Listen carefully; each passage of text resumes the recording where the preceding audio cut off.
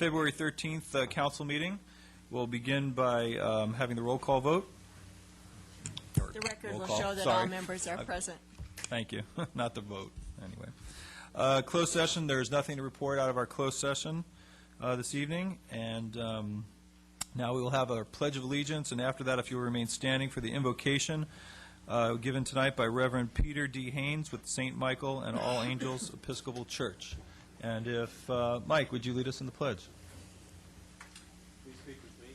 I pledge allegiance to the flag of the United States of America and to the republic for which it stands, one nation, under God, indivisible, with liberty and justice for all.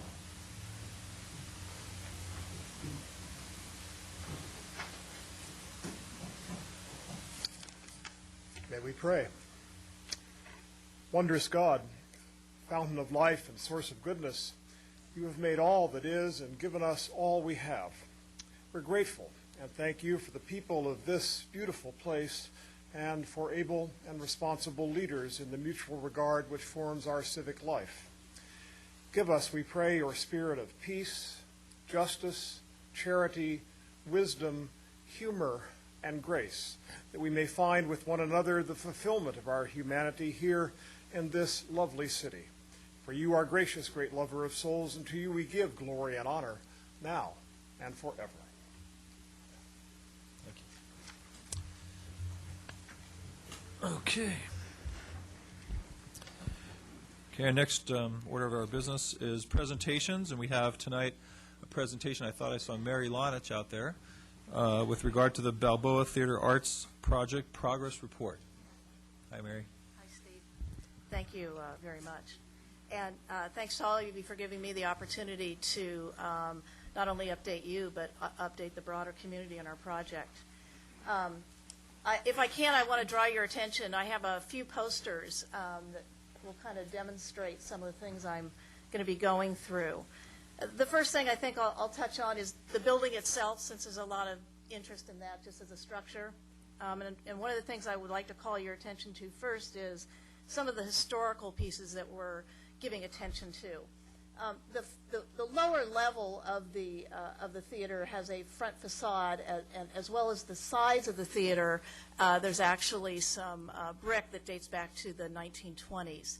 And it's our ambition from a historical standpoint to structurally build those up so that we can keep them as part of the project ongoing. Again, we understand we're not a historical preservation project, but we also believe that we should try to retain as much history as we can in Newport Beach. The other piece I think that's important in the new rendering of the theater is the addition of this upper floor that you see from a couple standpoints. One, just from a functionality and income potential, that additional space allows us to have a complete fly loft, which, as we all know, is important when we're talking about theater and dance and being able to have props and backdrops and those sorts of things. So functionality, that's very important. I mentioned income potential, too. When you're a nonprofit organization, having space for your donors where you can not only entertain them, but where they think there's a special place for them is very, very important, and the project lacked that in the past. Upstairs here in the open-air deck where you see the little umbrellas, that's the space that we're designating as kind of our fundraising area to entertain our donors. So those were two, I think, important spaces that we added. And, of course, maybe not so fun, but it also gave us the opportunity to build in restrooms for those that are attending the theater. From an environmental perspective, one of the challenges that we were faced with was runoff, water runoff from the roof. And in the past, or the way all the buildings in that area were actually designed, the water just kind of spilled into an alley and found its way wherever it wanted to go with no filtration. We've decided to actually approach the project with a new product. It's a pervious concrete, and actually Nancy Gardner, I believe, is the one that brought it to the table. And the city was quite excited to work with us in putting that in. So we'll be replacing that alley area with a pervious concrete to reduce runoff.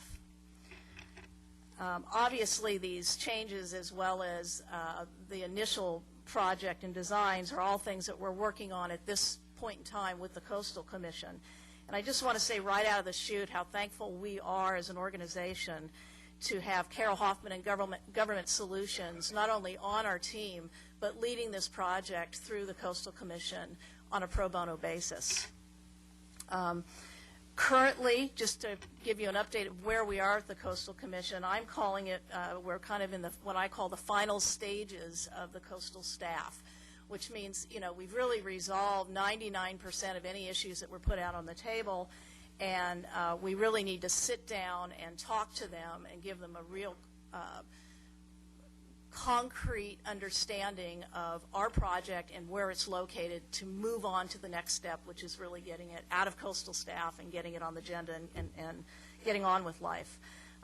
Just recently, I received an email from Carol Hoffman saying that she was promised by our contact at coastal staff that, in fact, they would entertain a meeting with us in March. It's our full intent to have not only Balboa Theater staff present at that, but city staff as well as council representation. At the same time that we're working with the Coastal Commission about the building itself, obviously there's lots of other issues as an organization that we're working on, really with the intent of creating an institution that individuals will be very proud to invest in. Understanding we're a nonprofit, a lot of, on an ongoing basis, our future, a lot of our income will come from contributions. So it's very, very important to be viewed and, in fact, to act as a very credible organization. In that light, I just want to bring up a few areas that we've worked on. One, right out of the chute, we established what we call an executive council. And that council is comprised of individuals representing companies that we consider to be best in the field. Just to give you an example, companies like PricewaterhouseCoopers or Merrill Lynch or Government Solutions, something. These are organizations that have a particular expertise that they can bring to the table to make us a better, stronger, more professional organization, and in fact are doing so. In addition to companies, we're also we've also involved in that committee community leaders, people like Carl Neiser, who has been so instrumental in the broader arts community, people like Noema Fernandez, who's the Dean of Arts at UCI. Again, I'm just touching on a few people, but these are a council of people that come together as we need advice on various issues or specific issues that they have expertise in. We also went out to the Community Foundation. The Orange County Community Foundation is a very credible and viable institution that is utilized by many, many philanthropists in Orange County. And one of the things we asked of them, if they could think of us in a little different way than they have normally thought of doing business with organizations, we actually asked them to set up an account in our name where individuals could make capital contributions to the Balboa Theater through the Community Foundation. And what this does is it takes a leading organization that has been around and has demonstrated very good financial management and actually organizational management over a lot of different arts organizations, as they have a whole team that's constantly interviewing and looking at policies and bylaws to make sure that everybody's kind of, up to snuff. So they're just a tremendous asset in the community. They agreed to try this new approach and in fact did set up accounts. So there is an account at the Community Foundation under the name of the Balboa Theater, and people can currently make contributions, and the Community Foundation will manage that particular donor's wishes. So whatever that donor wishes, how they wish to dole out that money is strictly their business, and the foundation will take the responsibility of managing that. I also think it's important that including individuals in our organization like Socorro Vasquez and Janet Ray and Catherine Emmy and Glenn and Mindy Stearns, getting them into our close circle of friends, volunteering on behalf of the theater, has been a very important step forward for the organization. And last, I just want to talk about the executives of the leading arts organizations. We went to all the executive directors, presidents, CEOs of the major leading arts organizations in Orange County and asked them to come together on our behalf. We also asked if they would become our artistic advisors. This group has been instrumental in developing and embracing what we're calling our niche in the community. So one of the first questions asked of me, actually, when I arrived in Orange County for this project was, why the Balboa Theater? And I think it's a very appropriate question, and I think it's something that you need to be able to answer very concretely. It was important to me and to our organization, given that we were an arts organization, that the leading arts executives help us define that niche. We needed their buy-in as part of the arts, or their acceptance as part of the arts community. Let me just take a second, if I can, and switch the poster here.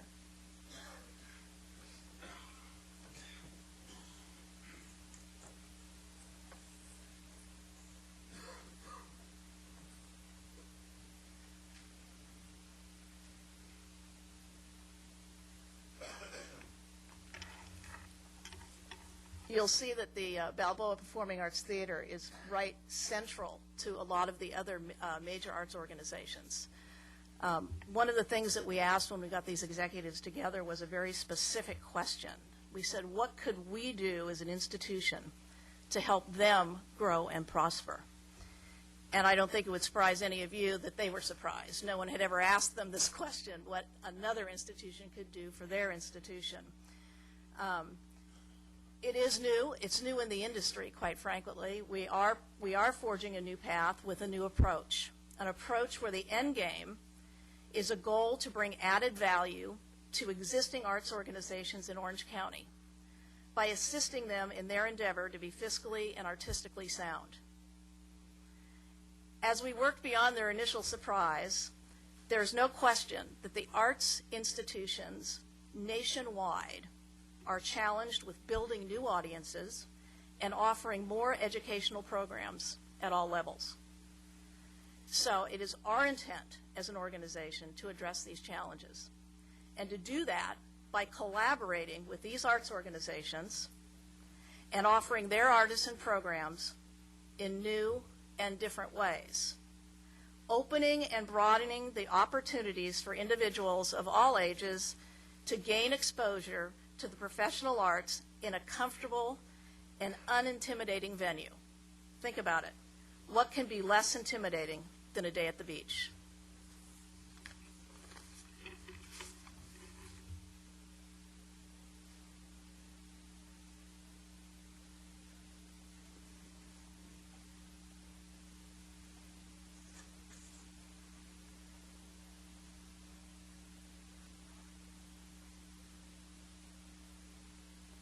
Which brings me to my last poster. We decided to come out with what we're calling an inaugural Season Without Walls. We couldn't see any reason why we should wait to demonstrate to the community the types of programs and the types of collaborations that we were talking about in words. The season began in November with a book author lecture presentation on extreme waves at the Beckman Center at UCI. We just completed our second program, which was a collaboration with Opera Pacific and a presentation of Opera in the Raw held in a private Pelican Hill villa of Glenn and Mindy Stearns. It'll follow with a multimedia concert in partnership with Pacific Symphony at the new Samueli Theater. And the Season Without Walls will conclude in June with a modern gypsy flamenco guitarist, Emilio, in collaboration with Bowers Museum. Our Summer Season Without Walls program will again be our free family movie nights on the beach. So you can see each one of our programs may have only been 4, but each one of them aligns us and collaborates us with a major arts institution in Orange County with the purpose of bringing new audiences, exposing new people in a very unintimidating way to their product. I think this shows that we've been a very busy organization. who firmly believes that our entrepreneurial spirit and drive can and will benefit all of the arts organizations in Orange County. And through this collaborative model, we'll put the Balboa Theater and Orange County at the leading edge of future arts development. Thanks so much for your time and your leadership, and I hope to see you all soon in our upcoming Season Without Walls concerts. I left one of these for each of you. And for all of you, there's some out there. I'd love you to take them, and I'd love you to come. Thank you, Mary. It sounds like an exciting program next summer, and Thank you. let me know when we can buy our tickets. Okay, I think I'm going to do a little bit of a change in the program here.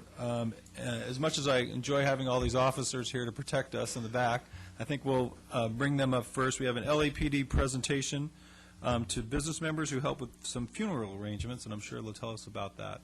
So why don't you guys come down and make your presentation.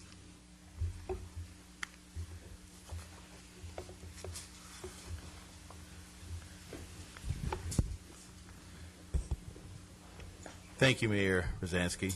To you, sir, and the City Council here at Newport Beach, to the Newport community. First of all, let me thank you on behalf of Mayor Antonio Villaraigosa and also our Chief of Police, William J. Bratton, for the opportunity to come and speak tonight and have an opportunity to recognize some of your local citizens.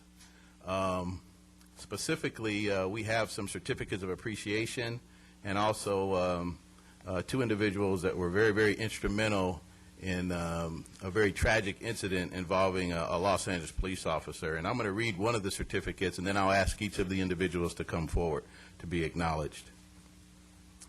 On October 22nd, 2006, Los Angeles police officer Landon Doris was working patrol in the northeast area of Los Angeles investigating a traffic accident when he was struck and killed by a passing motorist. Officer Doris' untimely death greatly impacted his fellow officers and was of great loss for the citizens of Los Angeles. Officer Doris' funeral service was held on October 27, 2006, and he was interned in the city of Newport Beach. After the funeral service, a reception for the officers and attendees was held at the Newport Dunes Resort. During the planning stages of the reception, officers assigned to the Northeast Community Relations Office contacted several members of the Newport Beach business community to assist with the reception. As a result, the reception was fully catered at the Newport Dunes Resort. Because of the tireless efforts of these individuals, 250 police officers, friends, and Officer Doris's family members were provided with outstanding food and refreshments. With a small budget and a 2-day turnaround time, the Newport business community rallied to this great cause and unselfishly donated their expertise, equipment, and time. We would like to take this opportunity to thank, and Hal, why don't you come on down now, Hal Vineyard from the Newport Dunes Resort for assisting with the coordination of the reception of Officer Landon Doris, killed in the line of duty on October 22, 2006. This event brought our officers together with family and friends to celebrate his life. On behalf of the men and women of the Los Angeles Police Department, Northeast area, we would like to thank you for your kindness and your generosity.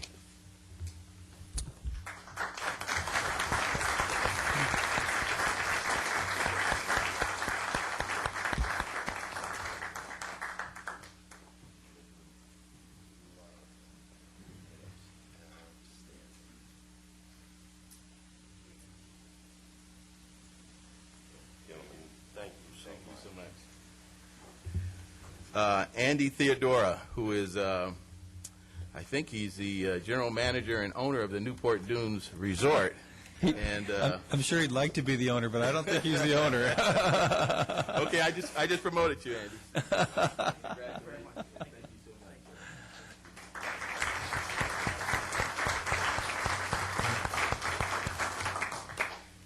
And also to Andy, the men and women of the Los Angeles Police Department Northeast area express their heartfelt gratitude to you for your support in the loss of Police Officer 2 Landon Doris.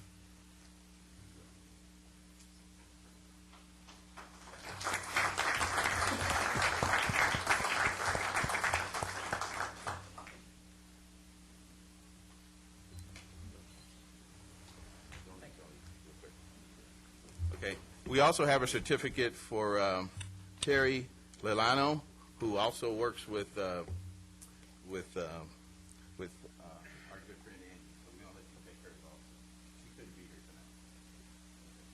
Thank you. Okay. And then, where's my chef? Where's Pete? Pete, come on down here. Pete's the one that actually prepared all the food for us and put everything together. He did a splendid job. And Pete is with the Elegant Affair Catering, if you didn't know.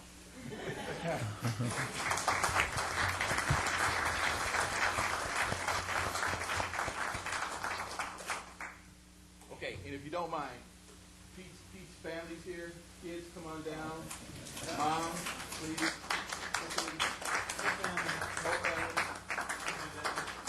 Get around your dad, and we'll get around you.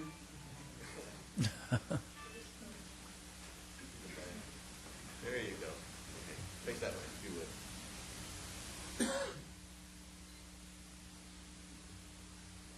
Okay, great. Thank you so much. Thank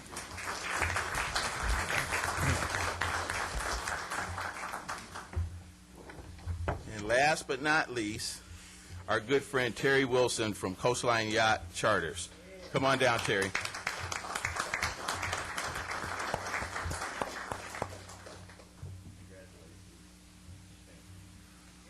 we also have a plaque for you also. With your name? Yes, with your name. Your name. Exactly. So why don't you do this very quick?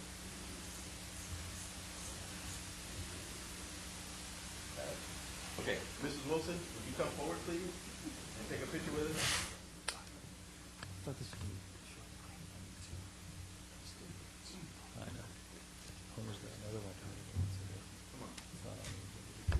Oh, absolutely.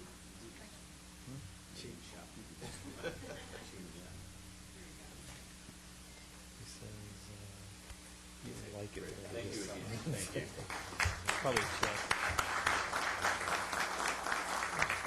And lastly, I'd like to verbally acknowledge Chief McDonald, the Newport Beach Police Department, and also Chief Lewis of the Newport Beach Fire Department for all their help and their support during this particular time that we had to deal with this very tragic situation. But they stepped up to the plate, and they were right there for us. So thank you, and God bless you all. Before you go, could you just state your name for the record, Captain, so we have that? I forgot about that. That's Well, right. see, I'm not that important. I'm just here to do this. Sure you are.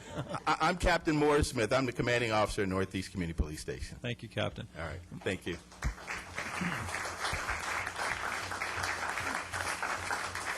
And thank you to those Newport Beach residents who helped out in this trying situation. I'm going to exercise my mayoral prerogative, and apparently there's another presentation that didn't make it to our agenda that will have them come forward now. So, Homer, I think you said... We have some people waiting outside who, when they come in, I think you will understand, after they get finished with their presentation, why they did not make the agenda, so that this would be somewhat of a surprise.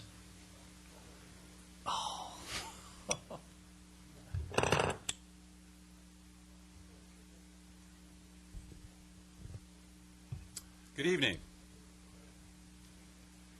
I'm Ralph Linzmeier, representing the Board of the Directors for the Orange County Council of the Boy Scouts of America. Ladies and gentlemen, I'd like to present to you a few men, a few young ladies from Troop 90. Take a careful look. They've already developed that look. They're focused, they're disciplined, they're highly motivated, and they're principled. Each year, the Orange County Council of the Boy Scouts of America conducts a countywide search looking for individuals who represent the very moral fiber and character that the scouting organization tries to develop in young men and women.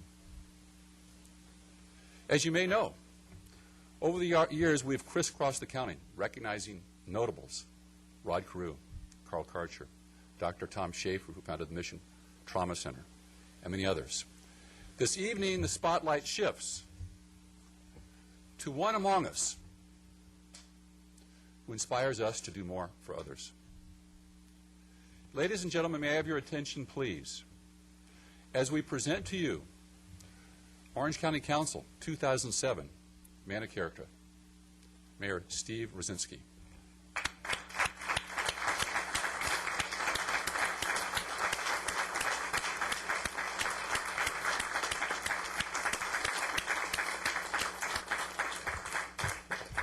Steve, we do it to a lot of guys. Those tears, I think, are well-deserved. A lot of people agree with us. You are proof that one person can truly make a difference. Indeed, those of us who know you well are richer for the benefit of your ongoing influence. Whether you're involved in influencing youth or working with the city, amazing things happen around your presence. And now I'd like to present to you Jim Peterson, who will read a citation.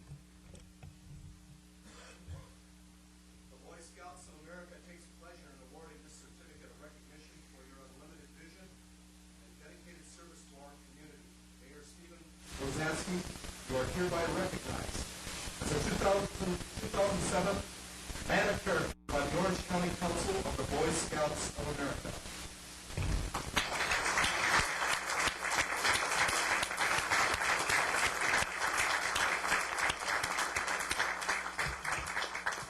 Yeah, Steve, we need you to come up front here, right? I think this is probably the best spot, if you would. Stand right here. We'll get a shot of you, if you don't mind. So let's get our photographers behind, okay? And then after we get the first shot, we'll have your wife and son come forward, too. There's a lot of people there's a lot of wrestling when we make these selections, Steve. There are a lot of people pushing this selection. I couldn't figure out why my mother-in-law was sitting in the audience. It's a total surprise. So, if you would here, let's...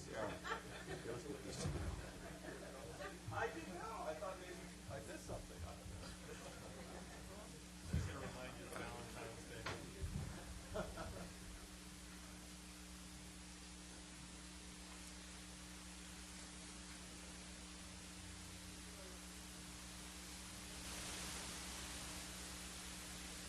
Okay, let's bring the family up, if we could, please.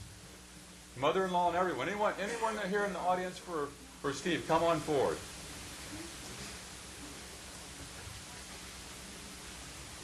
Congratulations. Thank you. Why don't you guys go up front here? No, let's go right up here, right up in the front again. That'd be perfect. Here. Mom and all. Right up here, right there. Yeah. Sorry, guys. Go a little longer tonight. You said we were going to be out of 8.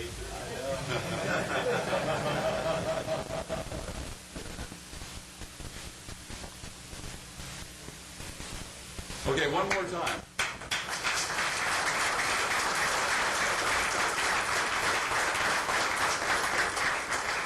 Steve, I don't know if you want us to do this to you. We always ask the honoree to say a short word of wisdom or two with the young boys. Okay, are you up to that, do you think? Sure.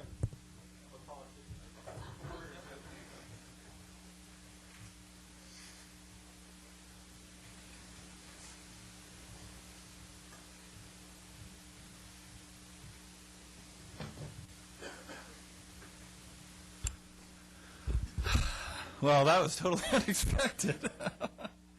That's pretty cool. Thank you.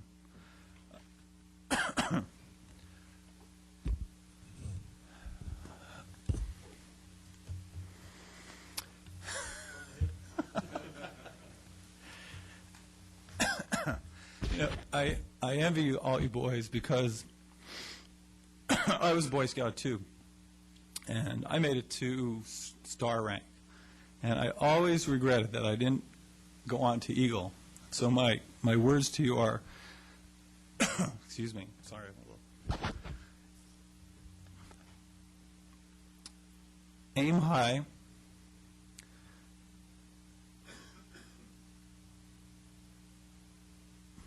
Remember the law, the Scout law, the oath. They're all important things. I always say to myself, if I can get 100 of you guys to Eagle, I figure it's 1% for me and 99% for you. And so I need 100 of you guys so I can get to Eagle someday. All right? Thank you for coming tonight.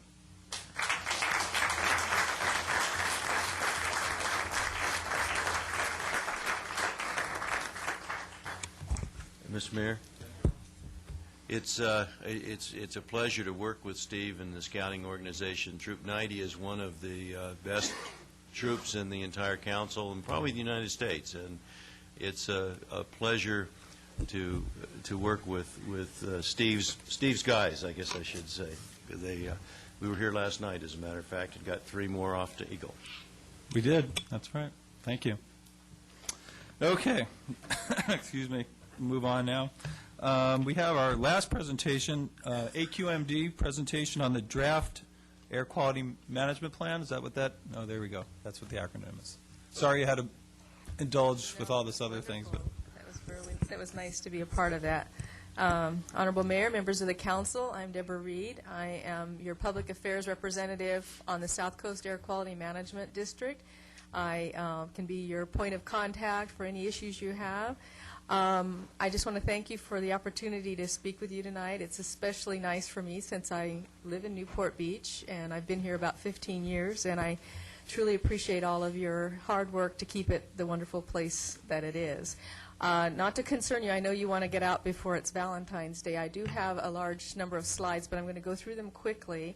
The copy of them is in your information packet that I gave you, and I would encourage you, if you have either questions tonight or you think of them later, just give me a call. My card is in there as well.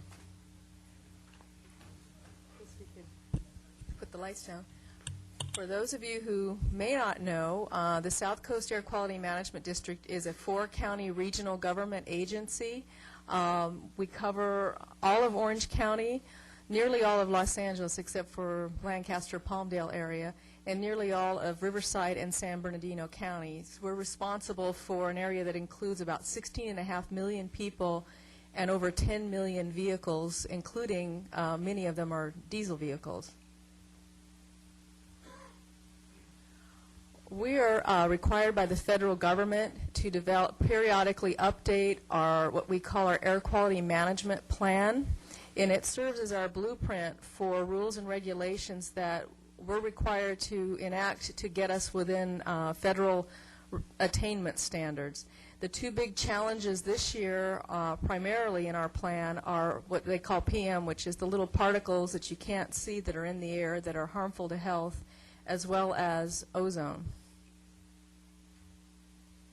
This is a picture of a schoolyard next to the port complex of Long Beach and LA, just to show you kind of some of the challenges that we have with protecting children's health. These are, once every year, the state, that's what CARB is the California Air Resources Board, publishes statistics on premature deaths per year that are directly attributable to air pollution, and it's significantly premature. It's several years premature deaths related to the effects of air pollution. Roughly half of those numbers are in our basin area. There's a significant number of hospitalizations and people with respiratory illnesses, and even looking at the health impacts, there's also a financial impact as well, of the cost of children missing schools, people going to the doctor, and lost work days per year. There was a 10-year study that actually is continuing from USC where they measured children's lung function of children that lived in smoggy areas, and the researchers were pretty surprised. They expected to see some effects, but what they didn't expect to see was dramatic lower lung function, and the other part of it that's really of concern, that it might be permanent damage to children's lungs that live in smoggy areas. This kind of helps you understand who does what. The federal government primarily deals with interstate mobile sources, things that move like trucks, trains, aircraft. The state primarily deals with in-state mobile sources. And AQMD deals with everything else, although we do have some limited authority with mobile sources. We primarily deal with what's called stationary sources, which are power plants, factories, refineries, things that don't move around. This is kind of a good news, bad news slide. It's just basically showing you the trend from '76, when many of you can remember that the air quality was especially bad, to today, where it's dramatically improved. The bad news part of it is we're still above the standard, and also the progress is leveling off. This just shows that of all the air districts in California, the South Coast is still the worst. The horizontal bar is where the federal standard is, and it shows that we're well above it. This is a typical smoggy day in our region, and you'll look right ahead at Newport Beach, I know, and you'll see it's nice and green, which means good air quality. But you can see, primarily due to weather conditions, the coastal breezes, that by the end of the day, the air quality inland gets quite unhealthy. This is a similar slide showing particulate matter pollution. And again, we have pretty good air quality here, and it concentrates inland. You probably see when the Santa Anas come, kind of what people deal with inland, because the bad air comes our way. This slide shows some of the images of people that look at our region and say it's a smoggy place, and we don't want to be there. And it discourages tourism, investment, and so forth with a negative image of bad air quality. This is, again, another good news, bad news. The slides are showing the yellow slide is the vehicle miles traveled, or yellow line. The line at the bottom is housing units, and population is the red line. And we are improving our air quality, but we're still well above where we need to meet federal mandates. Another one of the key challenges is the growth in the ports. We've had, they're anticipating the growth to be 300%, and that's a conservative figure in the traffic through the ports. And it does affect Orange County to a large extent with the truck and rail traffic that comes directly from the ports and just passes through on its way out east. And most of the vehicles and the equipment in the ports is diesel power, which is another significant problem. And the ships, the fuel that the ships use are what they call bunker fuel, which is a real low-quality fuel. The real message here, the columns on the left are where we are, and the columns on the right are where we need to be as far as the standards. And this is the same illustration here, only with ozone. This is part of our frustrating challenge. Even though we have the responsibility of developing a plan, most of the sources of air pollution in our area are from mobile sources, which we have very limited authority. It's well over 80% of both the ozone and particulate matter, and those sources are controlled by primarily the federal and state government. And this slide just shows that. You can see CARB, which is the State Air Resources Board, and EPA, what percentage they have of responsibility for controlling these emissions. And the consequences of non-attainment are what we already talked about, which was the public health impacts. Children suffer asthma and respiratory illness that might be, and damage that might be permanent. We have significant amount of absences from schools and costs of health care, and then we have a stigma of poor air quality. But another thing that could even impact this city is the possibility of federal sanctions if we don't meet our attainment goals or mandates, and that has happened in other states and other regions when they haven't been able to meet the federal standards. This just shows you that what we need to be successful is we need people like you to help us and to listen to our presentation and be aware of what the challenges are. Your city has done a lot of things with upgrading its fleet and being very aware of the challenges, and also just knowing that we need to ask the state and federal government to do their part. Our mechanisms for our air quality management plan, after it's adopted by our board, are to do a rulemaking process, which is a pretty extensive process to put rules in place. But as part of that, we want this to put in some incentive-based programs and encourage some private and public investment in cleaner technologies. This is just basically stating what I said, that we need to really focus on the mobile sources of air pollution and really take away and have them take more of their fair share in reducing air pollution. Our next steps, we actually had a briefing here in your council chambers back in, I believe it was November. We've had a number of public workshops and briefings on our strategy, and then for our first draft. Our second draft is going to be released soon.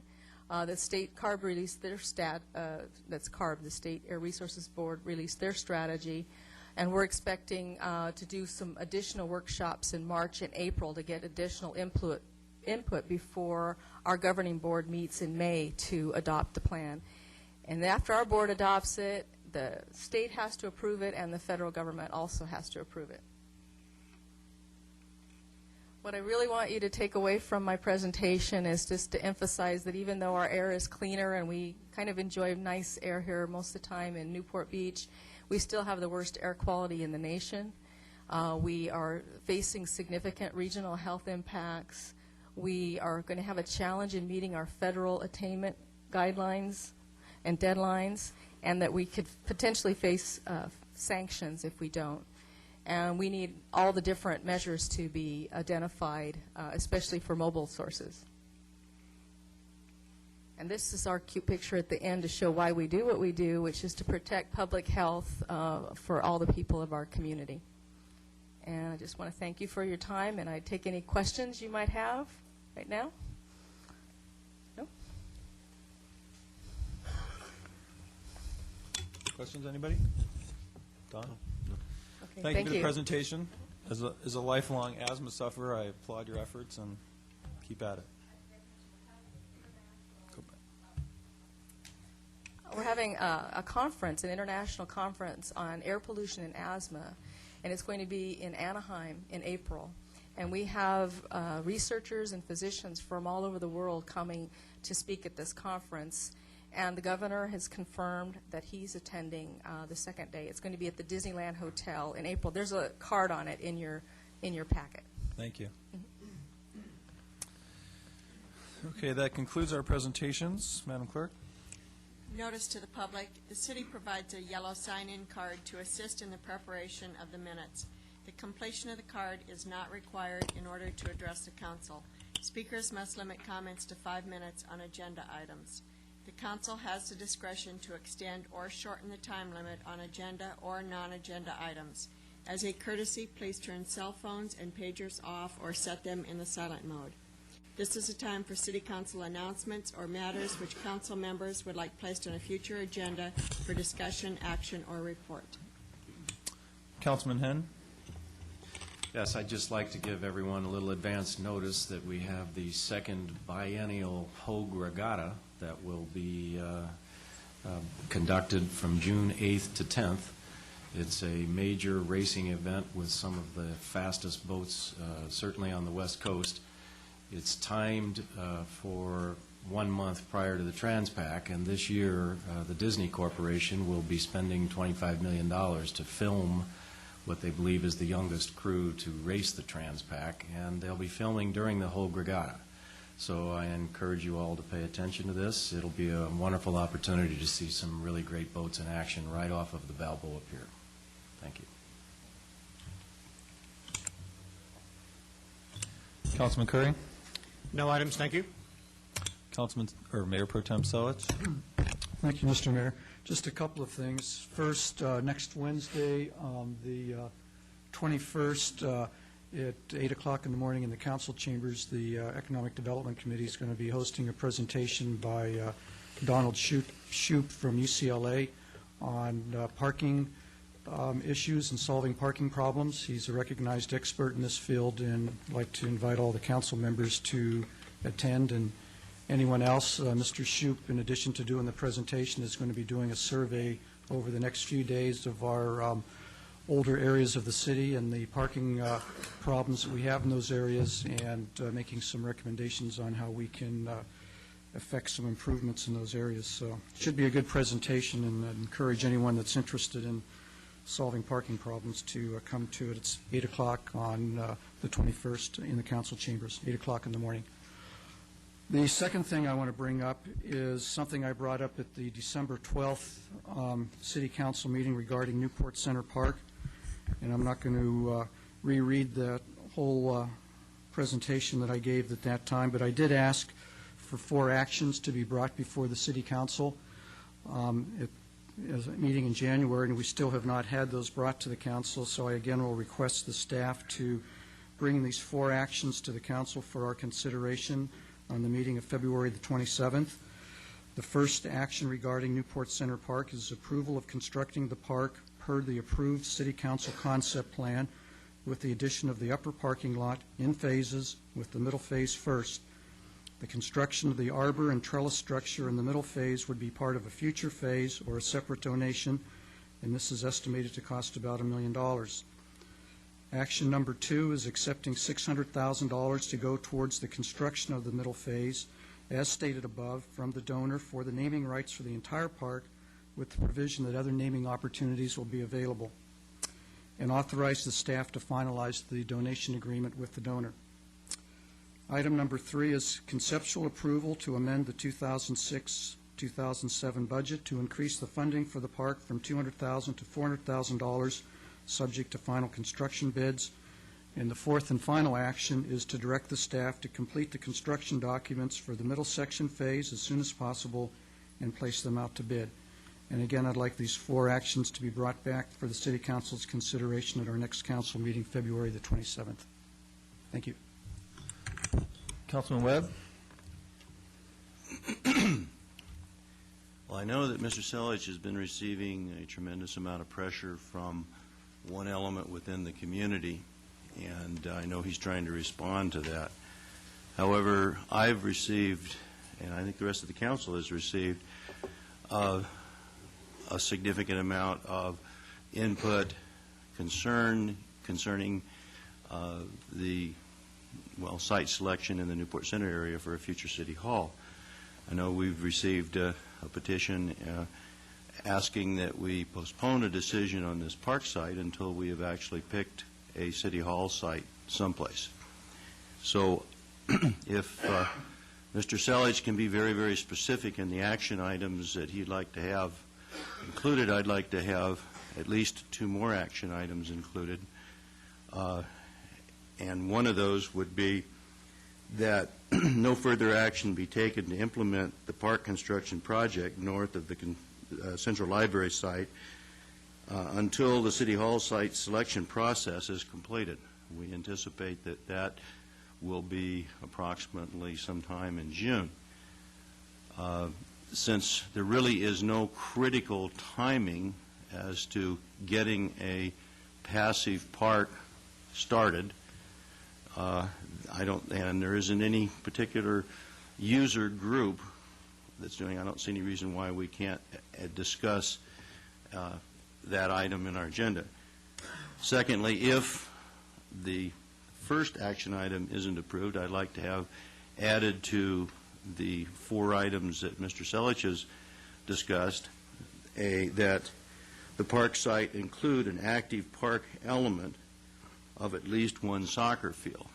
And that isn't to make the whole thing an active park. This would be a soccer field that could fit in with the arbor area, the landscape pathways, all of the other amenities that are there, but instead of having a green piece of turf that can be seen for 15 seconds as you come down MacArthur Boulevard by the public, and it can be definitely seen by those up above it, I think that we need to be able to discuss that item too, so that, that I would request that those be included in that memo.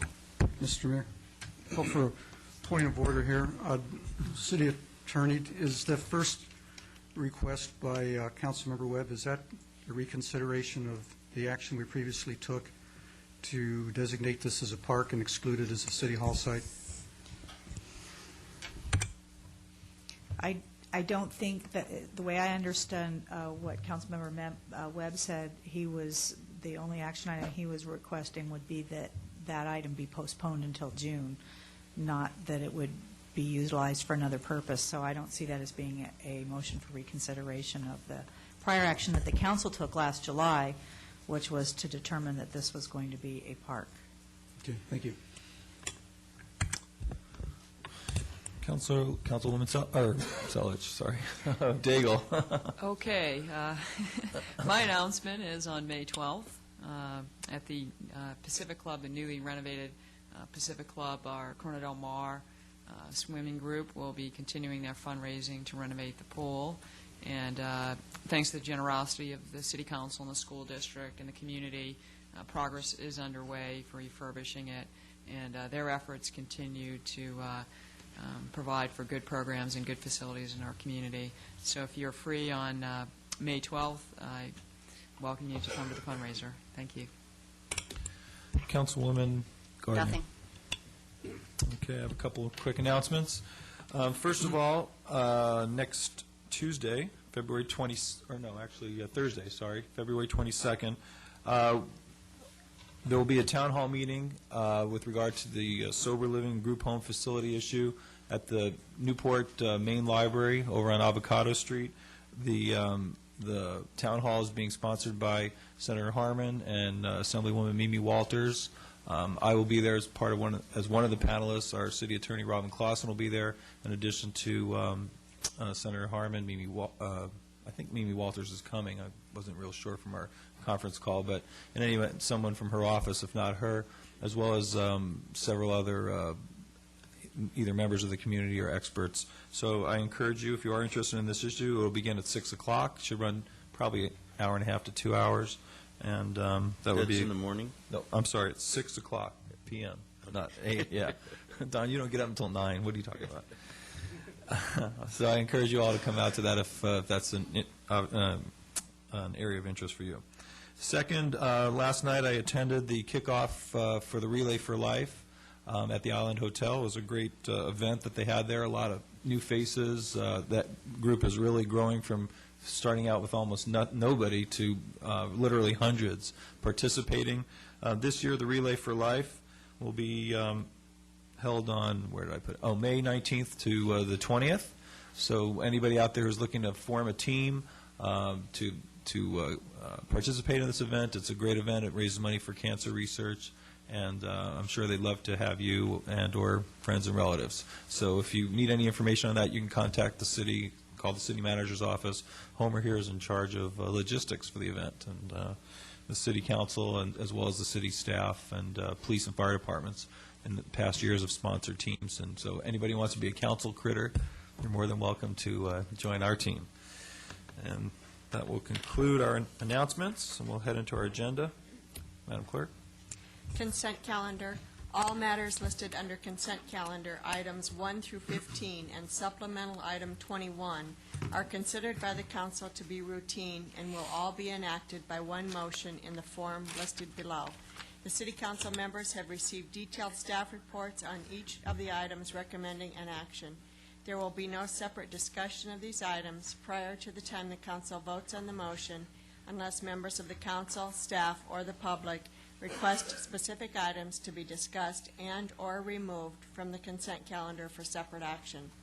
Members of the public who wish to discuss a consent calendar item should come forward to the lectern upon invitation by the mayor, state their name and item number. If the optional sign-in card has been completed, it should be placed in the box provided at the podium.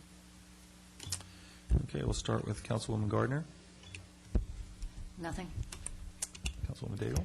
I know there's been an expressed interest in 7 and 21, so I'd be interested too in pulling those. 7 and 21. I have none. Councilman Henn. None. Councilman Curry. Item 7 also, but just a note on number 8, this is in response to the community's concerns in the Port Streets for people using the streets for sale parking. So this ordinance is designed to address that issue, and I strongly support it. Mayor Pro Tem Selich. 21 also. And I'm going to be pulling item number 9. Does the staff have any items they'd like to pull? We have none. Does anybody in the public have an item that hasn't already been pulled that they would like to pull? Okay, seeing none, we'll bring it back to council. I'll move approval of the consent calendar with the exceptions of items 7, 9, and S21. Second. All in favor? Motion carries. Okay, guess we'll address item number 7 first. Councilwoman Daigle, did you have something you'd like to say? Sure. I had some comments. This is the resolution for recognizing groups, AIRFAIR and Airport Working Group. And some weeks ago, we had a retirement of one of our former planning directors, and the planning director that I worked with was president. He made some comments, and he said, you know, when I came to Newport Beach in the 1970s as assistant planning director, there was two issues, City Hall and the airport. And when I was promoted in the 1980s, there was two issues, City Hall and the airport.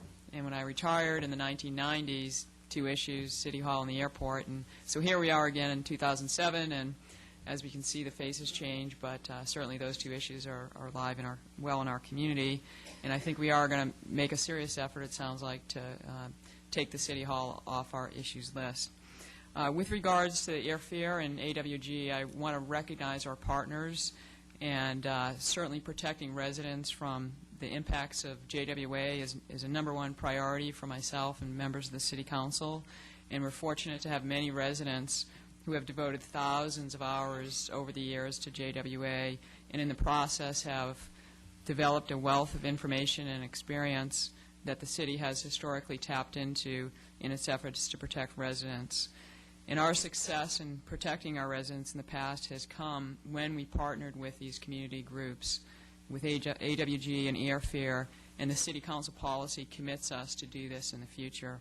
And so I strongly support this resolution and would like to offer my personal thanks to AIRFAIR and to the AWG members, as well as the members of our Citizens Aviation Committee, who have all been such an instrumental part of the 30-year effort to control JWA. So thank you for being here this evening. Councilman Curry? Let me, first of all, just, I understand both AIRFAIR and the working group have endorsed this resolution that's actually before the council today. First of all, I would like to thank them for their perseverance and for all of the citizens who signed letters and petitions encouraging this partnership. And indeed, as we work in the future to address the issue of the airport's impacts on our community, partnerships become all the more important. And I'm proud that we're joining with AIRFAIR and the Airport Working Group, citizens' grassroots efforts with the City Council, along with the many other partnerships that we have, most recently with Supervisor Morlock, an item that we'll talk about later, to prevent the abuse of eminent domain by the Southern California Regional Airport Authority as a way to in-run some of these local controls that we're putting in. This builds upon our success with the Spheres Agreement last fall that gives us, for the first time, a veto power over runway expansion, and I think it continues our commitment to protect the citizens of Newport Beach from further damage from the airport. Thank you. Anyone else want to comment on this agenda item? Councilman Webb. The Aviation Committee, which meets to discuss items like this, has reviewed this at their last meeting, and members of that committee have worked together with both AIRFAIR and AWG, and we support the resolution, and I hope that the council will support it also. Anybody else? Member of the public that'd like to comment on this agenda item? Seeing no one, do I have a motion? Move the item. Second. All in favor? Motion carries. Item number 9, Residential Care Facility Code Amendment. I'll ask the city attorney, since this is something she's bringing forward, to give us a quick report on this. Mayor, if you and the council would like, I'd like to have Patrick Alford, who actually is the planning department that worked with me on getting this ordinance drafted. He would go over exactly what it's intended to do, and then I can add a couple other comments to it. Sure. So maybe Patrick can go over that. Honorable Mayor and members of the City Council, the first thing I'd like to point out is this item, excuse me, is the initiation of the code amendment process, not the hearing for the code amendment itself. The code amendment will require public hearings before both the Planning Commission and the City Council. What this amendment is proposing would be revising our land use classifications for residential care, both the limited, which deals with facilities with 6 or fewer persons, and the general, which deals with facilities with 7 or more persons. The land use classification would be revised so that the number of persons in these categories relate to the entire premises, site, or building, and not to the number of persons in each individual dwelling unit. As you know, currently a federal exception permit is required for any residential care facility that has 7 or more persons. And this amendment would require that the FEP, or federal exception permit, would be required if the number exceeds 6 or 7 or more. whether that's in an individual dwelling unit or a number of dwelling units that are under a single control. In addition, the amendment would require that FEP applications include a management plan to identify and address issues relating to parking, meeting facilities, transportation, outside assembly areas, noise, secondhand smoke, and litter control, and the ability to meet all of our residential performance standards. Now, any legally existing facility would be allowed to continue. However, if there's an expansion, an increase in the size or intensification, it would need a federal exemption permit. That concludes my presentation. I'd be happy to answer any questions. Yeah, and I'd like to add to that. I know there's been some concern we've been hearing since this went out that this may not go far enough, or that there's some issues with regards to the timing on this, because I know the mayor is going to be working tonight on the committee. But this was intended to just be a straightforward initiation to get the process started. It's up to the council whether how they would like to proceed with this with this ordinance. But I do think that it's intended to be a straightforward ordinance that will mirror the state law provisions, so that the city can begin to enforce against all the operators that are creating a single facility in multiple buildings or multiple units or premises, which actually have more than 6. And so I think that it's not just a matter of, when we say that they're legally operating, the issue is when they went in, if they were operating as a 6 and under facility, as a single independent 6 and under facility, then they would be able to continue operating, would not be required to get an FEP. But if we were told that they were a 6 and under facility, when actually they were operating as an integral facility with multiple units and more than 6, then in that case, when we find that out, then they still will be required to get an FEP.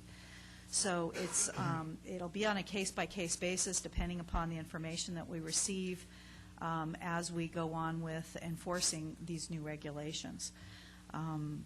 But again, I want to emphasize what Patrick said, because I think there's a lot of miscommunication. This is merely an initiation which is required by Title 20 of our code. It is not a hearing or a decision on this final wording, and there's still time to work on that as well. So, Mr. Mayor? Sure. So Robin, things can be added to or taken away as further study creates more knowledge on the subject? There's a couple options. We can work with this language with suggestions, and of course our office is always open to suggestions. The council can look at this language and deal with it at the committee level if they wanted to have the committee consider it before it went to the Planning Commission. The other option is this is straightforward. I believe it is legal. It matches the state law, and it's kind of an easy process fix. It doesn't preclude continued looking at new changes or other regulations that we can look at in the committee process. So I think there's a couple options of how to deal with it, how quickly the council wants to go ahead with this particular change and fix, with the idea that other options and other things will be looked at in the future that we can also do, or hold up on this and try and put everything else into it. If we adopt this wording and into ordinance form, and we find that we want to amend it or change it because we have got new information, what is the process that has to be done to change it? It would be, and what's the time frame? It would be initiation of those changes. My sense is that knowing that what the attempt of this particular change is, like I said, it's very simple and straightforward to mirror the state law provisions and how the Alcohol Drug Programs Division of the state and issues licenses, that there wouldn't be a need to change this, but we could do initiations for more changes. For instance, residential regulations that might apply in the area that would apply to these uses and other uses that are creating problems in the community. Any other types of regulations. But I have received some comments from other attorneys of some other suggested changes that we can make to this, and I'm open to listening to those and putting those forth and making the changes. By initiating this with this language, you are not committed to this language. Okay, so if we have a committee meeting with Steve's new committee, and they have some changes they'd like to make, that can be done before it gets to the planning commission? Yes. Okay. Mr. Mayor? Councilman Henn? And so, just to be totally clear, there will be at least 2 and possibly 3 opportunities for the public to provide input into this particular ordinance we're initiating, and to allow for changes to the wording that we're looking at here. And it's also clear that it may apply to existing operations as well as new permits, depending upon the legal status of those existing. Yes. Okay. And I would also like to add, as you had mentioned, that we do have the new committee that we've formed, the Intense Residential Occupancy Committee. I'll be appointing later in the agenda the members of that committee, and I would recommend to the council that that is one of the first items that the committee take up as far as looking at this proposed ordinance and receiving comment from the public, because I think that's part of the purpose of the committee, is to establish a forum where the public can come forward, make suggestions, bring us information that they feel is important, and recommend actions that maybe the city could take to help with the situation. So I don't know that we need to add that into the action item, but certainly I'd like to see that come to the committee. No. This was, I think this is any changes to our zoning code that the council might adopt. This is always a first step, the way our zoning code is administered, and so it was my intent to put this on the agenda to get that step going forward, giving at least that 2 weeks saved, and then whatever the council chooses on how to process it is up to them. Thank you. Anybody else on the council like to comment? I'll open it up to the public.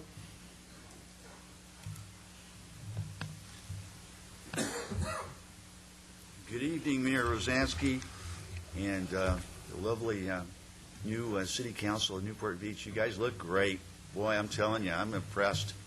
Takes a lot for me to be impressed, too. Nancy, Leslie, Don, Ed, Keith, and Mr. Henn, you're hanging in there tough. I was kind of worried in the beginning. That would be Mike. Yeah. Mike. Sorry, Mike. Thank you. At any rate, this is. What's that? You forgot Steve. No, I didn't. I said Mayor Rosansky. He did in the beginning. He's already been honored by the scouts tonight. Well, I don't think I need to overdo it. I can't take another teary moment, Ron, so you better move on. That's right. Well, my name's Ron Winship, and I'm at 34 Corsica Drive, and I'm impressed with Homer mainly. He got married, and he looks better than ever. You look great. Anyway, enough of the self-congratulations. I do come to this dais tonight for this one particular issue also, and that's the Residential Care Code Amendment. It's been a long time coming. Everybody was screaming from the top. I figured you guys all had cotton in your ears for a while, but finally you figured it out, and it's a wonderful thing that you're doing, that you're addressing this very important issue that affects so many people, not only in Newport Beach, but around in the other surrounding cities. So, you know me, I'm always hopeful that our city council will take the lead instead of the follow, and which has been a long-term responsibility of most of the city councils of Newport Beach to just kind of follow along instead of taking the lead. So very hopeful with this new council, and keep up the good work, and I'll get ready for my comments later. Thanks a lot. Thank you. Anybody else?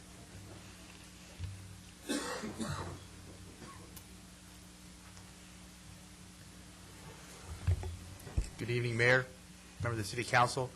My name is Mike Titus, T-I-D-U-S. I'm with the law firm of Jackson, DeMarco, Titus, and Peckinpah, the Irvine office. I wanted to comment on the agenda item number 9, and I represent a number of homeowners in the peninsula, and they are applauding this first step. What we're here to do, as my firm, is to assist the city staff on 2 different areas. One, factually to help the city understand what's really going on the ground there, so they understand and provide the evidence and information needed. And second, our firm has done this in other communities throughout the state, both representing private parties and in some instances the government.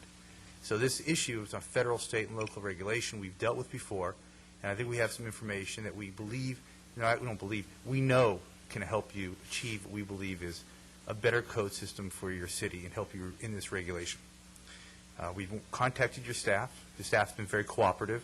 We want to further that cooperation over the next few weeks and do next conferences that are in March and in the upcoming Planning Commission hearing on this code section. But we'd like you to keep an open mind and understand that going forward, we'd like to present certain ideas that I think would be very helpful to the city. If you have any questions, feel free to call us or through the city attorney, obviously. Thank you very much. If you have any questions tonight, I'd be happy to answer them. Thank you. Thank you. Okay.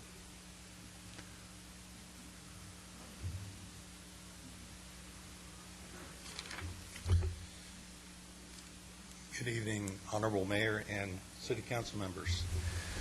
Mayor Rosansky. Please state your name for the record. John Overdevest, and I live in Harborview Hills. The mayor spoke to the Newport Sister Cities group and indicated that the sober living facilities do not pay business licenses taxes. Is that correct? Is that correct? Do you want to answer that for me? The facilities that operate as 6 and under are exempted by state law from paying business license taxes or any fees. Okay. Basically, I am paying the city of Newport Beach for a business license. I'm a self-employed accountant. I do not work at home. I work at CPA firms all over Orange County. Because I have a tax address in Newport Beach, I am assessed a business license tax. Secondarily, because I have investments, I have several partnerships with rental residences in Riverside County. Again, I'm being assessed for business license tax. What peeves me is we have a facility, a sober living facility, across the street that is not paying a business license tax, and they are operating as a business. They have a cook, they have a masseuse, they have a number of counselors, secondhand smoke, parking problems, and I just think that this is an injustice. And I think this needs to be addressed in the future meetings on this particular subject.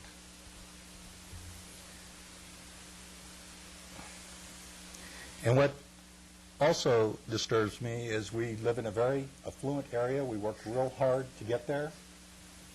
We're talking about multi-million-dollar homes in Harborview Hills.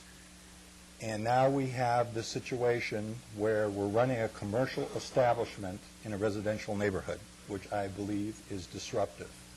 Not only from the traffic standpoint, our neighbors are complaining because of the parking situation.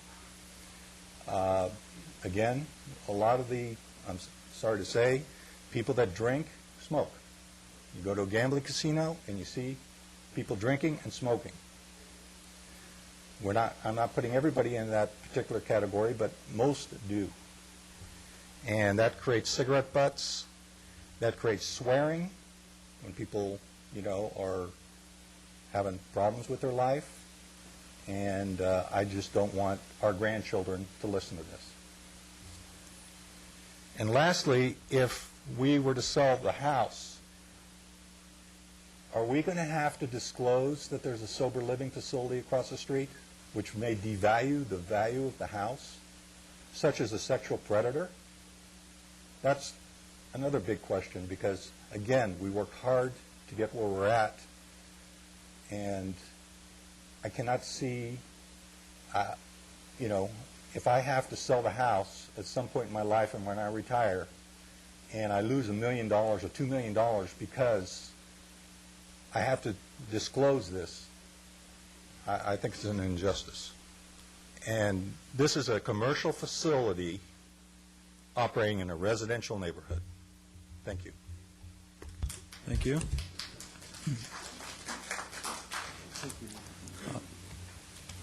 Good evening, Mayor Rosansky and council members. My name is Cynthia Kohler.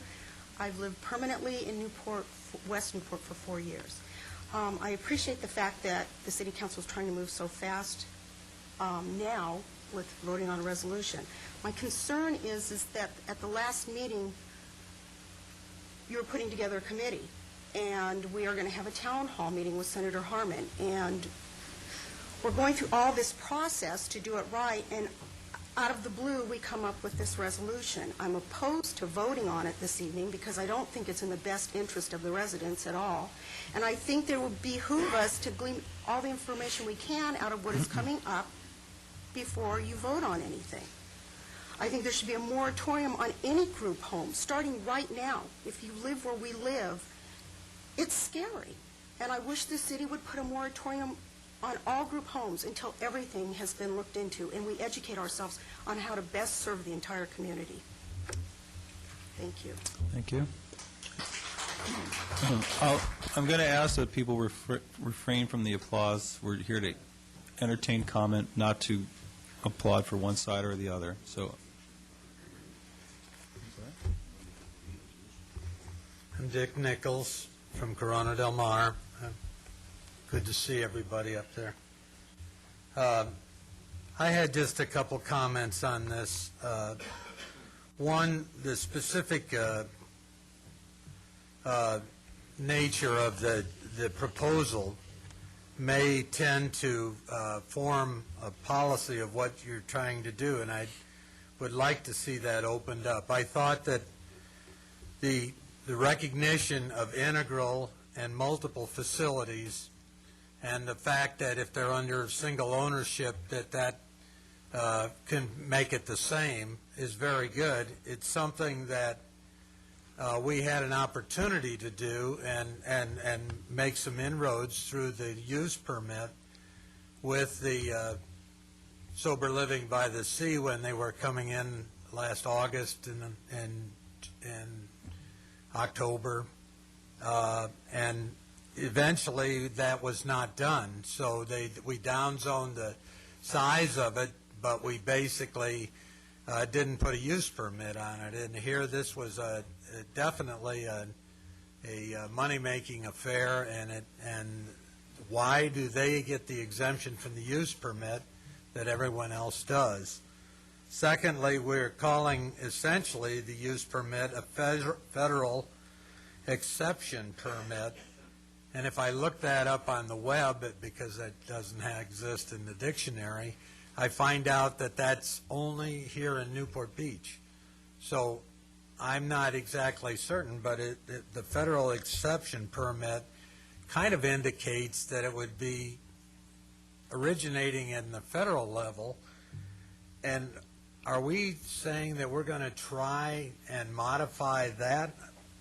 The use permit does the same thing, and I think we would have much less problems in that regard doing it. Finally, the use of the residential care facilities as we've defined them, we put sober living facilities in with all those that are serving 6 or under with programs. Now, the sober living facility specifically excludes that, and I basically am concerned that it's possible through our definitions, residential care limited, that maybe we're actually creating ourselves a little bit of a problem because we're basically allowing any 6 or under that has programs which would require a California license to be sort of legalized. I mean, we're saying they're all the same. And that isn't 6 or under that you can't control. It's 6 or under that have no programs, that sober living facilities. So I'd like to get back to that, and I'm just wondering whether to have maybe a second reading on this and maybe a discussion, maybe the one that you're having publicly, to see whether this wording is what you really want to stick with or not is appropriate. Thank you very much. Thank you, Dick.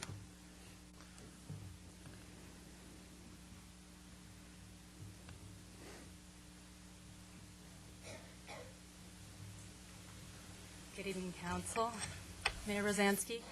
I understand a resolution is only to initiate an action, but I would like to object to this proposed resolution. State your name for the record. Oh, I'm sorry, Lori Morris, Thank West Newport resident, sorry. I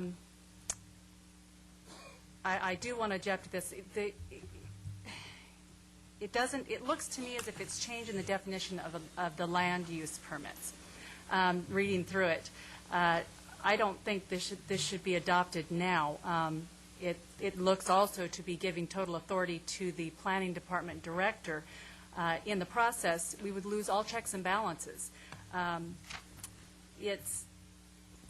In reading it, it's quite difficult to understand if it is opening up the residential care facilities, the limited ones, not the general ones, but opening the limited ones, as Dick said, which is the 6 and under beds, to all services, as like health care and treatment. This is not allowed now. Residential care general is the 7 and over facilities and is assumed to already have all of these services. So if you're putting them all together, are you then saying they also can have these health services, which would be detrimental? As far as sober living, they are not to have these services in the 6 and under bed homes, but they are attached to the larger and possibly licensed facilities, and should also be required to have a use permit or a standalone license. They are just a satellite of the larger facilities and should be under the same scrutiny. I don't claim to have all the answers or to even understand how everything in this resolution is supposed to work in conjunction with the city laws that are already on the books. So the request for a moratorium that's been brought up several times to the council by numerous residents doesn't seem inappropriate. It would seem quite appropriate for the city to take its time. We've taken these many years to get this far. This kind of jumped on the agenda it was kind of a surprise, and we all stumbled around to figure out exactly what it all meant. But we need to get a full accounting of how many group homes are actually on the peninsula, which I don't believe we have now. Specifically relating to this agenda, item 9, the fact that these are, it would not make the current non-compliant sites come into compliance. It would basically grandfather all of these in, and that's what it looks like it's doing. That might have been prevented had the city not mistakenly 4 years ago thought that its hands were tied. Obviously it's not if we've got a resolution now before us that looks like it could work. I mean, I don't know how this got past us in 2004. The new management plan that's listed on it does not consider the overburden of infrastructure for emergency, police, sanitation, or sewer. There's no change to the current FEP code in it. The current FEP code only requires a best effort, and I think that should be compliance. Best effort can mean a lot of things. You can, the permittee shall use best efforts to ensure that the occupants do not create unreasonable noise or disturbances. That should be compliant, not a best effort, because we know so far there hasn't been that best effort. Current FEP code only requires notice of hearings and approvals of notification to owners within 300 feet of the site. The residential home issue has been made worse by absentee owners. The fact that these notices and hearings only go to owners and not residents also. There's plenty of renters that are concerned about this issue. They receive nothing. They don't get any hearing notices. They don't get anything. And I think that should be included, not just owners but also residents. And the campus is presently defined in the code as 3 or more buildings within 300 feet of one another sharing one kitchen. This should not be a factor. Campus should mean campus. Kitchen should have nothing to do with it. There are several that are 3 in a row, and if that means campusing, they only have one kitchen. That doesn't make sense. Again, under Title 20, public hearings for FEPs, which apparently this is going to be concerned with, are not mandatory. And approval for granting FEPs could be done by only the planning commissioner, and I have an issue with that. So while I appreciate the fact that the city is attempting to do anything regarding the saturation of the sober living group homes, I don't know that in the community I feel this resolution needs to be studied further to make sure it is in the best interest of the residents of Newport Beach, and should not be voted on tonight, but brought up again in the next council meeting even, and if it proves sufficient. Thank you very much. Thank you, Lori. Is there anybody else who wants to speak on this issue?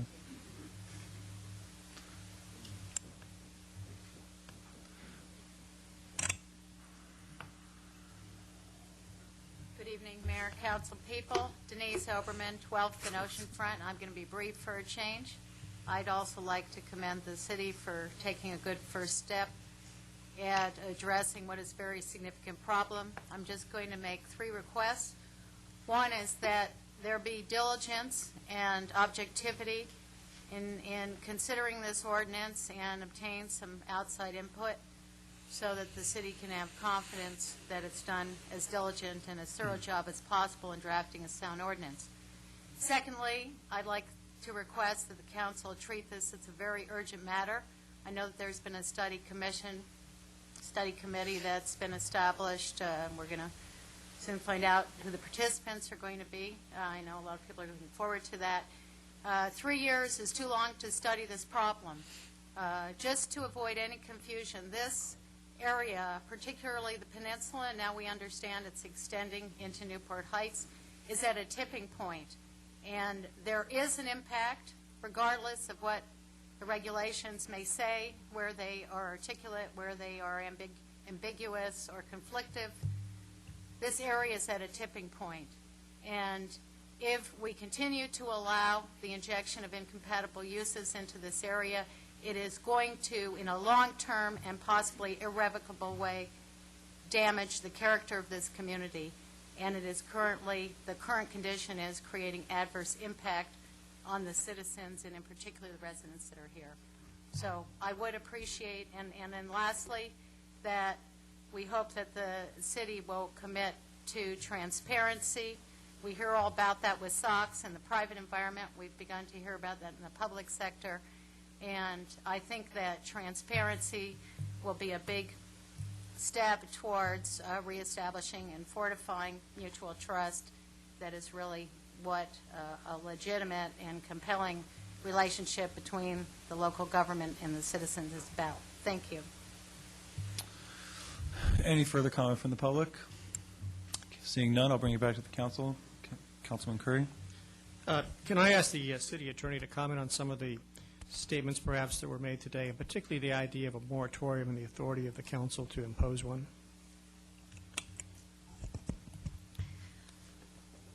At this point in time, I have a concern about imposing a moratorium because the state does the licensing, and so to a certain extent, the city doesn't have any control over the 6 or under facilities. To the extent that these changes or amendments are made, it will help us in getting better control over the facilities that are there and the new ones coming in. We are working with the ADP right now to give them sufficient information, and we've already given them some, and we've gotten some input from them to get them the information, and to the extent we can get help from the community on impacts, it would also be helpful to show the ADP that the city has what the state law recognizes as its fill of its local need for these facilities. And I think if we can get that information to them, the ADP will, we're trying to convince the ADP to stop issuing new licenses. And then thank you. To follow up on Mr. Henn's earlier point, as I understand it, this is going to go to the Planning Commission. It'll come back to the council.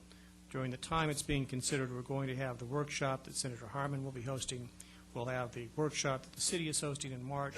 We'll have the new committee formed and the opportunity both to glean ideas and feedback and concepts in all 3 of those venues that will give us the opportunity, as we sort of put this down as a placeholder, to strengthen or modify this ordinance going forward in the future based on the information that we receive and the feedback from the community and the comments from their council and others. Is that correct? Can't add to that. Mayor? Yes, Councilman At the Henn. risk of bending the nail on the other side of the board, I just want to be absolutely clear. There is nothing written in this form that we are initiating here that couldn't be changed as a result of the public input process. Yes. And I want to say one other thing. When we initiate a general plan amendment, we often do not have any language. We don't necessarily have to have the detailed language. This is, I think, a place saver might be a way. It's a first step in the process that we will not have to do. Well, you know, this is important. It's an issue of passion for the community and for us, and I know for the staff. And I just want to make sure that, first off, I'm thankful that people take their time to come to these meetings to give input, and we should welcome all of that input, and the good ideas will survive and will be incorporated, and that's our job to make sure that happens. Anyone else? Well, I think you've pretty much heard it all here. This is the first step. It's not the last step. We won't be addressing this at our next council meeting, so don't all flood back here thinking we're going to adopt something. It will go to our intense residential occupancy committee for their study and input, and certainly I recommend that the public come to that meeting. It's a much, I'm hoping that it will be a much friendlier forum and provide much more ability to look into this specific issue in much more depth than we certainly can here at a city council meeting. And certainly not there, then the planning commission will be also reviewing any proposed amendments to our codes, and finally it'll come back to the city council.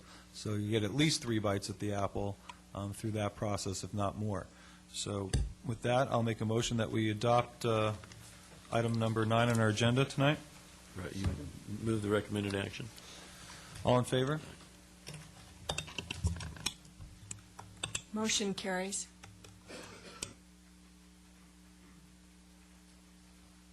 Okay, our next consent calendar item, item number 21. Could I Councilwoman interrupt just for Daigle. one second? I should have come up after your after you agreed to work with AIRFAIR and AWG on the airport issue, because I actually told AIRFAIR, the organization, that I would represent them in coming, and if you did approve the resolution, that I would thank each and every one of you profusely. We are really looking forward to working with all of you on this issue. We're a grassroots movement, and we're so excited now to be cooperating with the city, looking forward to it, and actually eager to do all we can with you to make sure that the airport continues to have their settlement agreement, and that we'll be able to enjoy all the benefits that we do right now. So thank you very much. And your name was? Your name? Bonnie O'Neill. Thanks. Thank you, Bonnie. Okay, Councilwoman Daigle, item number 21. I had called, I think Mayor Pro Tem Selich had a question originally, and then I had some comments about the project. Yes, thank you. I would like to suggest that under scope of services, item number 7, that the, where it says that the trucks must be staged on Ocean Boulevard with idling time not to exceed 2 to 3 minutes, that we change that wording to say that with engines to be shut off immediately. I don't think it's a good situation to have those trucks sitting there idling for any amount of time. It can be quite annoying. I know that I had a excavation project near my home with 30 days worth of excavation, and listening to those trucks all day really got to be quite annoying. Plus, it's probably not very healthy either. So I'd like to make that suggestion. Then I had some comments. This project is a feather in the city's cap, and I really wanted to express my appreciation to our Harbor Resources staff. And what we have here is that our citizens took the initiative to recognize that the silting up and the sedimentation in the China Cove area was degrading their marina, making it unsafe and unusable. And so they worked with our Harbor Resources staff to identify a dredging project and then work cooperatively to get a plan from the Coastal Commission. And they're now partnering with the city to transport good quality sand to replenish local beach areas. And so the community association is going to be spending $200,000 for the dredging, and then the city's contribution to transport the sand is $195,000. Now, what the Coastal Commission did is they offsetted the city's participation with $185,000 in development impact fees. And the great news here is that our employee, Tom Rossmiller, he's monitoring and tracking these projects at Coastal. He has had his eye on that funding for a long time, and he was able to get that funding for our community. He had to fight for it, but he did get that funding for our community. So it's a great project, and appreciate the opportunity to comment on it. Councilman Henn? Just one quick question. I see where the impact fee amount was $185,000, but we're utilizing $155 of that, and the city is putting in another $40 from its general fund. Why didn't we use all of that impact fee availability? Councilmember Henn, as I understand it, the impact fee is dedicated towards the sand littoral cell, which starts at Big Corona and goes southward. So that amount of money could be used in any sand replenishment project from roughly the jetty southward, where the city's need, and therefore the city's contribution, was to bring some of this sand to Balboa Island, which doesn't qualify for those funds. Anyone else? Anyone from the public that would like to comment on this item? Ron Winship, 34 Corsica. Sand replenishment is our most important duty. If we have to do anything to replenish sand, that's what we're a beach, Newport Beach, okay? And the concept here has been not to do the sand replenishment for a variety of reasons, and not to the degree. And you can ask Councilman Gardner. She's been pretty vocal about that issue, and I hope that she stays vocal on that issue. But sand replenishment is important. Let me share just a quick vignette about sand replenishment. I'm a little older than a lot of you guys, and I used to remember when we had shells on the beach, like starfish and abalone, and we had a whole lot of stuff. And then the people came, okay? And then we don't have those anymore. And we used to have white sand, brilliant white sand at Corona del Mar Big Beach, okay? And then the people came. It got dirty again, okay? And then the tide would come in and it'd take it all out. And then all these people on Balboa Island complain, oh my God, the sand's been, there's too much sand. And so we had all of these conflicted ideas about sand replenishment. Anyway, let's bring it up to modern days.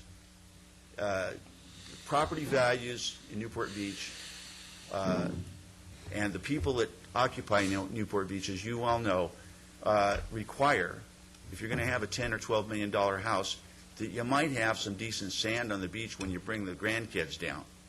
So all I'm suggesting to you is that you might make this a bigger priority in the whole sphere of things, and not just for this year, but next year, and for the progeny of the people that are still around. And that's all I got to say. Thank you. Anyone else? Move the item. I don't think we closed public comment yet. Mr. Curry? I'm sorry, but I wanted to thank Tom Rossmiller, for all his work, and I'd like to also Ed Selick. I think he did it. And I'm pleased that he allowed Corona del Mar Beach to get a little of that sand. We need it, as it showed on the study that showed that the sand was, I believe, 5 feet lower than on the other beaches. And that seems impossible, but it is considerably lower. And we need to get that behind the first break there so that we have dry sand for volleyball and some of the other activities. And it's very good that this came about. I'm pleased it worked so well. Every association participated and helped, and I think this has really been useful. It was very difficult because you didn't, the dredge was really just a pump that pumps it only to shore. It couldn't pump it huge distances, so there was a lot of working together to get this project done and get it done now and not much later. So I'm really pleased, and thank you very much. Thank you. Anyone else that'd like to comment on this? All right, I'll bring it back to council. Councilman Curry? Move the item. With the amendment suggested by Mr. Yes. Selich, second. All in favor? Motion carries. Okay, our next item is item K, public hearing. Item number 16 is an ordinance establishing design criteria for single and two-unit developments. We have a staff report? Yes. Good evening, Mr. Mayor, members of the City Council. Greg Ramirez with the Planning Department. Back in December, the City Council directed staff to prepare an ordinance to implement some of the residential design standards and policies that are included in the recently adopted general plan. So before you tonight is a draft of a ordinance that would implement those policies. Staff is proposing it to be a temporary ordinance and not part of Title 20, the zoning code. If adopted, this ordinance would apply to all single-family residential developments and duplexes, of course, basically any residential property or development with 4 or less units, which would include the reconstruction of individual homes and duplexes all over the city.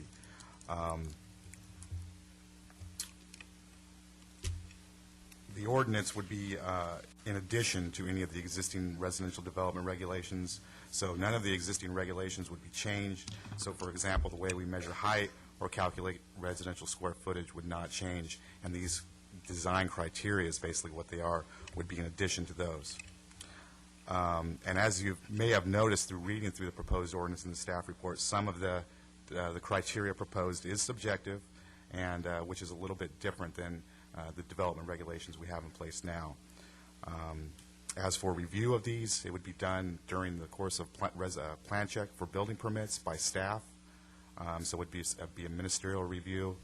And the reason we're proposing it as a temporary ordinance and not part of the zoning code is that staff believes that through working with our consultant, as soon as we hire one, which we're proceeding with for the rewrite of the zoning code, we think that we might be able to come up with some more objective standards that would implement these policies throughout the city. That concludes my presentation. Available for any questions you might have. Councilwoman Daigle, I'm sorry. Question for you, Greg. When you mentioned the word subjective, so then what we're dealing with then by definition is it's kind of an opinion of a staff person, and then you have an opinion of an architect and a property owner. So there's not, is that correct? That's correct, yeah. There's some of them, I think it's probably 1 through 5. There's no set standard. There's nothing in there that says you have to provide X number of feet of a second-story setback or anything like that. Okay. So it is really then a form of design review that would be new to our community. It hasn't been our tradition to do design review. That's correct. Thank you. But the policies that you're talking about are implementing the policies that we put forth in the general plan. And as I understand it, is that correct? That's correct. Now, how long will it take to modify the zoning code to actually put together the procedures for this, do you estimate? Our goal is to have it ready for adoption by the council in January of '08. Okay, so that's at least a year from now. That's correct. At a minimum. Okay, so and we had directed you to come back with something that would implement for single-family residences the policies in the general plan on an interim basis for that, whatever the time frame difference is. That's correct. Your direction was to have them ready for implementation by April 1st. So if you act on this tonight, there'll be a second reading on the 27th, and they would go in effect on April 1st. Okay, thank you. Mr. Mayor. Councilman Selich. Yes, thank you. The General Plan Implementation Committee, which consists of 3 council members and 3 planning commissioners, reviewed this ordinance and recommended that it be forwarded onto the council. We felt that, number one, we needed to meet the April 1st deadline, so we had to get it to the city council by this evening's meeting in order to do that.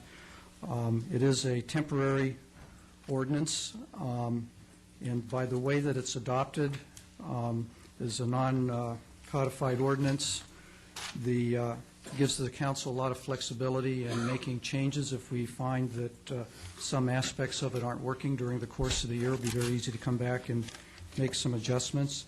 There are appeal procedures in the ordinance for those that may disagree with the staff interpretation on something. This is plowing some new ground for the city to handle projects in this manner.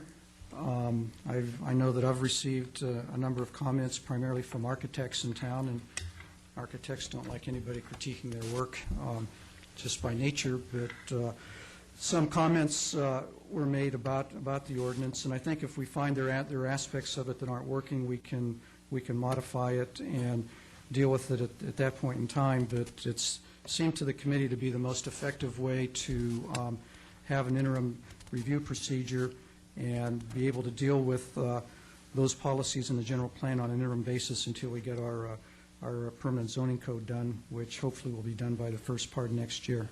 So our committee felt that it was an ordinance that the council should adopt and put into effect. Thank you. Councilwoman Gardner. I just had a question. Somebody had emailed me and said that having this occur during the residential plan check process was rather late, and it was sort of an expensive time to make the changes, and was there an earlier period perhaps when this kind of review should take place? Well, we tossed around the idea of proposing some sort of pre-review before plan check, but we think that would probably just extend the overall plan check time that it would take to review projects.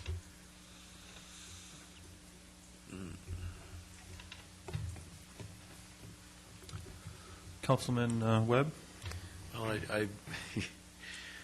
I guess I'm a little bit, when you say extend the plan check process, when you go through drawing up a set of plans, you draw it up based on what you would like to do. If you have to make substantial changes, then that means you've totally restructured the floor plan, and that you in effect are starting over again if they haven't met the criteria. I think that maybe this is something that we want to discuss a little bit further after hearing testimony, and I would hope that if architects are going to comment on this, that they will offer some suggestions that would make it aid us in making a determination of how we can accomplish our goals first, with perhaps before the plan check process. Councilman Henn. I would offer a suggestion in that regard. It may well be possible, this is certainly public information, that these guidelines are now out and available for people to pay attention to. It may be advisable to try some sort of a limited outreach program to the architects in the area to make sure that they are aware of these guidelines before they draw up their plans and cognizant of what they're going to be judged against before they do that. It seems to me that'll go a long way to avoiding some of these duplicative efforts. Anyone else? All right, I'll open it up for public comment.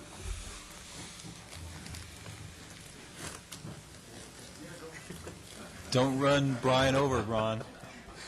You're bigger than him. Come on now. Mr. Mayor, members of the council, thank you very much for inviting us tonight. My name is Brian Jeanette. I'm an architect here in the city.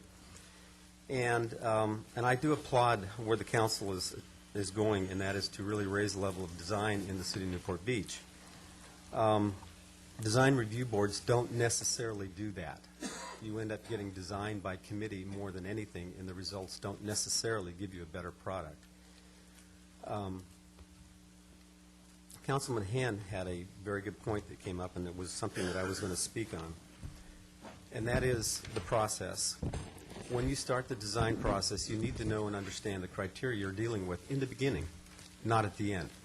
We go through the process with a client. You design a building. You go through the homeowners association. You get their blessings and approval. You then go to the city for approval and concept. If it's a coastal project, go off to the Coastal Commission, sit for 6 months while they do their deliberation, ultimately giving you approval. Now you go back to the city, you complete your working drawings, you go for plan check, and someone says you don't have enough windows in the front of the house, or you need more setbacks on the second floor. You have to retrace that whole process again. You don't want to do this at the end of the process. It's timely, or it's extremely time sensitive, and cost issues escalate substantially. Now, there are a lot of other issues, I think, that go along with this. I have an email that I had been working with Sharon Wood on, and I think there are inherent problems with this with this approach. But I'd like to kind of focus in a second on maybe some solutions. I think Mayor Rosansky, or maybe it was Don, said, you know, if we're going to do this, what are your ideas? And I'd like to throw out maybe 5 or 6 opportunities of solution. One is that you have many homeowners associations within the city, and their guidelines typically are more restrictive than the city's. Let them police their own activities. They do now. I'm a design review architect for Harborview Hills, and we have in place those programs to look at these things and make sure that the buildings are compatible within that neighborhood. Maybe you want to exclude that group from this particular until the ordinance is well developed. Maybe suggest that you develop an architectural design committee to look at this in the very beginning and come up with a series of criteria that you can say, okay, what are we trying to do? Let's make buildings with no walls longer than 50 feet. And I'm just throwing this out. And that you have to have a setback of 2 feet or something like that. Whatever that criteria is, use the design professionals in the city and use that talent to help come up with something that's objective. Okay, you've got a checklist. Do you have this, this, or this? And I think what past commissioner, but newly elected Councilman Henn was saying, the outreach program is critical. Make sure that this information is available to the design professionals and homeowners, as well as the website, et cetera. Put that out early because they need to know that early. This way, staff can look at that criteria and check off the list that you can meet these guidelines. I would strongly suggest an appeal committee, and not that your planning commission isn't quite capable of looking at this, but if you're looking at something that's going to add another 4 to 6 weeks or possibly appeal onto that, you have a decision by a staff member, they think you have a problem, you appeal that to the planning commission, you're stretching this out further. Develop a design committee, call it, or whatever you'd like to call it, that will exercise a little control over implementing these things if it becomes a debatable issue. And this way you can do it quickly. You don't have to notice anybody. These typically are not noticing projects, but you don't have to get into the same type of noticing that you would with a commission hearing. You can go in, get a result, and then let these people go forward with it. What type of group of people would you suggest for that? I would leave that to your wonderfully esteemed body, but I would include, some architects and some planners. In some communities, they use professional design review boards to help guide them on these things. There are principles that you can use to create less mass in a building with the setbacks. One of the statements I made back to Sharon is in Cameo Shores, they don't typically want the homes to open up to the street. They want the homes to open up toward the view, to the rear, which comes in direct violation of this. So the city or the association approves it. We get here and they say, you don't have a lot of windows up front. Uh-oh. And that's been almost codified to the point where it's going to cause a conflict. So I think architects can be instrumental in helping develop these guidelines. I have to work with the Irvine Company or get to work with the Irvine Company on many projects, and they have this type of language within their HOA and architectural guidelines. So it's easy to look at them and see how you can create that guideline that might be more helpful. And I see my bell is going off, so my last point is if this is temporary, it could take longer than a year. And are we going to end up establishing something that might be more difficult to undo rather than status quo until we develop the methodology for carrying it out? Thank you very much. Thank you, Brian. Mr. Mayor. Yes, Councilman Sellards. Yeah, I think Brian pointed out a lot of the dilemma that the committee faced and why we wanted to get it to the council sooner than later, given this April 1st deadline. Just looking at some of the ideas that he came up with, we can spend a lot of time just trying to develop it. So here we're trying to develop the permanent solution within a year, and we come up with these ideas, we could spend 6 months further developing ideas that he has, and I'm sure the other gentlemen that are going to get up here are going to have a bunch of other ideas, and it's a matter of where do we want to spend our resources. Do we want to spend a lot of our time and resources coming up with temporary measures, which takes away time from developing the permanent thing, one as part of our zoning code update. And that's one of the reasons why we wanted to get this up before the council to consider. If you look at what we have here, it's not perfect, but it's probably 90-95% there. We can spend a lot of time coming up with other ideas to make it even more perfect, if you will, but is the end result going to really justify all of that effort versus putting that effort into developing the permanent solution? Thank you. Next member of the public. Good evening. My name is Todd Schooler. I am also an architect, and I've been talking quite a bit with Ryan today regarding this, and I think for the most part, most of the architects would like to see better buildings designed in general, period. And to do a temporary solution is probably the wrong way to go. I totally agree with Brian as far as the suggestions go. My biggest concern is as an architect, going through this process, this proposed process, is I feel, and a lot of us are concerned about, having a single staff member make a discretionary design decision. And that is a huge concern of ours. And we're worried about it when, in most cases, or in all cases that I've ever dealt with, in any other jurisdiction I've dealt with, when a planner decides something, most of the time it's a written code based on measurements or heights or percentages or something like that. Now we're asking them to say, for example, and I wrote you an email regarding this, well, 6 out of 10 front doors in the neighborhood are in the front, and we want you to have your front door there. Well, we don't want to be, as an architect, I don't want to be limited in creating solutions using my ingenuity to solve a problem or to create an aesthetic-looking building. And I don't want to have to get into a debate with a planner regarding a design decision when it's there's a lot of gray area involved. And that is, to me, a real dangerous path to go down. I think Brian's suggestion regarding getting some sort of committee that's a lot more informal than, say, a planning commission is a really good idea. And definitely doing it before we submit final plans for review is very, very important in our case, because I started counting up the weeks involved if there's a disagreement involved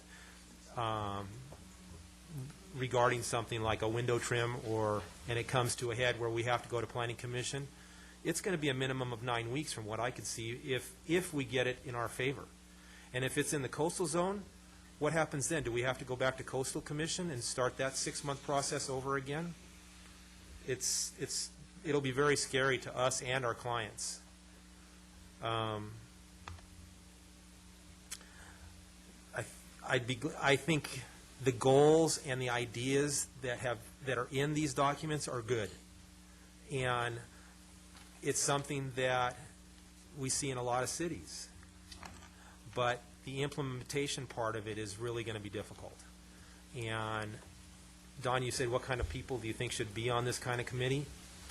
I think you'll find a lot of us be willing to volunteer to help in whatever process you need. I don't have the time, but I'll make the time. Yeah, okay. Okay?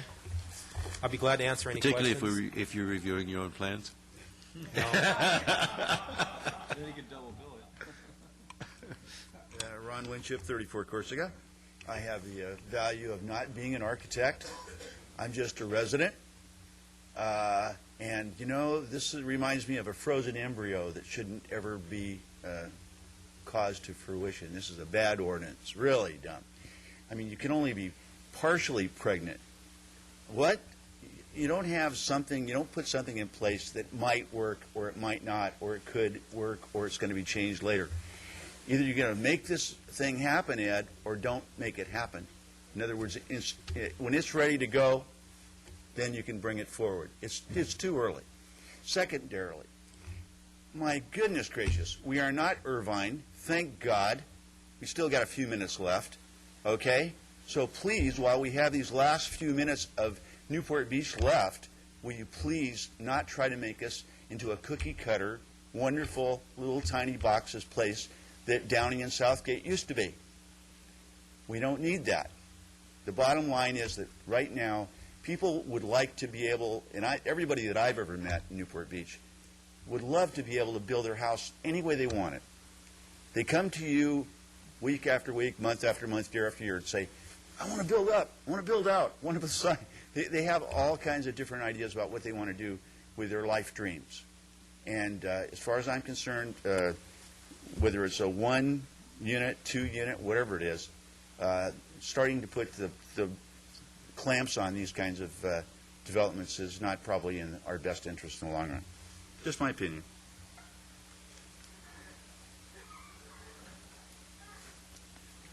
Mayor, council members, I'm Mark Cross, live in Irvine Terrace, and I'm a developer within the city, have been for a few years now, building these exact projects you're talking about, tearing down one home and building a new one on it. What you're doing here, this temporary fix just is going to create havoc on all of us. I can't figure out what you're trying to do by this. By your own admission here by staff, it's subjective. Your staff now is backed up so much that it takes, what are you quoting now, 10 to 12 weeks for your first plan check on planning. This is just going to add more time to that. If I were to buy a property in this city right now, typically I'm buying for around $5 million. My carry on that is immense. You're adding time. I don't know what to build. I'm going to get the plans developed. That's a small cost. No, that's only less than $100,000. What you're creating is doing it again. Every month costs $50,000. Don't do it wrong. I agree. A lot needs to be done. We've got tough lots to build on. When you're building on something 25, 30 feet wide and 100 feet long, how do you create something other than a box? It's very difficult. We work hard at it. You cut into another 4 feet on the side or something. Now you can't move within the house. So it's the lot size that's created your issue, and at least one of the issues I'm aware of. I just became aware of this, by the way, 2 days ago, so I didn't have a lot of time to prepare myself.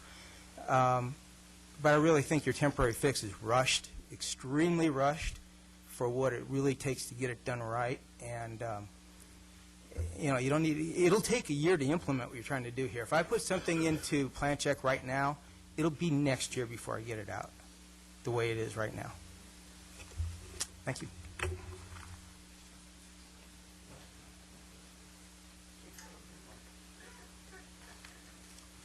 Mayor Rosansky, council people. My name's Ian Harrison. I'm an architect in Newport Beach.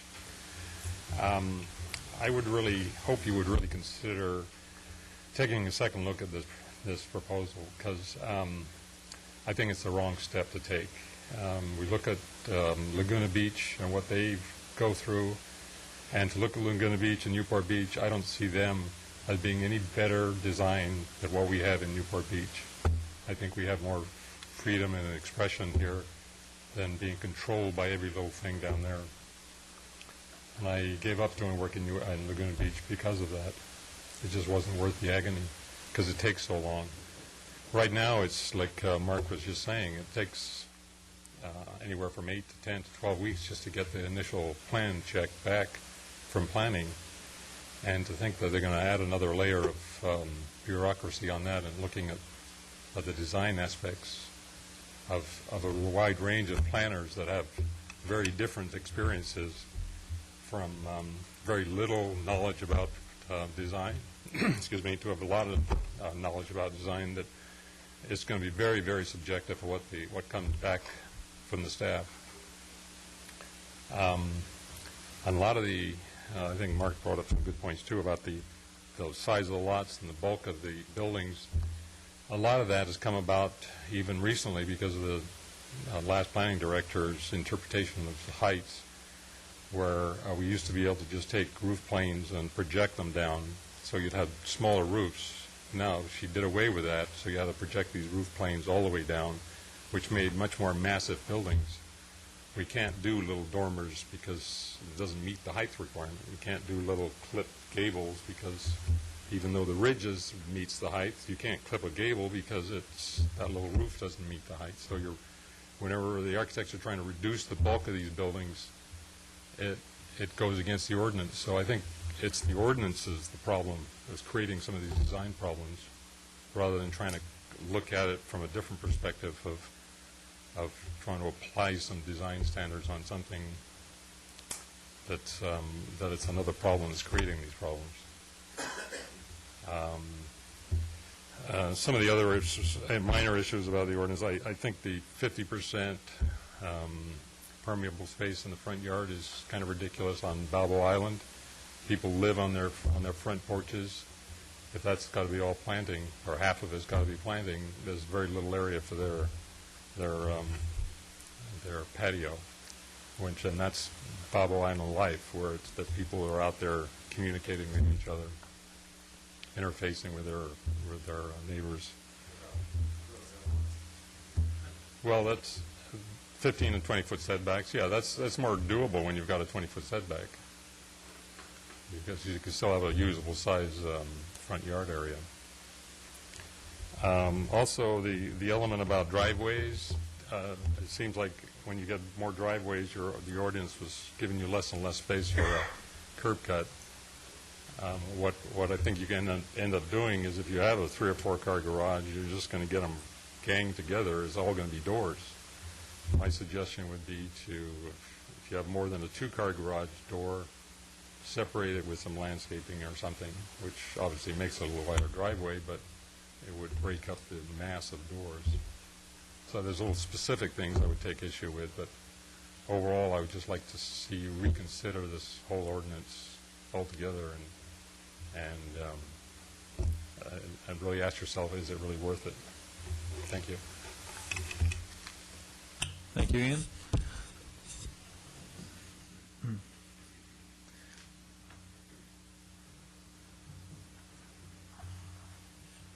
My name's Dennis Wood. I'm an architect and live down in the Balboa Village. I agree with many of the other architects who've testified here tonight, but I'd also like to say that I just think this is just a really, really poor idea that is not thought out, and it's going to lead to a disastrous review process. I've done work here in the city for over 35 years, also in Laguna Beach. That has been brought up by others as well.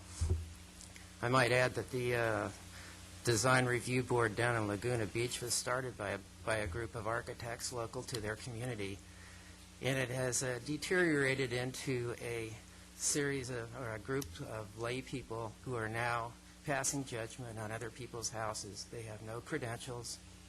They have no experience in design, and they are causing tremendous costly delays to everybody who does work down there. To the property owners, their properties are becoming devalued. The sizes of their houses are being arbitrarily reduced. The designs are being ridiculed for no apparent reason. I would say that rather than to go down the slippery slope of letting a qualified design staff, perhaps on the planning level, I don't think they are qualified to pass judgment on architectural design. I see no reason why they should be doing this. If you want to limit the size of houses, say so.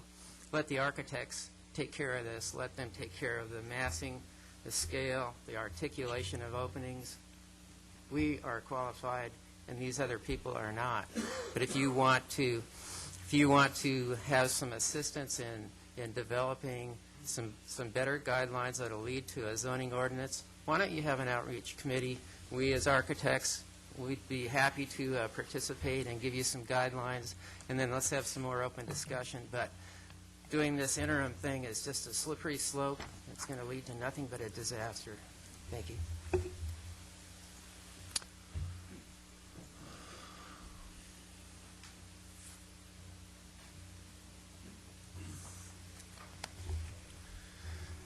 This is exactly what I thought might happen. I tried very, very hard to protect the zoning in the areas that were already well zoned. All the R1, all the R2, those that had CCRs. We've developed our zoning over 40 years. I mean, this has been an ongoing thing. You've worked on how to get openings in the buildings. You've worked on this. We have the finest community. It's rated by architects, the finest community on the whole West Coast, from the Canadian to the Mexican border.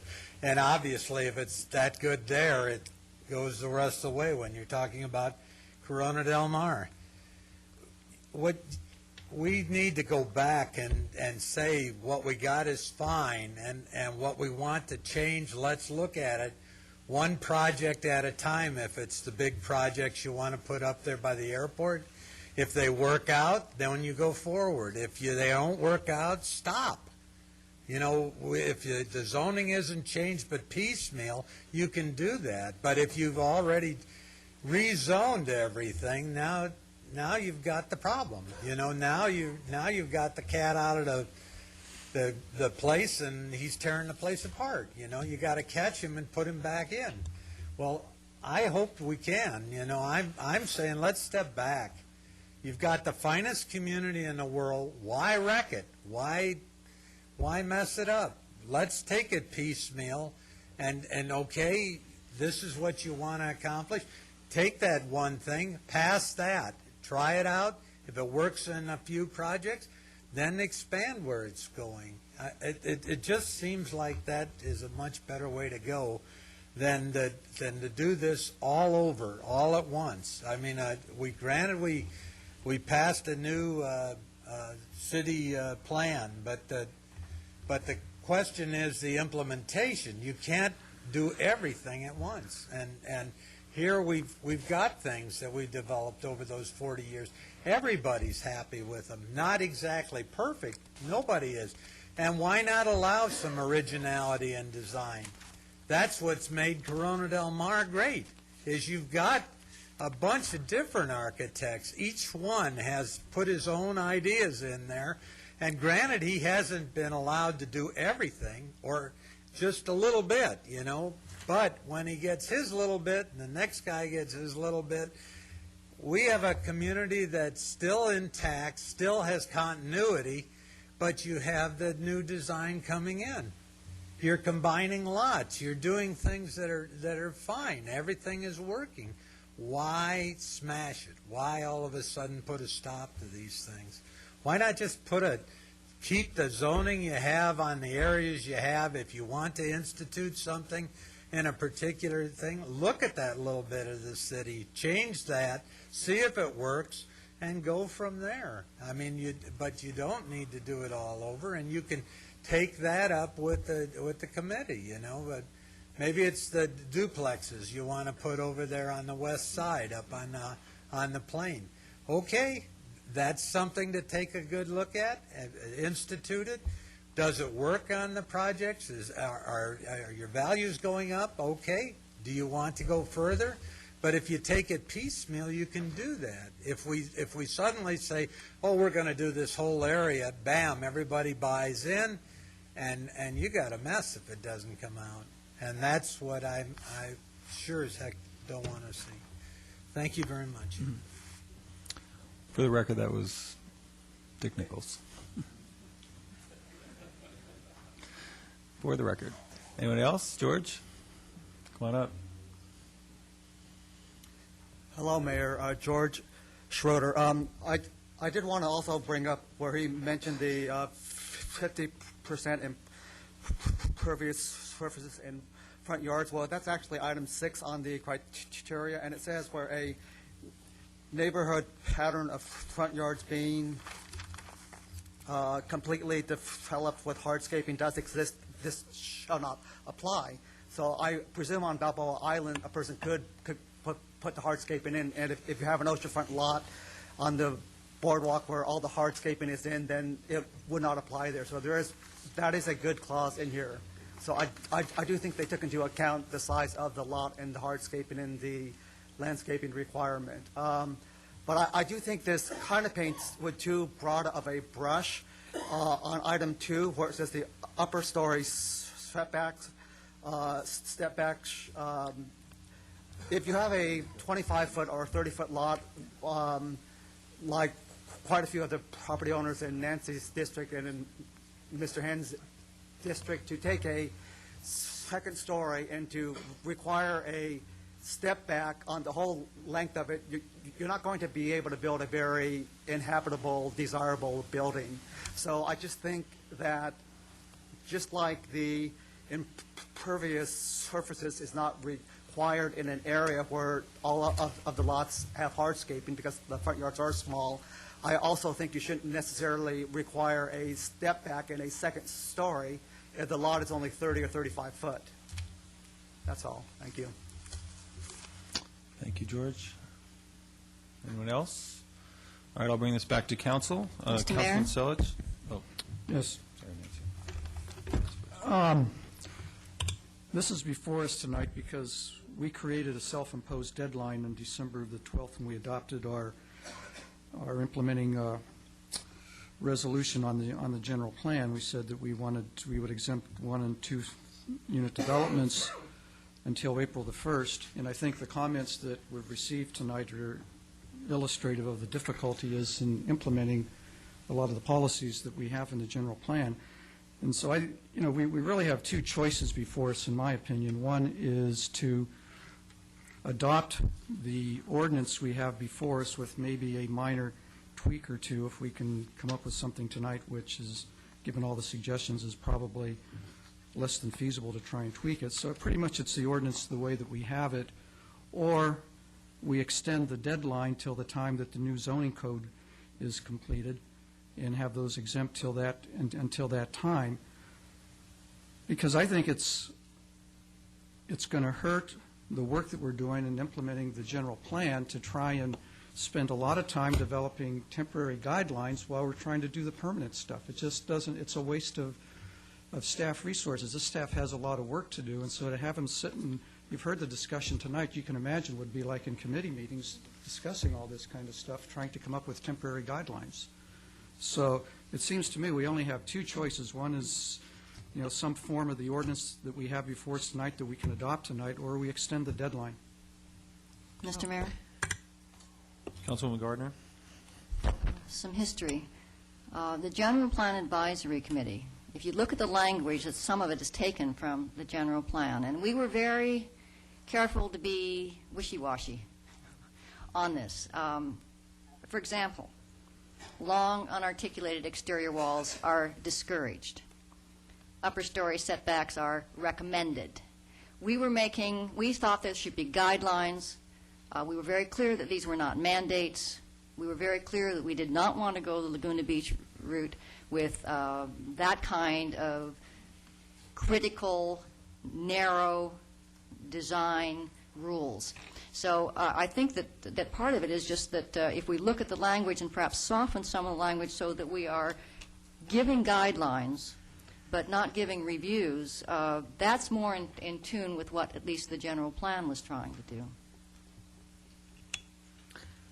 Responding to Mayor Pro Tem Selich's point, I think that you did point out very clearly the dilemma that we have, and as a member of the committee that you're chairing, you're doing a great job driving the schedule, so it's kind of like adhering to the schedule, but then coming out with a product that is going to be accepted by the community too. So I think that's some of the things. I know my concern about this particular one is the subjective nature of this, and thinking that we're going to get a lot of phone calls and a lot of issues about a particular project. So that would be some of my concerns. I don't know if you have a bias in terms of which way you want to go with it. Yeah, I think that we ought to extend the April 1st deadline and work on whatever it's going to be, whether it's going to be some type of design review process or, as Councilmember Gardner said, some generalized criteria, whatever it is, work it in as part of what we're doing in the zoning code, rewrite in the implementation plan, And so I would be in favor of extending the deadline to, let's just say for right now, I think we're going to make our January cutoff, so just say till January 31st of 2008. If that's a motion, I'll second that. Well, I'll make that a motion.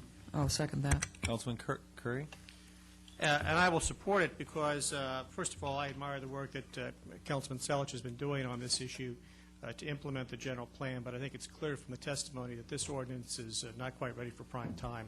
You know, we recently authorized additional positions in the planning department to expedite permitting, to expedite the process for folks, and I think this is going to create situations that would exacerbate delay as opposed to getting projects moving forward. So I think, Ed, your comments were very thoughtful and right on in suggesting that we move directly to implementing the plan and put this in abeyance. I would support that.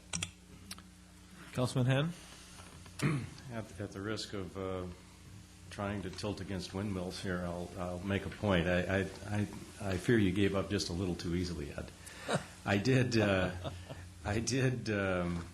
hear a couple of what I thought were very good ideas here, one of which is to where there are community associations that have established design review boards, it's sort of hard for me to imagine that somebody at the planning department or anywhere else would have a lot of ideas that would be contrary to those reviews. I'd be perfectly happy to modify this to exempt homes in associations where there are active design review boards. And secondly, that is as it was originally proposed, not your motion, Ed. Secondly, it seems to me it would also be rather easy to have a mid-stop here, something between the planning department decision and the planning commission.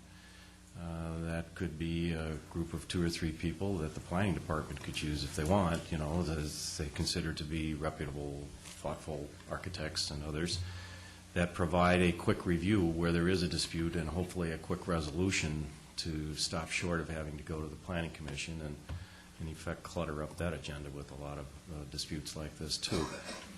I did hear what I think is some confusion on the part of some of the people that testified. We do have a mandate to implement what's in the general plan. What is in this resolution is what is in the general plan. If you don't like some more design guideline, you're going to be unhappy anyway eventually because that's what the general plan mandates. So, you know, we've all voted for the general plan. I'm a proponent of getting it executed and implemented and being true to it. So that's why I am still wondering at if we can't move forward with your original resolution, but with those 2 modifications and perhaps adopting Nancy's suggestion about softening some of the language here from requirement to guideline. So, Well, are you going to make an alternative motion? I'd prefer not to do that because I'd rather hear Ed respond first. Okay. Well, before I, put any work into that, I'd like to kind of get a sense where the rest of the council's headed on this. So you hear from some other council people first. Councilman? I'll comment. Webb. Well, I think I'm one of the ones that got us started in this direction because I'm concerned. I drive along, there's a number of houses that have been built in the last 2 or 3 years that seem to go to the maximum setback line. I mean, there's no articulation. It's just a solid wall. There's a couple of them on Westminster up, it's either by Clay or Broad, I can't remember which. There's one that's going on up on Cliff Drive. The developers that get a set plan and go in, and I think of all of the houses that I look at in Newport Heights, the ones that you can look down the side of, you have a 95-foot wall with a few windows in it, but that's it. It's just a solid wall. And I think that our general plan recognized this and asked us to try to go forward and soften that in some way or another, and I think this is a beginning. I'm not sure that this is the solution, but as I look at it, it doesn't specifically require, it says in long unarticulated exterior walls are discouraged. It doesn't say they are prohibited. Portions of upper floors should be set back in order to scale down facades adjacent to residential structure. Upper story setbacks are recommended rather than the full-length wall. So that I think that this does allow for some work. If we are to take Mr. Selich's proposal, I think that we still have to go out to the architectural community with these guidelines and remind them that this is what the general plan is. And then if we go Ed's way, we have to trust the architects to show us that they can follow what our general plan is trying to get us to follow. And I would hope that they would help us out. But I personally think that this is loose enough and that it doesn't require the draconian-type committees that are in Laguna Beach, that this could work. And if it doesn't work after 6 months and we still don't have the zoning code done, we change it, because it's a temporary ordinance and we can do that. So I'm in favor of an alternate motion that would go ahead if we can come up with some softening. I think as far as the community association rules and regulations are concerned, there are substantial portions of this community that are not governed by homeowners association. Newport Heights is one. The biggest portion of Corona Del Mar and the older sections is another one. And you look, really the westerly side of the bay has very few associations that would regulate these things, as well as the peninsula and Balboa Island and on and on. So that's where I stand. Councilman Selich? Okay. Out of all the gentlemen that got up and made suggestions, Brian Jeanette probably was the one that made the most concrete suggestions addressing the ordinance. And he had 4 suggestions. 1, that we exclude the homeowners associations. 2, that we have an architectural design committee of some type. 3, that we have some type of outreach. And 4, that we have an appeal committee structure other than what's in the ordinance.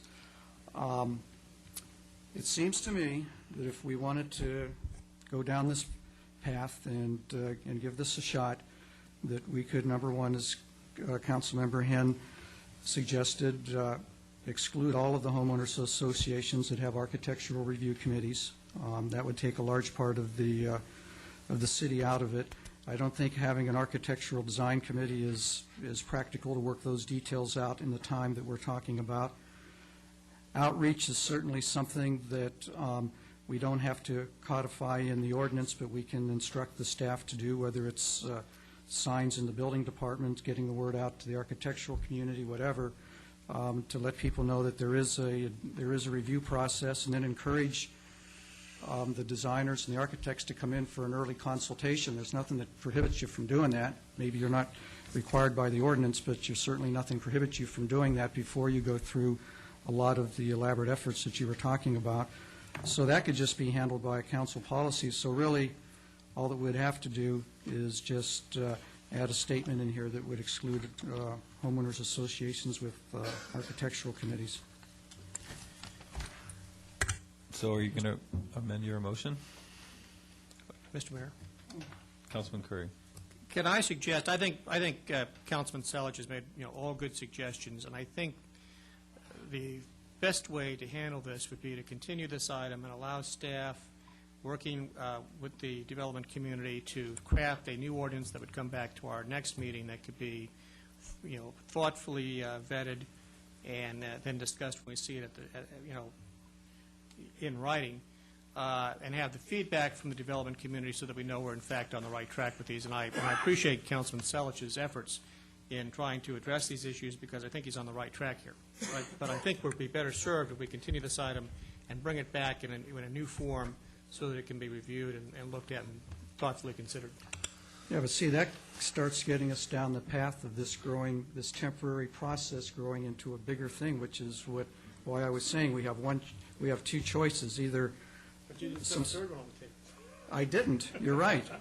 Because I think it defeats the purpose of what we're trying to do, and that is very timely, very effectively implement permanent solutions to implementing our general plan. And the more time we spend on this, the more we're taking away from that effort. I mean, the staff doesn't have all the time in the world. They have limited amounts of time and resources to work on this stuff. So anytime we continue this, we're just going to be taking away from the time the staff has to work on the permanent solutions.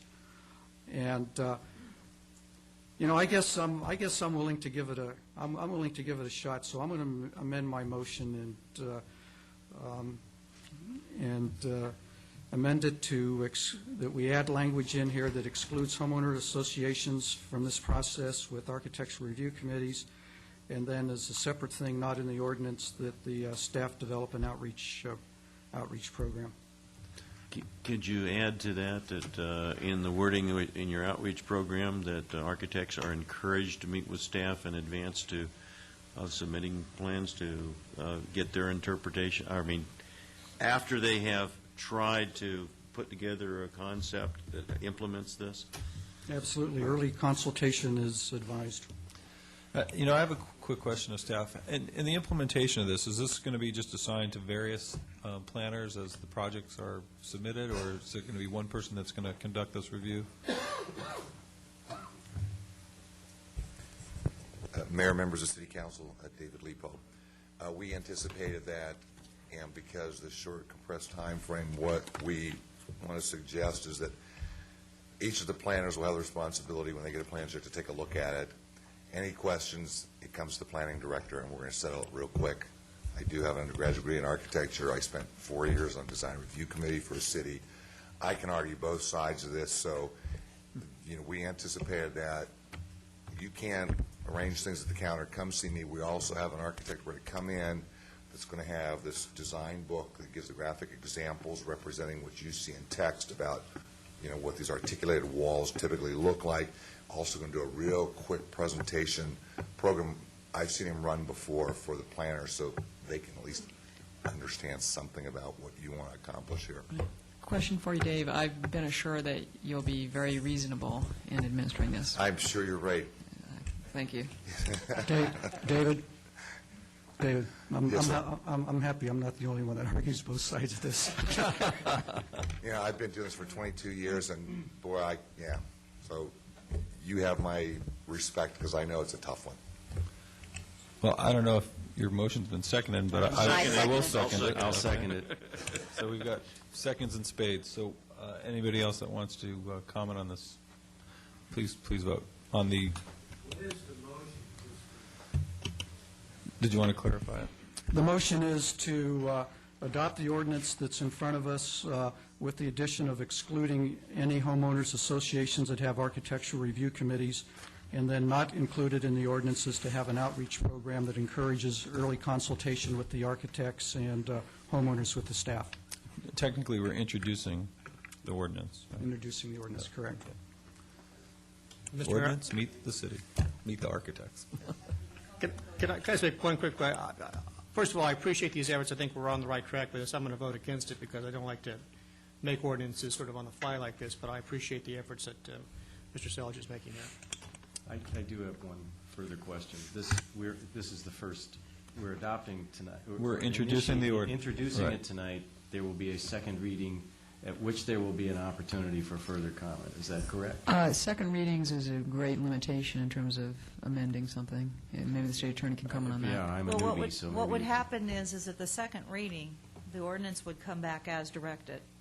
If you saw it and it was written the way that you thought it was supposed to be directed, you would be free to adopt that second reading. If you wanted to make any additional changes, you may have to reintroduce. It depends upon what kind of changes you would I make. see. So you will get a chance to see and finally adopt and vote on the final language as being suggested at the second reading.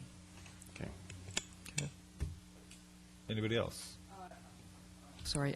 I would also comment, I have also great concern. I think, part of why we want to wait is that there's going to be a lot of staff time being spent on this, and I'm just anticipating a lot of issues coming up. So I have real concern in approving this. I would have preferred that we waited till the emergency, to the end of the year.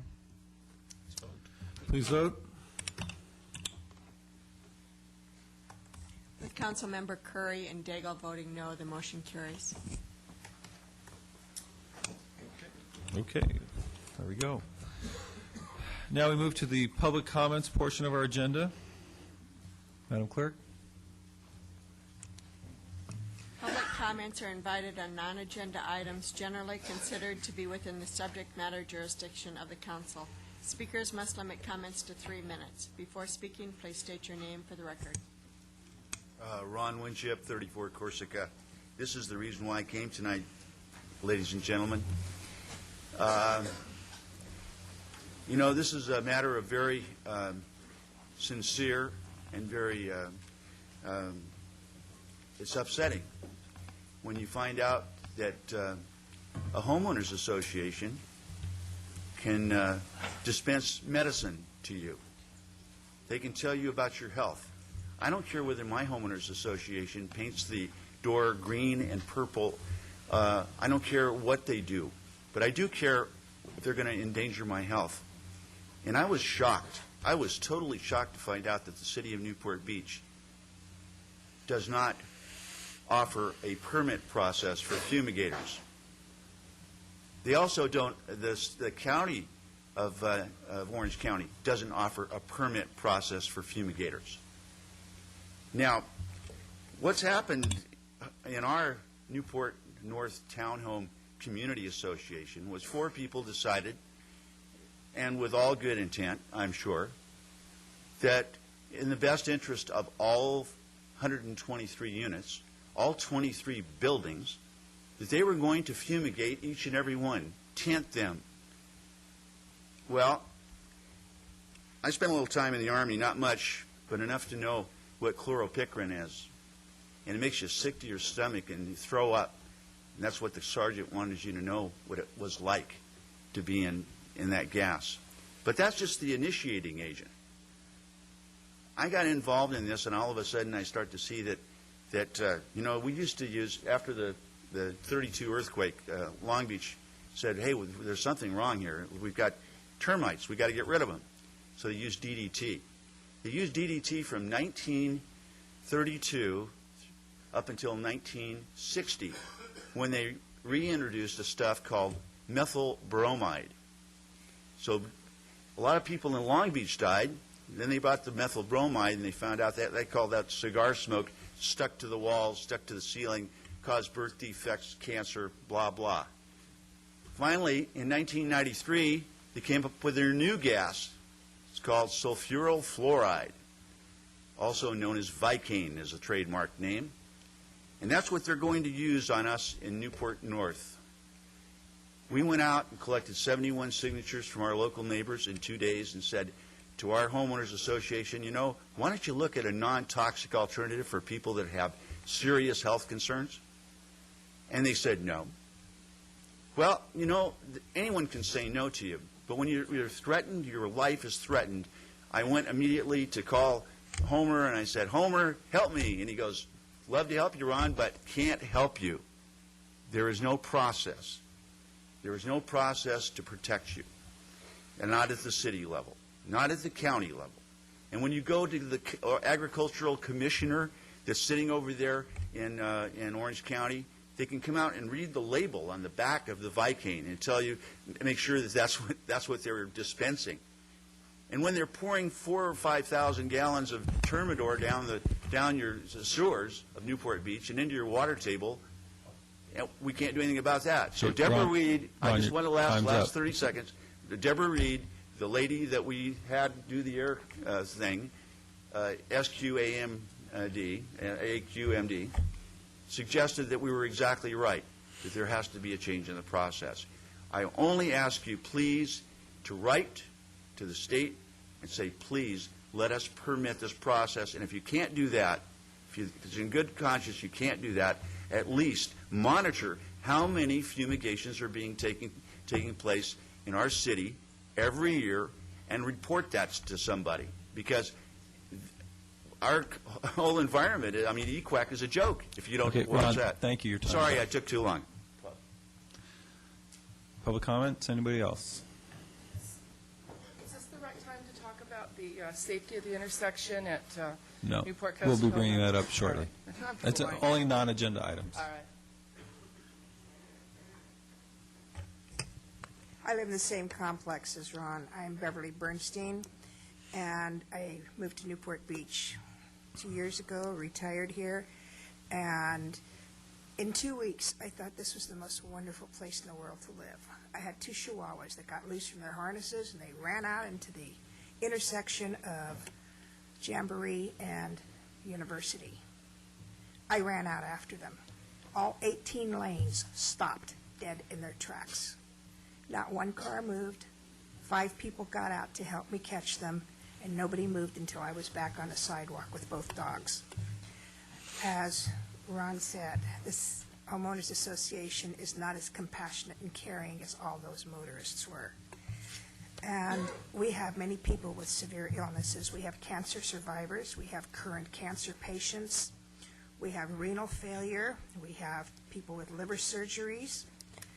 We have moderate to severe asthmatics. And we have one specifically listed susceptible ailment, which is pseudocholinesterase, which is what I have. Small pets, birds, trees, plants, everything is going to be affected because the winds are going to carry what cannot be plumed. And with 23 buildings being tented over a period of 2 months, you know what this is going to do. I am a widow. My husband was Jewish. I'm glad he's not going to be gassed by this group. Since you represent Newport Beach Forest, can you be as caring and compassionate as those motorists were to 2 little chihuahuas and a lady out in the middle of an intersection? Can you do something about permitting this? Can you make a resolution? Can you be caring and compassionate and help us live? Thank you.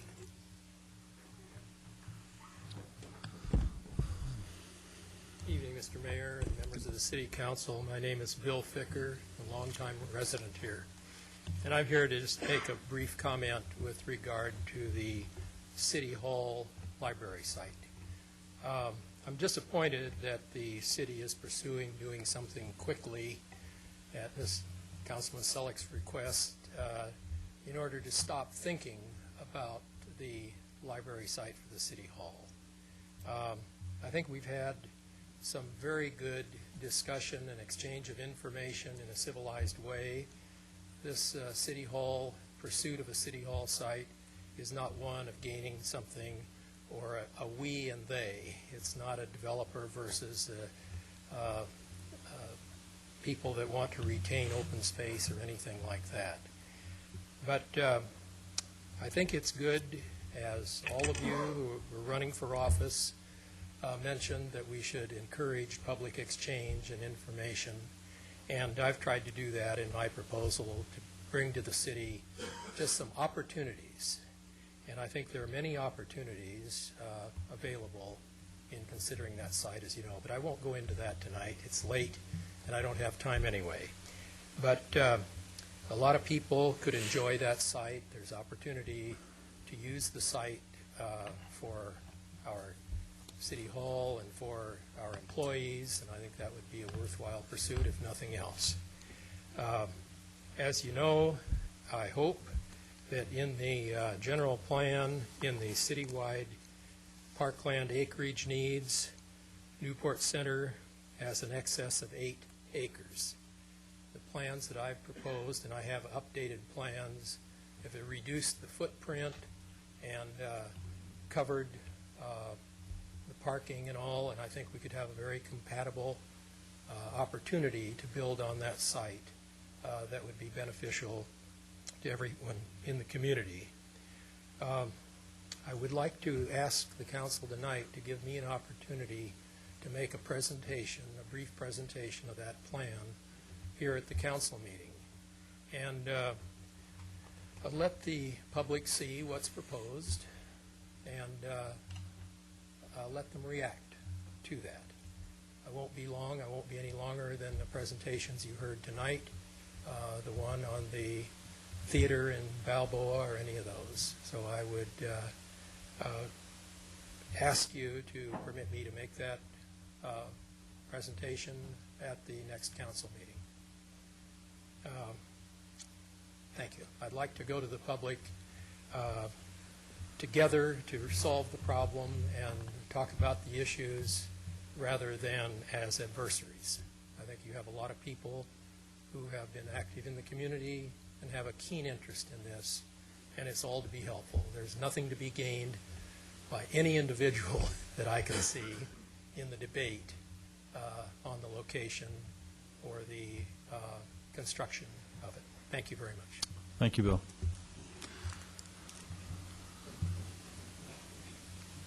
Hello again. Lori Morris, West Newport resident. I would like to enter into public record a notice of addendum. It was faxed to the city attorney's office yesterday, February 12th, and then again today on the 13th. The notice reads, this notice is an addendum to the request letter dated January 12, 2007. To help clarify, I am requesting years 2004 through 2007 disclosure statements of conflict of interest for the city departments and staff members previously listed in my prior request dated January 12th. It was indicated to me by Catherine Walcott in a phone conversation that I would receive notice of the receipt of that letter by U.S. mail. As of today's date, I have not received the notice of that receipt, nor have I received the documents requested. This is a request for public records pursuant to California Public Records Act, and this act gives each person and organization the right to inspect public records and to receive copies of them. So I'm awaiting that reply. The reason it's imperative I receive the disclosure statements of conflict of interest in a timely manner is to facilitate a better understanding of policies that were made or changed by city officials or staff members, including any recommendations by consultants hired by the city during those years regarding residential care facilities on the Balboa Peninsula. And again, I await the city attorney's reply. I also have to say I kind of wish that as much discussion on the proposed temporary issue as was done on the design criteria for the 1 and 2 unit development was put into adopting the Agenda 9 resolution tonight. So thank you for your time.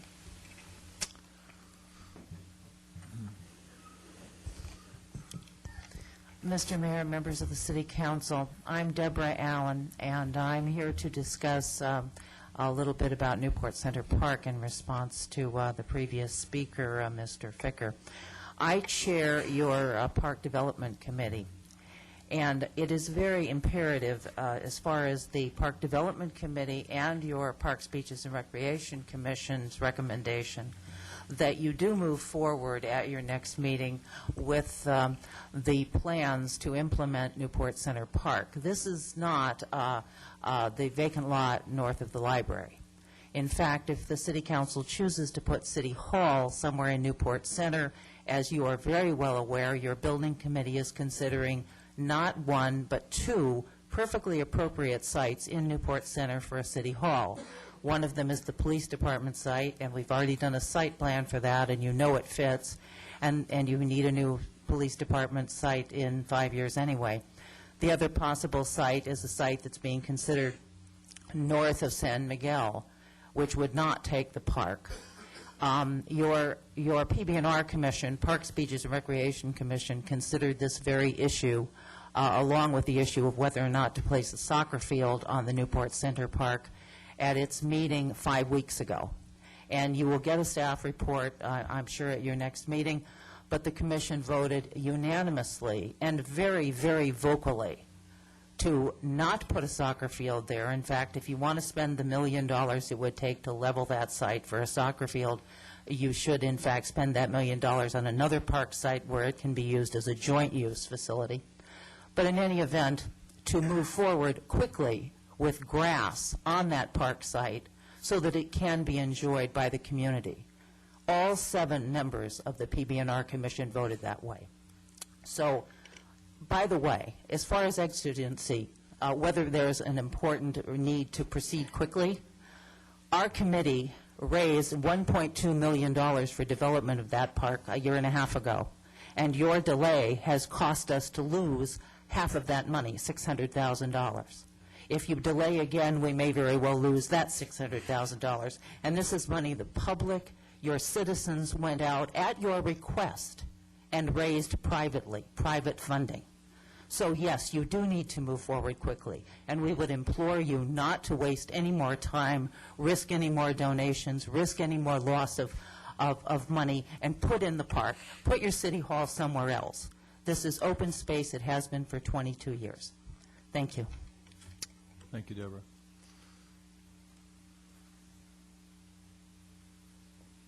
Barry Allen, like to speak separately to one issue.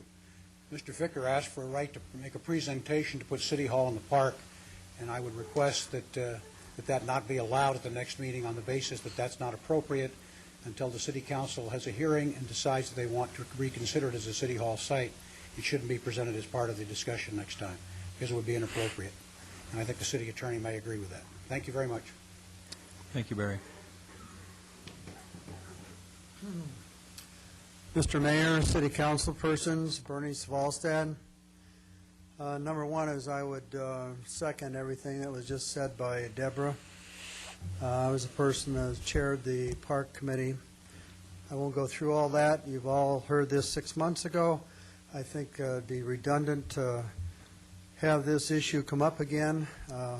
It's been voted about 2 or 3 times for a park, and I think it should stay that way and should be brought up on the next agenda and should be voted in favor of. In addition to that, I want to remind everybody the centennial isn't over. We still have the McFadden Square Centennial Legacy Project going for all you television people that are still up. We'd like to make sure that you have the opportunity and still have the opportunity to donate $250 and up to $50,000 or more on this legacy project at the McFadden Square, which is at the Newport Pier. So we ask for all your donations. We're going to be in the city manager's letter for information. We're going to be in the Navigator and a few other areas, and we're going to try to have a big major project in the city to wrap this project up, and we hope to have it built by the end of the year. Thank you. Thank you, Bernie. Anyone else? Public comments? Seeing nobody, we'll close public comments. Oral reports from City Council on committee activities. Does anybody have a committee activity that they want to report on? Okay, nice. Moving on to item 17. It's not that late, but thank you for your... I know, they're spoiled now. Planning Commission agenda for February 8th, 2007. Dave Lipo. Mayor Rosansky and council members, David Lipo again. As we've indicated, the second item was the appointment of Commissioner Earl McDaniel to the Santa Ana River Trails Advisory Committee. Item number 3, Planning Commission email policy. This was requested by planning commissioners at a previous meeting because a lot of people, including commissioners, were availing themselves of the email to submit questions on items or on upcoming planning commission agendas, to initiate new discussions about issues not previously discussed or included in the staff report. So we proposed and the Planning Commission adopted this new agenda that simply says if you want to send an email and you're a commissioner requesting just minor clarification of factual items on an agenda report for the upcoming commission meeting, go ahead, planning director or representative will respond. If you're raising new issues or getting into substantive discussions, planning commissioner will receive those, make hard copies, and distribute them at the planning commission meeting. Again, the idea was some of the commissioners were concerned that the idea of the transparency, the ability of the public to participate in decision-making was being precluded because these discussions were going on and not in the public, and certainly not at the public meeting of the Planning Commission. So, again, that change was adopted as a policy by the Planning Commission. Planning Department website, item number 4. This is a little bit editorializing. I know, I'm sure you've seen it before in the city manager's newsletter, but I have to brag about your staff people that actually caused the planning commissioners to applaud when Dan Campagnola completed his presentation on all the stuff he had done on the planning department website on the Permits Plus, because he's had a great hand in speeding things up in the department and doing things I didn't even know were possible, and I don't think anybody else knew, and Dan surprised himself. But again, this was something we thought would be a ho-hum item, and the planning commissioners jumped right in. We're asking questions, and you see have also requested to have access to the city's intranet site so they too can participate in fun and games and bringing up the aerials of the city and zooming in. So Dan says that can be done, and we'll work through the city manager's office to see if that's possible under city policy. Item number 5, standard project conditions of approval. Again, the Planning Commission previously had asked to see what our inventory was of the standard conditions of approval that are included for projects before the Planning Commission, as well as project-specific approvals, those uniquely developed for a given project. The idea was they wanted us to be able to distinguish the standard conditions from project-specific to speed up their ability to go through all the paperwork they get on a project and not spend time on those conditions that really weren't going to change for any given project anyway. Item number 6, update on planning department organization. Again, most of the planning city council members are aware of this because we've given some updates in city manager's newsletter. Again, as I think was mentioned earlier this evening, the recruitment's underway for the 4 new staff positions that the city council earlier approved. We've reorganized current and planning, advanced planning functions, so we've got more senior planners on the current side getting things through plan check, getting things through the discretionary process with the Planning Commission without disadvantaging the advanced planning side. It obviously is going to include the overhaul of the city zoning ordinance. Some physical changes that we're looking forward and hoping will be doable to allow us to rotate some of the more senior staff downstairs to the planning counter to talk with the public on a regular basis, to answer questions, to answer phones, to give the plan checkers more time to plan check. So we're hoping, and you'll be having an item brought before you in the very near future, hopefully, on that. Lastly, item 7, Isla Vista Homes. That was a project that had gone to the Planning Commission, I think, back in October. It was just before my time here.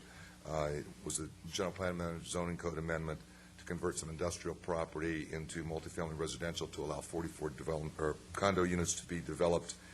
There were some problems with open space, the configuration and legality of the track map, and some of the setbacks. So finally, the applicant decided just to withdraw, come back at a later time, see if they couldn't improve the project to get it where it was approvable by the Planning Commission. That's it. Dave, I have a question for you. Yes, ma'am. Congratulations on being hired as our full-time planning director. Thank you, council member. There is a modification being processed concerning the fire station at Santa Ana Heights, and there's some history there. We really tried to partner with our local community and address their concerns, and it's come to my attention that they have some concerns about the colors that are being used in the landscaping. It's not clear to me where this modification is in our process, but I wanted to make sure that I had ample opportunity to call it up if the community is dissatisfied with the decision at the lower level. Mayor, in response to Councilman Daigle's concerns, you'll have plenty of time to do that. We're processing the application, and I've made note of that, and we'll make sure that everybody's well aware of it in advance, particularly since that's your district. Thank you very much. Okay. Anybody else have questions of Dave? Mr. Mayor, could I ask Dave one quick question? Sure. Dave, there were some comments tonight, earlier testimony about the length of time it takes for plan check. What is the average time for residential plan check at this point? For residential, it's somewhere between 4 and 5 weeks with a caveat. One of the things Dan Campagnolo, our GIS analyst, is working on is updating with building how we track those, because quite honestly, the reports I get could be somewhat meaningless. I mean, it says you missed 2 target dates, for example, on plan checks. Well, if there were only 2 plan checks submitted 4 weeks previous, then, we essentially, according to that, may have met 0 targets, but it looks like only 2. So we are running 4 to 5, but we'll be able in the next month to give you more detail. Is that 4 to 5 weeks for the first plan check? For the first plan check. Okay, and how long does it usually take for second, third, fourth? We're shooting for 2 weeks, but again, I'll be able to give you something more detailed next month when we've got a different reporting system, so I can be real clear what is a recheck and how long it really took. Thank you, Dave.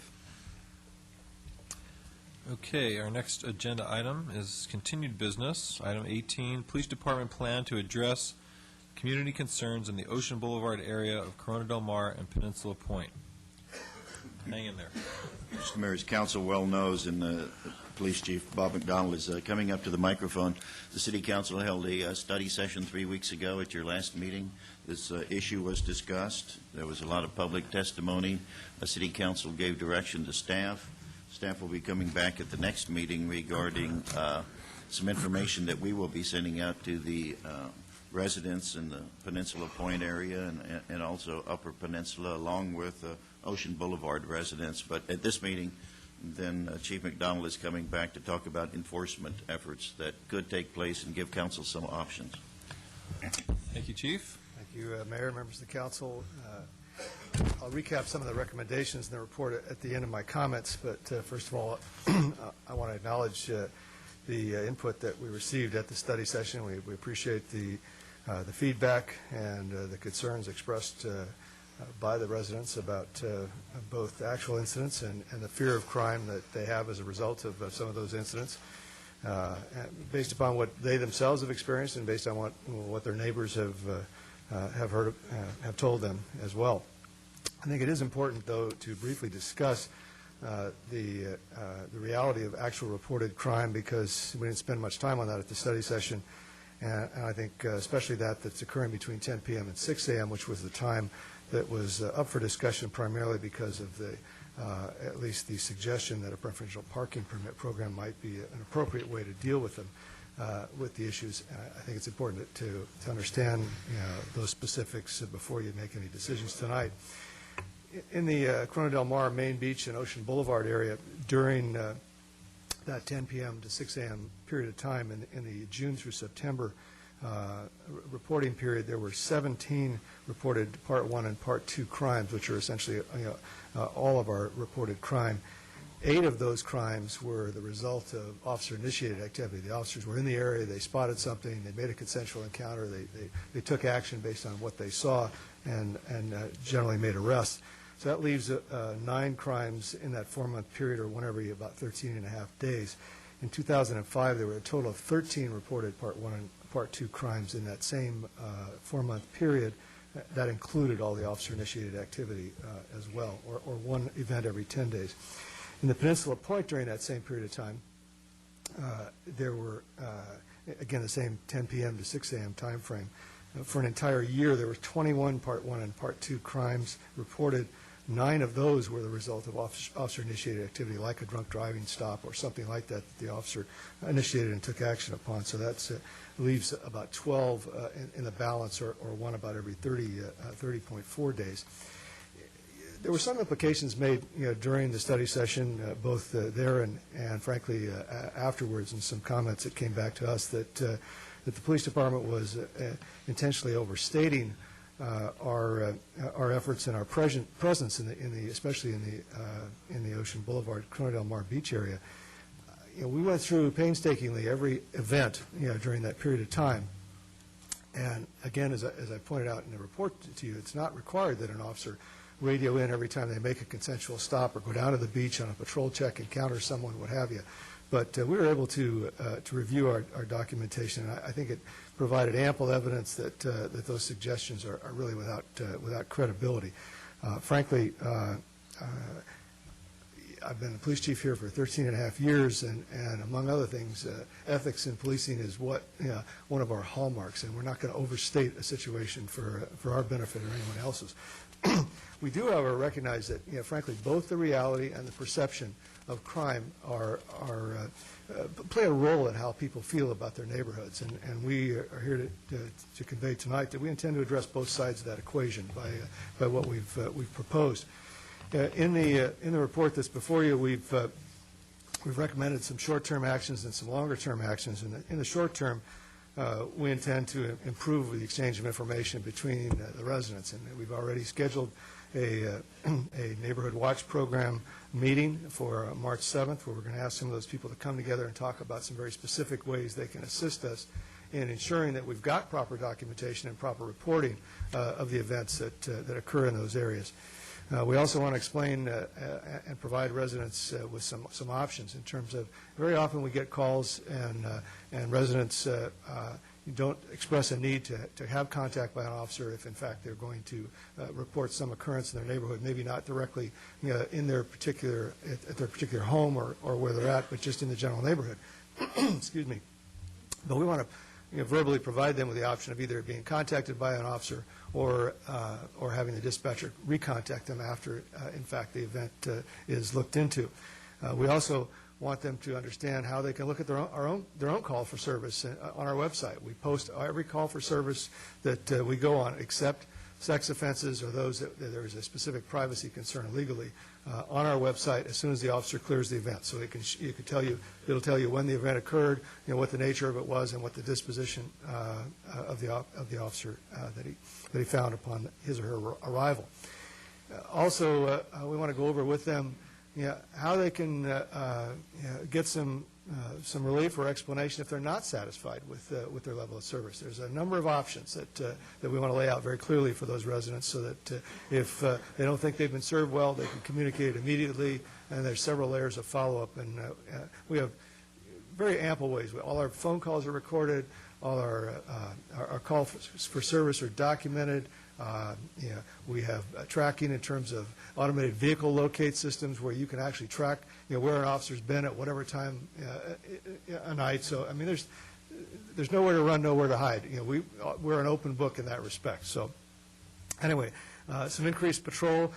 We're going to assign a specific officer each night to kind of oversee the closing of the beach at Corona del Mar and frankly Peninsula Point, both those locations, to try to fix some of that accountability and have instructed our officers to spend more of their available time when they can to be down in those areas to provide some high visibility. We've assigned some of our supervisors specific follow-through responsibilities in that as well.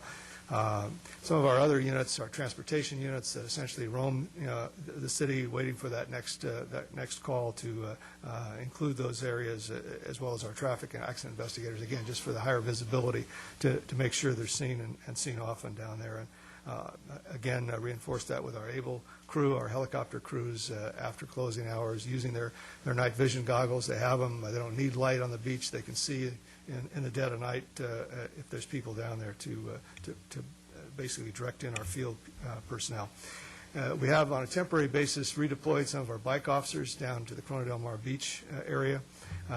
That can't be sustained typically after the summer starts because they have other responsibilities on the peninsula. But in the interim, again, to try and improve the perception of people and the reality of down in the Corona del Mar area, especially. We've been working hard with our general services, public works people to resolve the lighting issues at the Corona del Mar Beach area specifically. I think we're very close on all of those fronts in terms of making sure that the lighting is adequate for our needs as well as not impacting the residents in terms of their visibility as well. In terms of our enforcement documentation, we're taking a different posture. Heretofore, again, as I mentioned, there's been no requirement to document some of our consensual encounters. We're asking them to document those now so that we have a good accounting of those if people do want to question whether or not we were there at any particular time of day or night. We've kind of refreshed some of our problem-oriented policing officers for the overall responsibility for each of those areas. We've held some meetings with both our POP sergeants and officers to go over some of these enforcement directives to make sure everybody's clear and that we're tracking all those contacts as well. One thing that wasn't mentioned in the report, we've taken a special look at some of our graffiti documentation. Quite honestly, our general services people and the graffiti removal contractor do such a great job. Sometimes they remove that stuff before we're aware of it. And so we want to make sure that we've got that documentation and we can review it with our gang officers and their contacts in other communities to make sure we got a good read on that. And we've actually are going to be implementing some steps to have a shared digital photo file to make sure that we're getting good photos of that graffiti so that we can track it in terms of where it's occurring and who perhaps is responsible. So that's another sideline. On a more long-term basis, we've suggested tonight that we install a metal security gate at the Corona del Mar Municipal Parking Lot. There was a security gate, a metal security gate in place before the construction started. That didn't get carried over to with the new construction. And I know our Fire and Marine Department had planned to request that gate in the next upcoming budget as part of their recommendations in the 07-08 budget. We're suggesting that be done early and that gate be installed and given absolute closure. Right now, the little wooden arm coming up and down is not going to stop anybody that has a mindset to get in there, and we think of more permanent solutions in order and to get that in place before the height of the summer season. So that is one of our more longer-term recommendations. One of the other things that we're asking the council to do tonight is to give us some direction on the potential use of low-light cameras for law enforcement purposes in the Corona del Mar beach area as well as the Peninsula Point. As council knows, there is a current project underway with our marine safety folks to install a 10-camera system all along the Newport Beach area to help them out with water safety issues. And so we think that that concept has some potential in these particular areas, these two areas, in a couple different ways. And we weren't able to provide you the information in this particular report based on the timelines of having to submit the council communications, but we have some additional information I'd like to share a little bit with you tonight. We would intend to use those cameras to one, gather some evidence and direct officers to the area where some illegal activity is occurring by virtue of the fact that they've entered the beach area after closing period. We don't see a lot of use for it prior to darkness and specifically prior to the 10 p.m. closure time. But after that time, it would very much assist us in monitoring the beach areas and ensuring that people aren't on the beach without our knowledge and perhaps giving us an opportunity to deal with those situations before we even get calls. So we think it's got some potential. As a result of that, we're asking council to essentially give us some direction. Is that an appropriate use for law enforcement purposes? It's something the council's comfortable with and they believe is in the best interest of the residents who are expressing concerns about those issues. In light of that, and to give kind of council an order of magnitude of what this may mean, we set up a meeting with the vendor who's doing the work for our marine safety folks last week on a couple days, Thursday and Friday. I saw a demonstration. They have cameras in place that this gentleman was able to log into right from the conference room of the police department on Laguna Beach, on their beach, and actually pan those cameras around as well on our own beach at McFadden Square in that area. As well as they have a test camera that our traffic engineering folks have asked them to put up at Jamboree on the highway, and I was able to see that camera in action. So the concept is a pretty good one. It utilizes a mesh network or a series of referral. It's all wireless. It doesn't require a great deal of infrastructure to put in place. And so we went out and we did a site visit on Friday with our staff and looked at what the potential might be down there. And again, this is conceptual. We would want to go back and do more in-depth work depending on what direction council gave us. But it looks like about a 5-camera system. It would have to be a low-light camera system, which is a little bit more expensive than what marine safety is using, to put in place that would cover the Corona del Mar main beach area, as well as Little Corona, Pirates Cove, the Wedge, all of those areas that we think would pretty well adequately give us a heads up when somebody's intruding into that area after dark. Now, what you can do with these systems is, again, I haven't seen this particular software in play, but as the company principal describes it, it's called a tripwire software that you essentially paint a line on that image, and if someone crosses that threshold, it triggers an audible tone and actually can start the recording device to actually capture that image from that point forward until you stop it, which would, again, you have to understand that these cameras and the displays would be probably somewhere in our dispatch center, maybe in the watch commander's office. I'm not sure that we have sufficient bandwidth to push them out to the patrol cars, but not everybody's going to be sitting there glued to that monitor, so you've got to have something to notify the person who's responsible for checking it that there's an issue here, and you need to draw your attention to it, and then deploy the resources accordingly.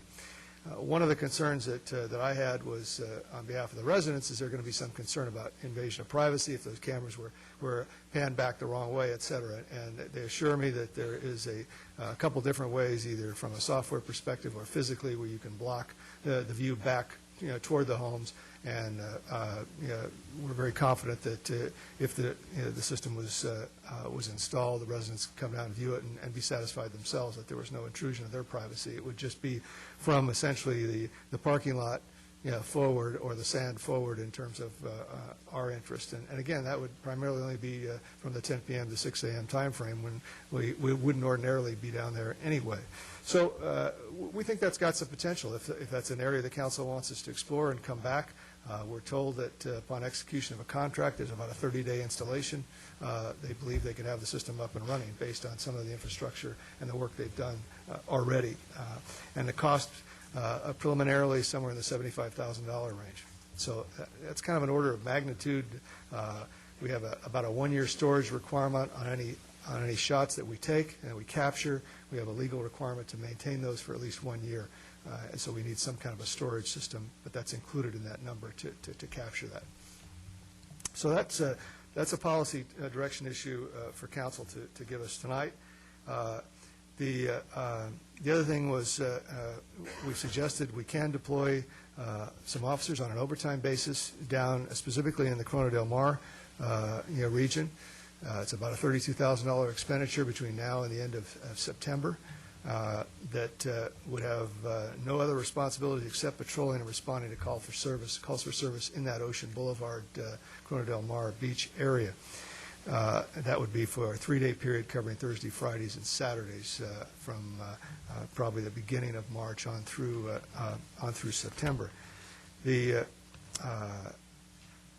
The recommendation does not include adding overtime usage of officers down in the Peninsula Point area. We think that's a fairly controlled area that we can raise the sensitivity level and deal with that. We've got quite a bit of our resources on the peninsula anyway, and we don't think it's a good use of funds based on, frankly, the issues down there and the fact that we believe we can address those sufficiently.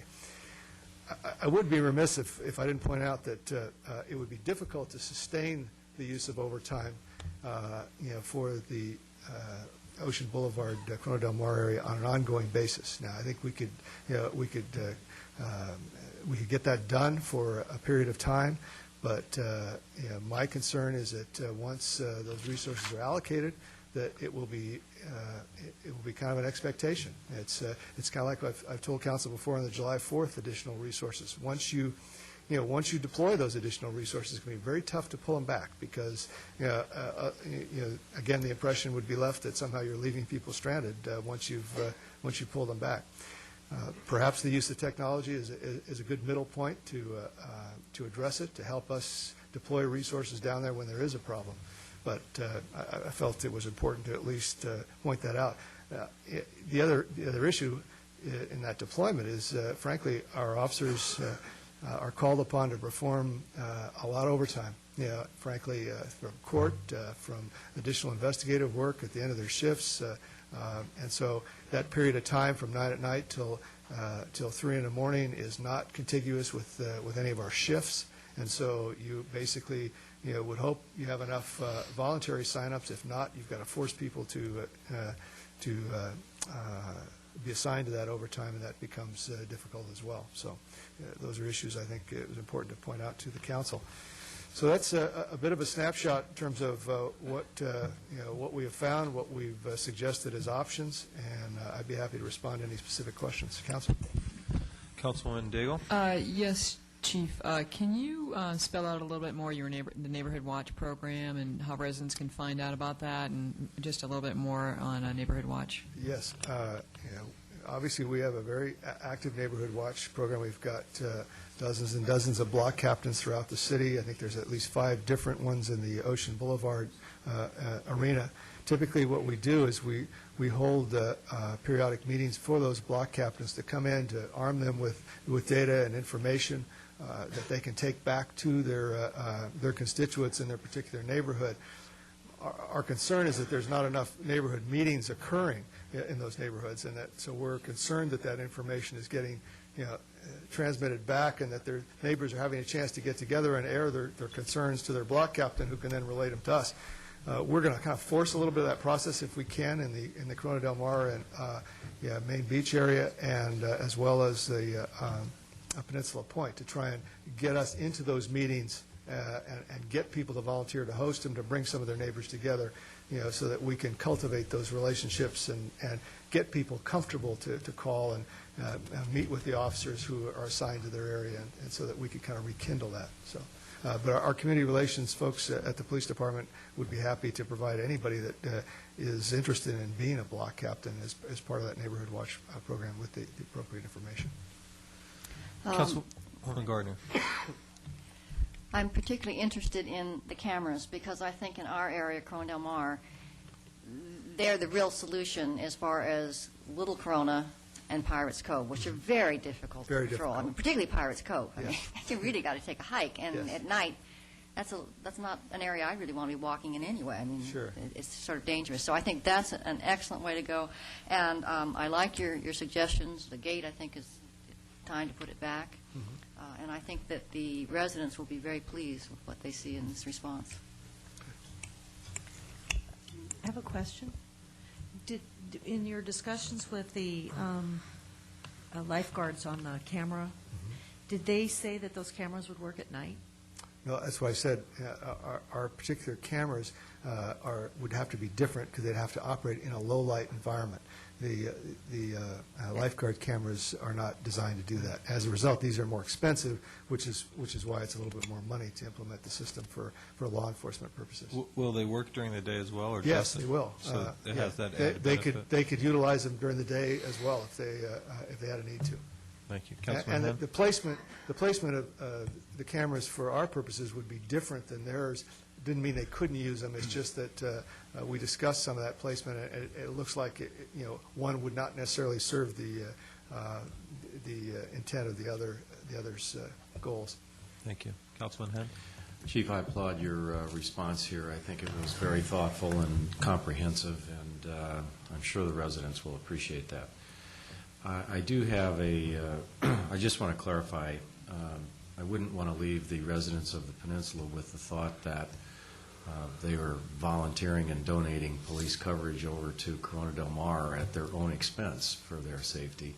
So would you please clarify for me, there are two issues here. There are nighttime bike patrols that you were temporarily deploying from the peninsula to Corona Del Mar. And secondly, you commented about what I took to be a shifting of shift planning of resources on the peninsula down to the wedge or the point. Is there some result of that somehow or another the peninsula is being left with less coverage? No, I think it's just kind of raising everybody's consciousness level a little bit. We have, frankly, in terms of regionally, the majority of our resources, or I won't say the majority, but a substantial portion of our resources are assigned to the peninsula for obvious reasons. The number that I've heard is 40%. Yeah, that's a very good number. I think probably closer to 60% of all our arrests come off the peninsula. So it's it's a very active area for us, and so we've got a lot of resources down there, and I think that from a supervisory standpoint and a consciousness-raising perspective, we just need to reallocate some of those specifically down to the Peninsula Point area. Obviously, I think there will be additional allocation of resource down in Peninsula Point, similar to what you're doing in Corona Del Mar. You just won't be using overtime hours to do that. Yes, exactly. Yeah. And for the record, I do also applaud the use of this technology to make us more efficient and hopefully to give us 24-hour coverage of Corona Del Mar and the wedge. And quite honestly, I mean, the deterrent effect can't be understated here. Once the publicity occurs that there are cameras monitoring those areas, and it doesn't take long for that word to get out. That deterrent effect does Can I have a make bonus. one further suggestion? Sure. That on the poles that those cameras might be mounted on, you have a nice, highly visible sign that says Newport Beach Police Surveillance Camera, just so that it can't be lost on anyone what the purpose of those cameras are. No, I think clearly that is the intent, would be to make sure that people know that there are cameras down there. Yeah. And one last comment, and then I'll relinquish the dais here. I would encourage to explore the possibility of camera coverage along Ocean Boulevard. I know that's more difficult just physically to do, and it does raise privacy questions, but I would think we should do some outreach with the residents along there to see if that's something they might like as well. I think those are areas that could be explored. I think conceptually, it'd be nice to put the rest of the system in place, ensure that it's functioning as intended, and then at least consider that, should the residents, feel it's appropriate. But it will be a balancing act. That's why we didn't recommend it to start with, because we're taking great pains to ensure that people don't feel like their privacy is being invaded, by those cameras. And that's one of our first concerns with the vendor is can we mask that coverage to convince the residents it's not going to affect their life. Councilman Curry? Chief, I also would like to commend you and your staff for coming up with a very comprehensive and thorough approach to this problem in both of the neighborhoods. I think you're to be commended for that. I know people have already commented upon seeing an increased police presence in both neighborhoods, and I know the neighbors appreciate that. I think you're well on the way to having some very good and workable solutions here. I particularly like the idea, as Councilwoman Gardner said, about the effectiveness of the cameras in the Corona Del Mar area. I think that's got some great potential, along with a new gate to the parking lot there, and we can talk further on the focusing of the overtime, particularly in the summertime, as is needed. But I want to thank you for being so responsive to the neighbors' concerns in both neighborhoods. Thank you. Appreciate that, Councilman. Councilman Sellers. Where exactly is the gate going to go? At the bottom of the road. Obviously, we're concerned for those residents that are fed by that road, that make sure they So it's get just home going to be safe. on the other side of where Breakers Drive is? Yes. So it'll block going in and out both ways? It will not block Breakers Drive residents. No, not Breakers Drive, but I mean going in and out of the parking lot. Because Yes. if you just put the gate where the arm is now, you can still get in there where the little spike strips are. Essentially, Steve, maybe you can help me out in terms of where that gate was before. Yeah, the gate would be installed just on the entrance. We never had a gate on the spike strips because Okay, obviously so you it'll just drive be where the across the arm is spike right strips, now. you're going to lose your tires. So it's just going to be where the arm is That's right correct. now. And then how is that going to operate? Because right now, we don't collect fees there all the time, and so at 6 in the morning, the gates, the little arm is up, and people can just go in and out of there. Is that procedure going to be maintained with this new gate? Essentially, the intent is to install a gate that is electronically controlled, and the general services people typically will open it up in the morning. We will ensure that it's closed at night, and in the meantime, nobody should be in there. So. And then when it gets closed at night, who's going to sweep the parking lot and make sure there's no cars? You guys? Our personnel, exactly. The way it's intended to operate is much like the gate is now. We have this system called click to enter, which is the activation of the arm. And at least our marine safety folks tell us that they believe they can use that same system on the metal gate. There's some debate about whether there's a sufficient motor to drive it, but they believe that they can for the quoted price. That's what we estimated on. Thank you. Councilwoman Gardner. Do we need a motion as far as the gate? Well, there is a budget amendment that is included in the staff report and mentioned in the recommendations. The gate is $10,000, and that police patrol overtime was $32,000. It sounds like council may want to consider, in lieu of the $32,000 police overtime, maybe appropriating up to $80,000. Yeah, it's $75,000. But again, that's preliminary, down and dirty to give you kind of the order of magnitude. Wouldn't one option be maybe allocating the $10,000 for the gate and then coming back on the cameras when we know a little bit more? Mm-hmm. That would be our intent, is to develop that issue further, depending on the direction we got from council. Okay, so that would be your suggestion? Yes. Or you could authorize it based upon us coming back with a defined program and a defined cost, just to get us moving forward, seriously. Before we have any motions, I'd like to open it to the public just to get their input, especially with regard to the cameras, because that probably would be the most sensitive area. Anybody else on the council want to comment before I open it to the public? Okay, public comments.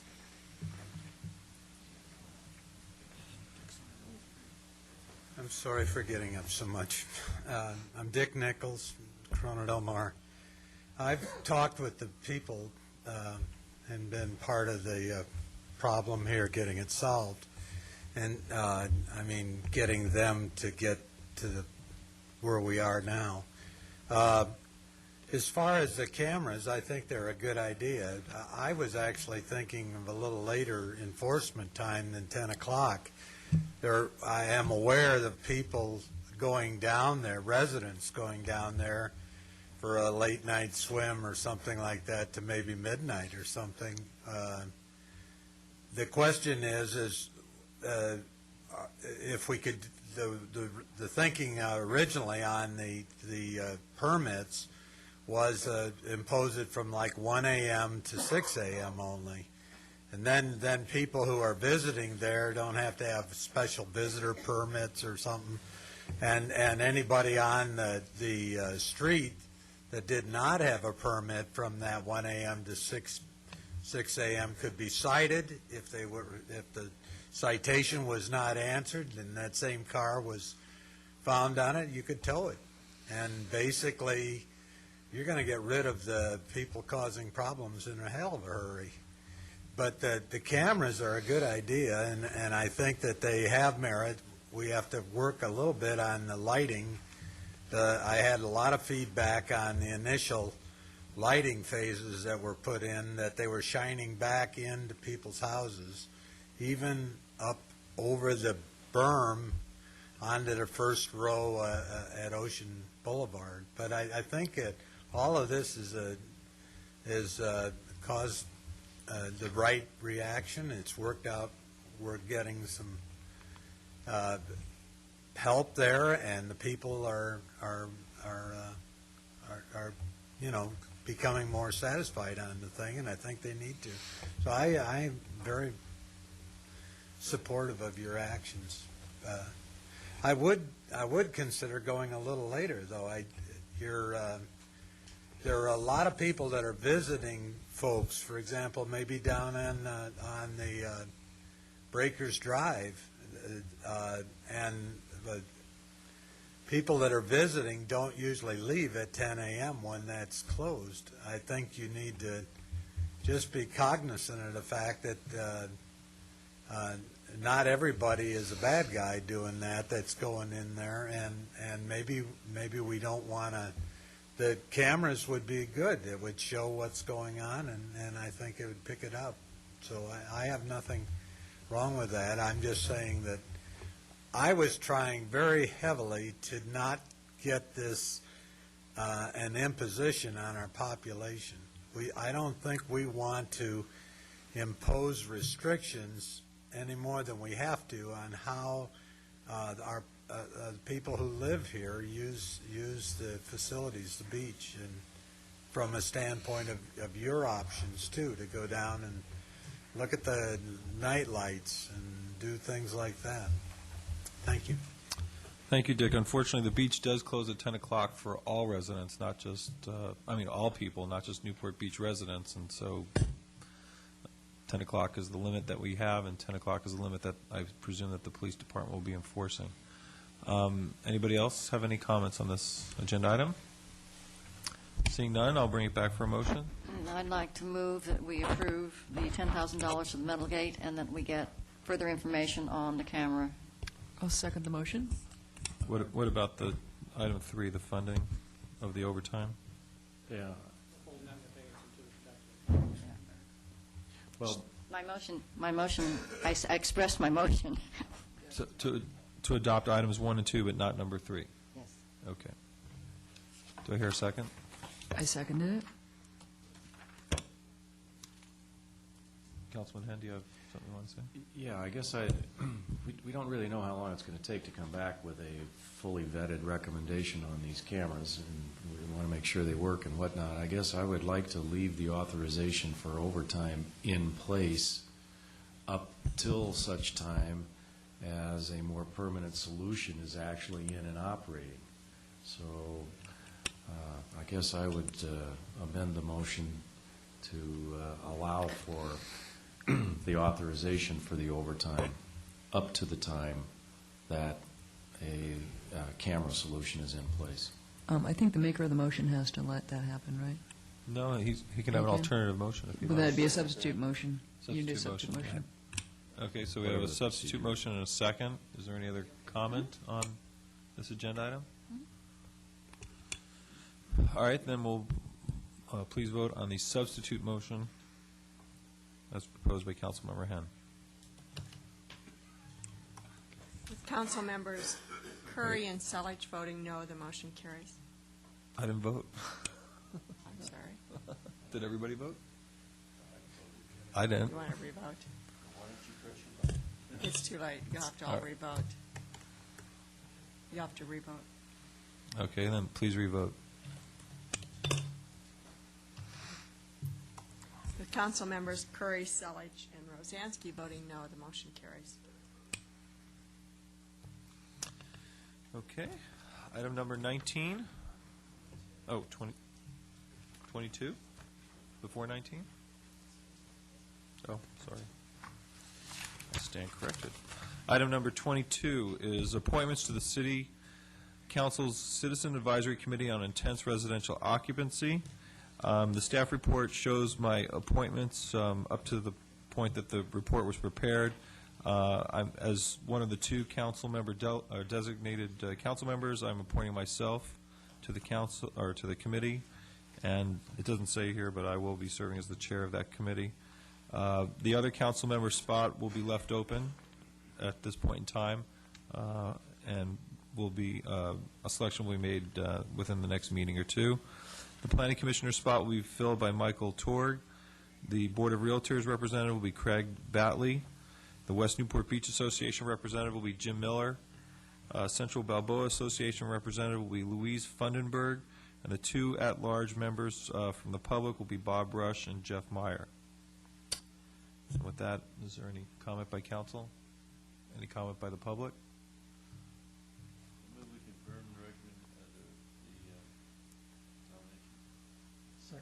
Please vote. Motion carries. I would like to say thank you all to those who did apply. I got, I believe, 11 or 12 applications. I was actually surprised at how many people were interested in serving on the committee. Many were qualified.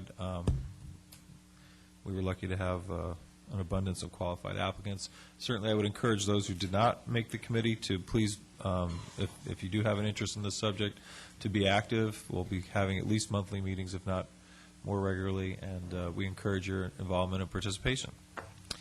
So, item number 19, are we back to that? Thank you.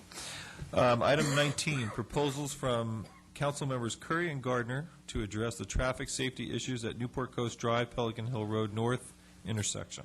Do we have a staff report on this? Oh, you got to wait. We'll get to you. You're almost there. Almost there. Mr. Mayor, since the staff report is based upon a request from the two council people, you might want to hear from them and review their request. Okay. Mr. Mayor? Councilman Curry, proceed. Thank you, colleagues. The accident that occurred February 2nd at Pelican Hills North and Newport Coast Drive had a profound effect on the community. I know I was in San Diego when it happened. I had about 12 emails during the first hour. The young man actually who was in the pickup truck was a young man who had gone to grade school with my daughter. And it becomes, when incidents like this happen, a challenge for those of us in government to see if we can respond both quickly and effectively. I know I was on the phone with Councilmember Gardner before lunch on Friday, and we had been in touch with staff, and they had been tasked with developing strategies to address the issues that are specific to this interchange with the goal towards preventing these kinds of accidents in the future. Specifically, the objectives that need to be addressed are to reduce the speeds of the vehicles, particularly trucks, attempting a southbound right turn onto Pelican Hills Road North, ensuring that construction traffic is appropriately routed to Pelican Hills Road South during the construction of the resort, increasing vehicle code enforcement in the area, implementing steps prior to the May 1 opening of Pelican Hills South to ensure that there is alternative access if there ever is a closure again on Pelican Hills North, and on a longer-term basis to re-engineer the intersection to ensure a safer long-term solution for future traffic. On Monday, Captain Klein and the police department developed a set of enforcement strategies. On Tuesday morning, first thing, Councilmember Gardner and I met with the city manager and with the public works staff to look at the engineering solutions that are potential for this location. And as a result of those meetings, we're recommending a series of actions, some of which have already been implemented. First, the increased enforcement of the vehicle code provisions in the area, including speed enforcement. Those are underway. Increased deployment of the city radar trailer to collect speed information. That has actually been done. Working with the Irvine Company to ensure contractors understand the approved traffic plan and procedures. I've had discussions with the Irvine Company, and they are reiterating those policies to their subcontractors and making sure that people are aware of the procedures to follow there. Implement procedures to ensure that the access gate at Pelican Hills Road South is opened as soon as possible in the event of a closure on Pelican Hills North. Prior to the opening of the road entirely on May 1st, the police department has prepared a detailed 3-page protocol for advice to the gate guard there. That road ultimately was opened. It was opened about an hour late because of the notice that was delayed in getting there, but those protocols have been put in place to address that issue on a go-forward basis. Implement procedures to ensure Pelican Hill Road South is clear for traffic in the event of an extraordinary opening. The Irvine Company is moving forward now to put procedures in place for that, and request the police department to review existing signage for sufficiency and effectiveness. On a short-term basis, and I'm pleased to say that this idea was conceived, approved, designed, fabricated, and implemented in 24 hours. The city has placed a tipping sign, a truck tip sign on Newport Coast Drive at a 10-mile limit for trucks that go forward there. Now, for those of you who are familiar with the intersection, I know Councilmember Henn took a tour this morning. I went over this afternoon just to refamiliarize myself with it. The issue we have is that you have a high-speed traffic making a very sharp turn, as you can see on the map, into one lane of traffic on Pelican Hills Road North. And the geometry and the camber of that encourages sort of people to slide into the median. And so that's what needs to be addressed. And what needs to be done is we need to look at the property that's owned by the homeowner association and talk with them about an easement that would allow us to widen this turn. We need to then re-engineer the approach so as to reduce that geometric effect. We need to look at right there where you see the pointer, maybe putting a curb median into the center divider there, and perhaps widening the lane on the right-hand side, so as to give cars who are making that turn a little bit more room to safely negotiate that turn. Now, those are our design features that need to be properly reviewed by engineers. Nancy and I are not freeloading as engineers. All of these ideas have been vetted and developed really in the conjunction with our public works staff and our police department. But it is a solution that we need to move forward with as a priority. And working with Councilmember Gardner, I'm pleased to recommend these as the initial steps towards improving traffic safety at this location, which I believe is paramount. And I would invite Councilmember Gardner to add her comments to this subject. I only want to say that Councilmember Curry took the lead on this and was so energetic that I felt like I was holding on to his coattails the whole time. But I also want to congratulate staff because we did meet with them in the morning, and by the afternoon, almost that sign was up. I think sometimes we think that government never gets anything done. In this case, the city was really on top of things. And then just, I'm sorry, Mr. Mayor, our recommendation would be then to direct staff to move forward on this design. It would come back as part of the CIP, so we'd have an opportunity to review it, to review all of the budget implications, and to make those appropriate decisions as part of the budget process going forward in 07-08. Anybody else? Councilwoman Daigle. I have a question. As far as the protocols on the gate leading into the resort, who makes the call to open the road to the resort, and how does that happen? Are you talking about during an emergency? Yes. I'm going to have Steve Schulman respond to that because he is the one who has been representing the city in the discussions with the Irvine Company. Mayor, Council, Steve Schulman, Traffic Services Division. The protocol at this point would be any fire or police personnel would either go to the gate or contact either the project engineer or the project manager of the project itself. Any other comments by council? What in this proposal, I think I heard implement additional signing. How does somebody coming out of Pelican Hills know to turn right to go to the other exit versus turning left to go to the one that's closed? Well, as represented to me by the Irvine Company, they provided a map, which I've seen, which specifically says, do not enter on Pelican Hills Road North. In an emergency situation where, like this one, where it was closed off, how does one know before it gets to the roadblock that they need to go the other direction? Well, I would hope that we'd have supervisors inside the Pelican Hills Road North directing residents from the residential area up above through the construction area, so they wouldn't come out and have to make a U-turn and go back. Okay, so that you would actually have police we would at put the traffic various control. different It would be our exits. responsibility to get traffic to go from the residential district out through Pelican Hills Road South. Okay. All right, I'm going to open this up to public comment. Is there? Mayor, could I say one more thing before Sure. you open it up to public comment? Hey, Dave. This lady gets an A for persistence. This will just take a minute as soon Okay. as we can get the picture up.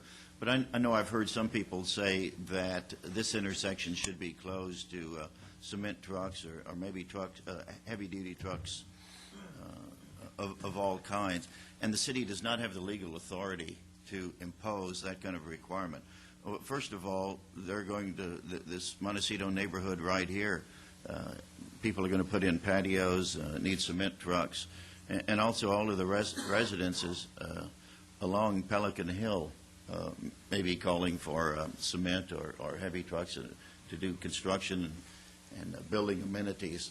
So the vehicle code gives trucks the right to proceed at the quickest and most direct route, and the city cannot supersede that vehicle code requirement. Thank you, Homer. Okay. My name is Lily Cooper, and I'm Vice President of the Homeowner Association at Pelican Heights, formerly Montecito. I've been a resident there for 5 years, and the safety of this intersection has been an issue basically ever since I've lived there for 5 years. We've had numerous accidents there, and I've written numerous letters and emails to the city and former city councilmen, without mentioning any names. I'd like to thank Councilman Keith Curry for responding as quickly as he did, and for all of you responding as quickly as you did. But it took another accident, basically, where a cement truck rolled over on a pickup truck, driven by two young men, brothers, Pelican Hill residents, who nearly lost their lives. And basically quoting the fire captain from the Daily Pilot, had they not pulled forward, we would have had fatalities. Okay, this time there was no fatality, but I think it's just a question of time. If nothing is done, we will have a fatality. Okay, according to the Daily Pilot, this is the 5th accident at this intersection. This is an extremely dangerous intersection, and it's poorly designed. We sit there as residents, and we feel like we're taking our lives in our hands every time we make that left turn onto Newport Coast as a truck comes towards us, making that right-hand turn. We feel like we're wondering if we're going to be next, if this truck is going to flip over on us next. We have kids in our cars. We basically feel like sitting ducks. I even know of residents who refuse to use that left turn lane to make a left turn. They go into the inner or outer right lane to make a left turn illegally, which adds to even greater danger in that intersection. Okay, as a mom of a son who just got his driving permit, I'm asking you to please, please give this your immediate attention. And what it needs basically is a redesign of the intersection that will allow the trucks to pass there safely and make that intersection safe for us and for our children. Thank you. A quick question. You said you're a member of the Montecito, or Pelican Heights? Yes, I'm the Vice President of the Homeowners Has Association. your homeowner association had any discussions as to whether or not they're going to be willing to grant the easements that the city will need to? Okay, I believe approve that outside the gate is not Pelican Heights or Montecito property. I believe it's the Master Merit, the Newport Coast Master Association. Okay. Don't quote me on that, but Staff that's I report believe what it indicates is. Montecito, but We were I'll take told your that, word for we it. were told, because I'm also on the landscape committee, that that is maintained by Merritt, who works for Newport Coast, not for, we only maintain what's inside our gates. That's my understanding of it, so. Is that your understanding, Steve? It might be maintained by the Master Association, but the assessor's parcel records show that it is owned by that homeowner association. Oh, Actual okay. land. Well, then why do we, that's contrary to what I've been told. But in any case, and what we'd like to see is both, corners basically opened up, just open up that whole intersection, and that's what we've been talking about basically for years. And we're finally glad that you're giving it, your attention. Long overdue. Thank you very much. Thank you. Next batter. I've got some letters for the mayor and the council, if you'd be kind enough to pass those up. I'm Steve Craig. I live at 1 Ocean Crest. I'm the president of the Pelican Crest Association. And I must tell you, for years, I've got a very good friend who seems like every 4 or 5 months he says, Steve, are you ready to take up skydiving?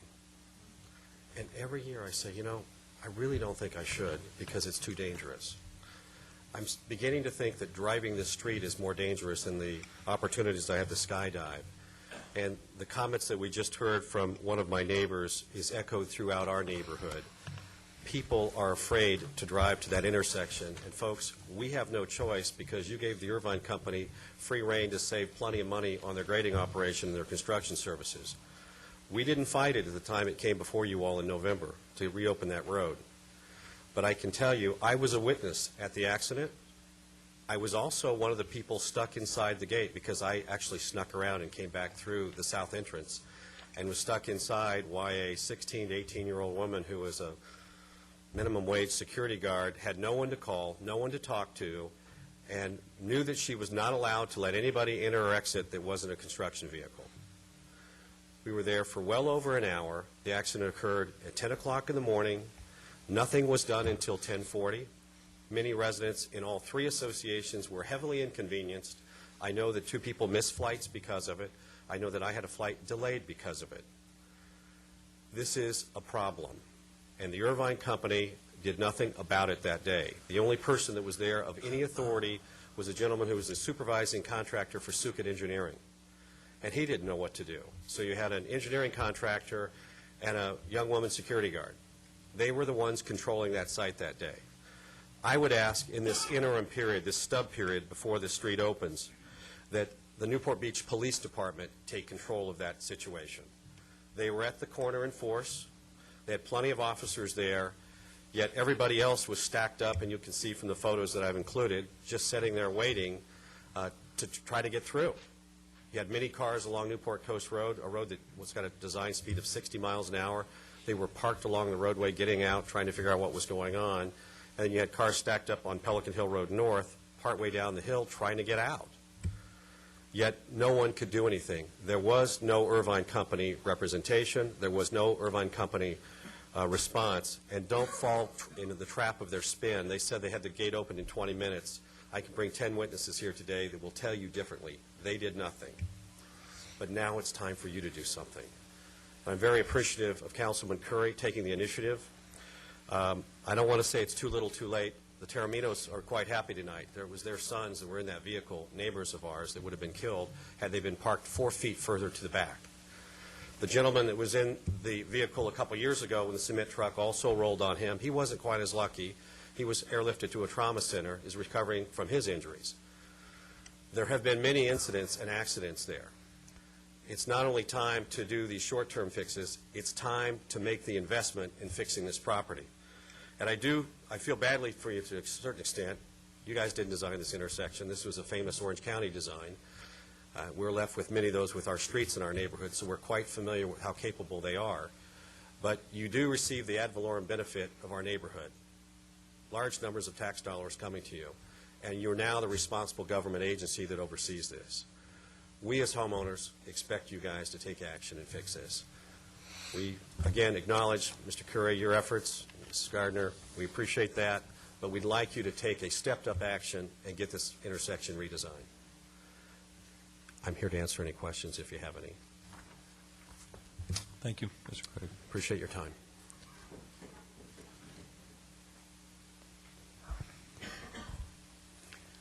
Honorary Mayor, and distinguished council members. I'm Steve Kay, and I'm an 8-year resident of Pelican Hill. I use that intersection daily. Then this traffic safety is my major concern since I moved to Pelican Hill. And I certainly appreciate Councilmember Curry and also Gardner for bringing up the issue now. It's overdue. What I wanted to bring up is the situation involves not only with the construction vehicles, it is the passenger vehicles also that we are dealing with the issue on a daily basis. So as we know that the passenger, and one of my personally also that whenever I stop at intersections, I had a fear there's oncoming right turn just speeded towards me. And I personally experienced a couple of what they call near misses.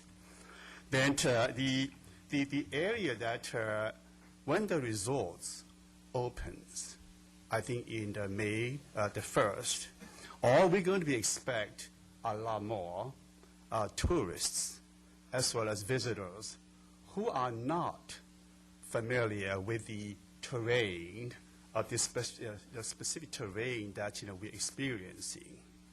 And it is the 6-degree downgrade slope. And I think the diagram that I saw did not do justice. If you drive it, the turn is less than 90 degrees. But then you don't see it on this picture on the overhead. It's 90-degree turn. So, and this is a recipe for, my fear is that when all the tourists and the visitors who are not familiar with the terrain, is a recipe for additional disaster. So I would like to see that not only the short fixes, but the long-term fix, the re-engineering, to be done now that I beseech you. Thank you. Thank you. Anyone else? Don't be bashful. I don't have to. I've got Lily. Thank you. My name is Honeybee Hyatt. That's my real name. So Honeybee is traditionally spelled Hyatt as H-Y-A-T-T. Honorable Mayor and distinguished council members, thank you so much for taking the time and staying with us for this very sensitive issue. I am a resident in the Montecito Pelican Heights neighborhood. I'm also on the board of directors. And I think it's important to say that because we get a lot of the phone calls through the years. People always want to know what's going on. And so we do get quite a bit of information and communication from our neighbors. First, I'd absolutely like to compliment, again, Mr. Curry for your swift response with Ms. Gardner to this. Very comprehensive also. It really reflects our concerns over the years. This is one incident of several ongoing in this huge problem. For the most part, I support your proposal. Unfortunately, I don't think it's good enough. I think there's room for improvement. Specifically, I support the long-term objective of routing the construction or commercial traffic to Pelican Hill South. I would like to add to this the short-term recommendation of I would like to add routing the traffic to Pelican Hill South to the short-term recommendations. You have given us some feedback on that tonight. However, I think there's got to be another way. I happen to know that the incident before this one with the cement truck also flipped over and the guy was airlifted. A friend of my friend's works at that trucking company, and it was that guy's first day on the job. So are we going to leave it up to luck that most people are familiar with the terrain of this turn? We can't do that. I mean, this guy didn't know the turn, and apparently somebody else, this guy recently was lost. I mean, there are people all the time, even passenger cars, who make that turn inappropriately. And recently, somewhat recently, you were able to reroute trucks going to the elementary school to a different route. So I don't know why we can't do it in this situation, especially when it seems like council acknowledges there's a problem with the engineering between the slope and the degree of the turn. So from my understanding, the closure between Pelican Hill South and North is basically a construction gate, and it was open for a time to evacuate people during this incident. I don't understand why we can't send right now until this is actually redesigned permanently, which may take 6, 12, who knows how many months, why we can't send commercial trucks and construction vehicles through Pelican Hill South. It seems to me as a city council that we should have that authority for a short term to be able to route things. If we can route them for the Irvine Company, we should be able to route them short term for our residents until this is permanently fixed. I don't know if there's any way of understating this situation. There's also a bus stop at the mouth of Montecito, which is not well engineered, and it's probably within about 100 feet of that. I would like to see the digital sign, mitigation sign, restored immediately, because I felt, even as a resident, that that helped me become aware of that turn, and I've lived there 5 years. There's also an opportunity of moving the limit line back farther, just so even passenger vehicles coming around the corner can, so the person who's sitting at the light is not so vulnerable. Unfortunately, we have no options. We're constituents, we're citizens, we have no options. You have the honor of this option to save us. And I don't mean to be so drastic about it, but you can protect us. You can protect us, and this is the time to do it, and you need to protect us immediately. As far as I care, if, from what I can see, that closure looks pretty open to me, and we can start routing traffic through there. And we're only talking about the construction traffic. You did it for the elementary school down the street, and I'd like to see you do it for us now. There's got to be a way we can do it. We've got to be safe. It's a matter of life and death, and I don't mean to be desperate, but seriously, it really is. If those people had taken life into their own hands and darted into that intersection, I mean, to actually have to make the choice between darting perpendicular into 60-mile-an-hour traffic or having a cement truck fall on you, we shouldn't be put into that predicament 3 or 4 times a day. So I'm sorry to be so impassioned about this, but I can't help it, and I really appreciate your support. Please stretch and do whatever you can. I don't mind inconveniencing the Irvine Company. I think your obligation to your citizens outweighs the obligation to any kind of contracts you have with them. Thank you. Thank you. Anybody else want to comment on this item?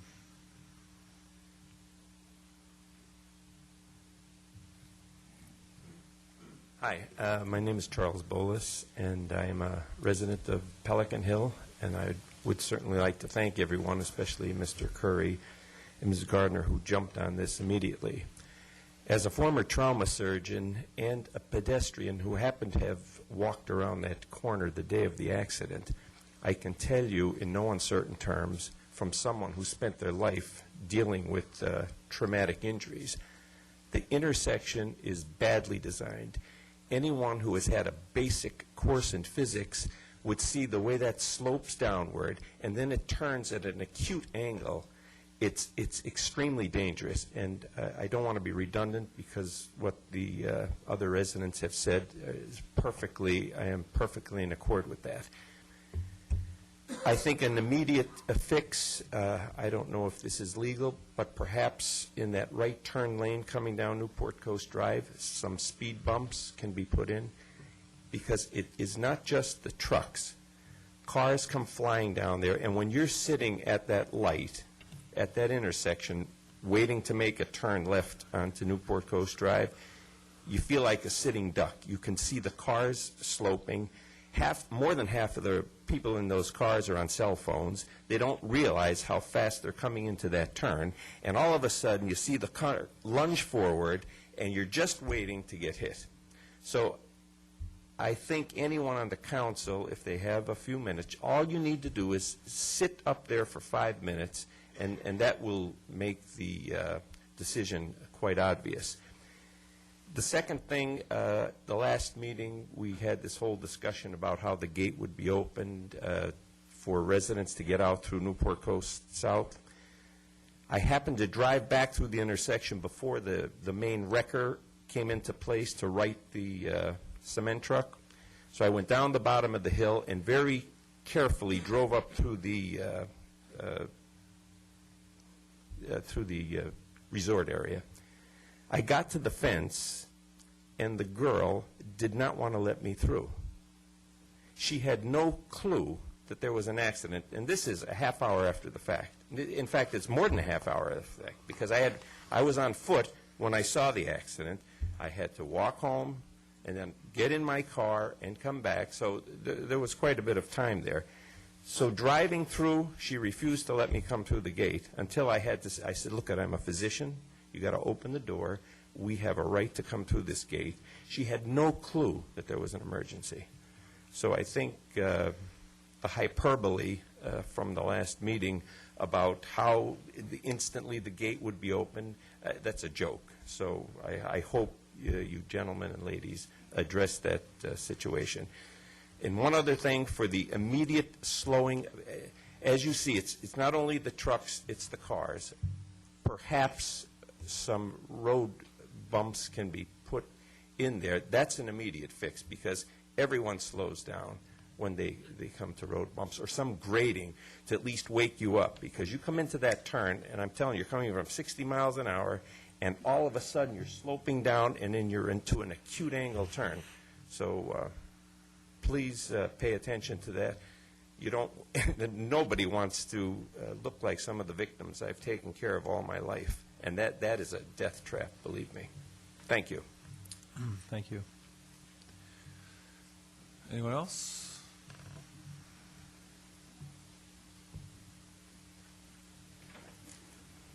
Hello, Council. I'm Gary Wright. I want to thank my board members from Pelican Heights for being here as well. I'm a resident at Pelican Heights, and I was trying to figure out how to explain the concern that you might have sitting in your car, so I went and looked up how much does a loaded cement truck weigh. It's 66,000 pounds. And so to give you an idea, you're looking up at a 66,000-pound vehicle coming at you. I was trying to figure out something else that weighs similar, and so that's the same weight as a Boeing 737 sitting at the gate at John Wayne, falling on your car. So it's a serious situation. But anyway, I think it's a good idea at this point to point out that the Irvine Company is very concerned about whose responsibility it was, because I got an email within an hour of the event that said that it wasn't their truck, but that turned out it was their truck. So they're very concerned about that, and I think this presents an opportunity when we sit and re-engineer this intersection to involve the Irvine Company in participating in this area. Perhaps they can join in some architectural redesign that would tie in this intersection with the new work they've done at the other end of the street, and in some way pay back the residents for the inconvenience of closing that road for this period of time. So I urge you to work with us, and I think that the people in the room here would be happy to work with the building department to come up with alternative designs for the road. And obviously, if it turns out we do own that land, we're glad to give the easement to get it fixed. So we'd be happy to work with you on that. Thank you.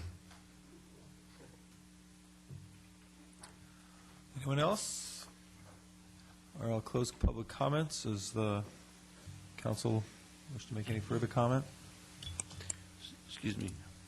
Steve, I noticed that you were talking about a speed limit for trucks on the right turn lane, but did we consider a speed limit, a truck speed limit for going downhill all the way from the top of the hill to the bottom of 25 miles an hour, 30 miles an hour, something to that effect? That's something we can certainly look at, and we'd be happy to do so. It seems like to me that's one of the things that you need to control over certain weight trucks, and I know that must be possible because you go on the Grapevine or any other major highways and you'll have a 70, 75 mile an hour speed limit, but they kick the trucks going downhill in the truck lane to somewhat less, and there may be a differential speed that's in there. I don't remember what that would be, but it would seem like to me that would be something that could be considered for the entire lane going downhill to Coast Highway.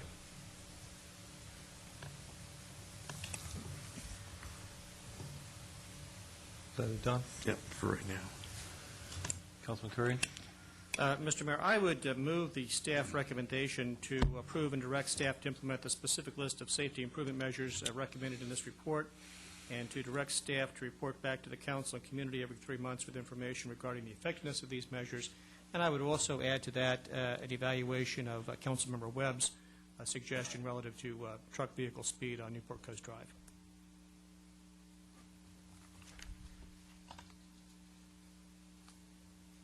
Are you going to I second the second. motion, Nancy? Yes. I mean, it is your guys' plan. I'm giving you the option of carrying the flag here or whatever. Any further comment? Mr. Mayor, before we leave this issue, could I just make one further point that was made in the staff report? We're going to need to be very careful about this improvement at this intersection so that we don't make it so efficient that the traffic is able to come around here pretty quickly, because these people coming out and pulling in and going this way, that is a pretty short distance. Yeah. So this is not an easy fix. Quite honestly, I don't even know how that was ever approved that way. I mean, it seems it's dangerous from the get-go. Yeah. I mean, it's ridiculous. That's all I'd like to say. Okay, we have a motion and a second. Please vote. Motion carries.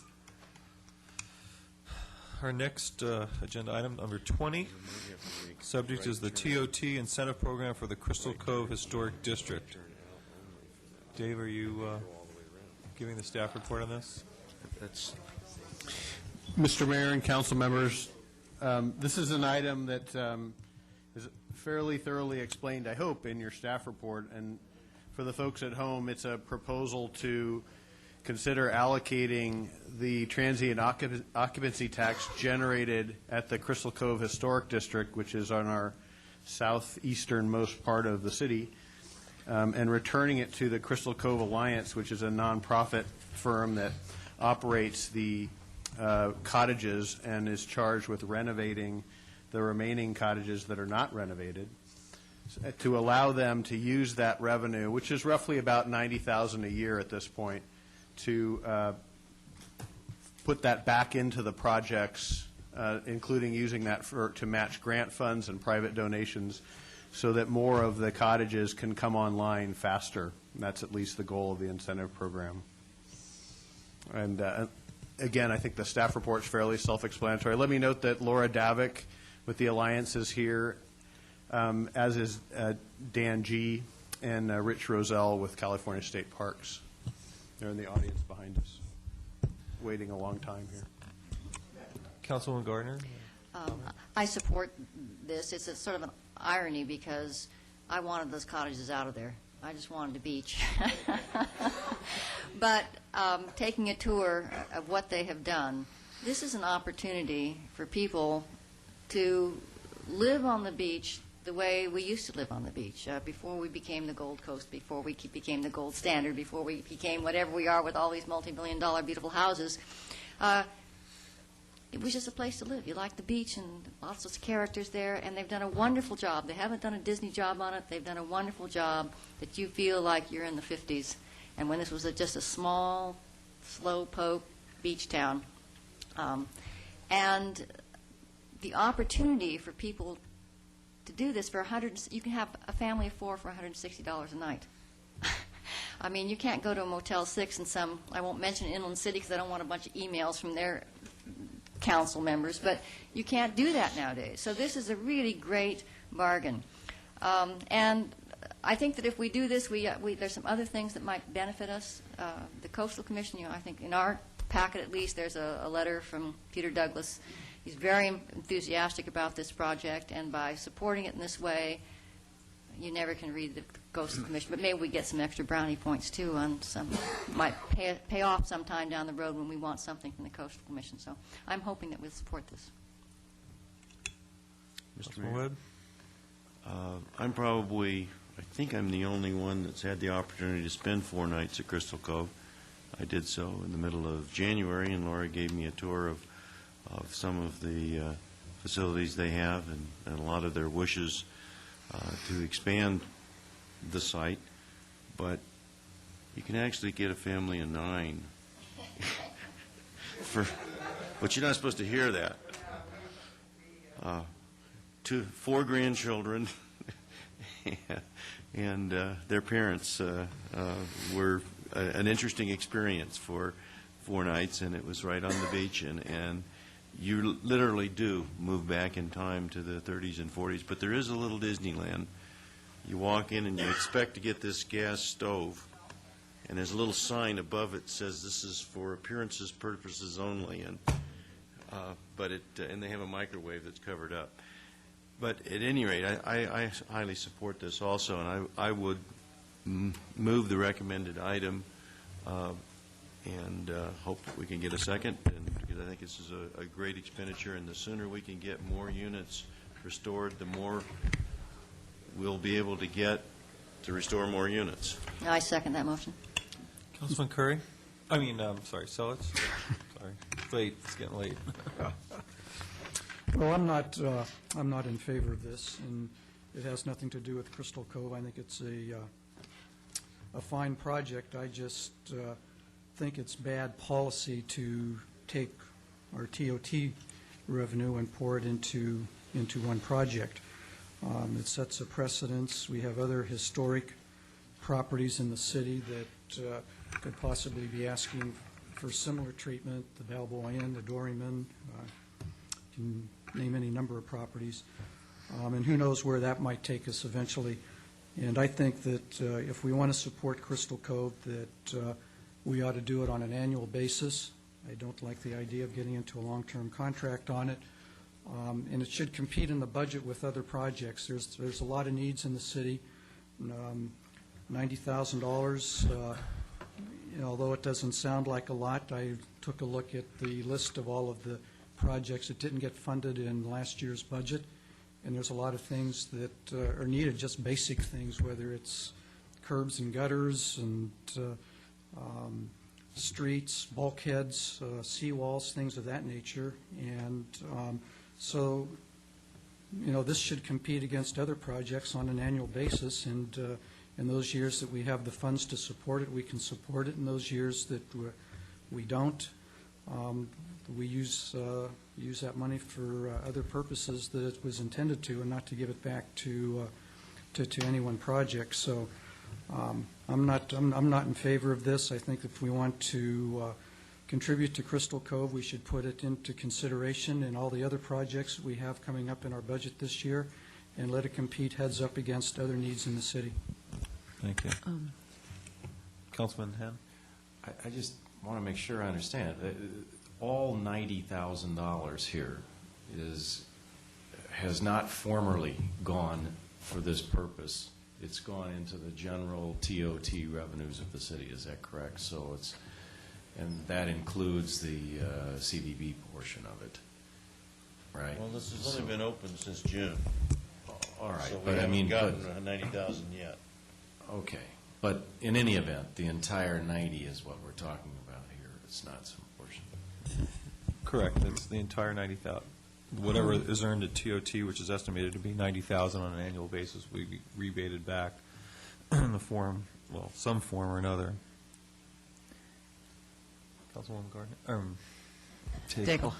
I think the Alliance is doing great things, but I would also prefer to see it in the form of a capital improvement project for a number of reasons. I think by administering it that way, we get detailed accounting to ensure that all of the public money is being spent on the bricks and mortar.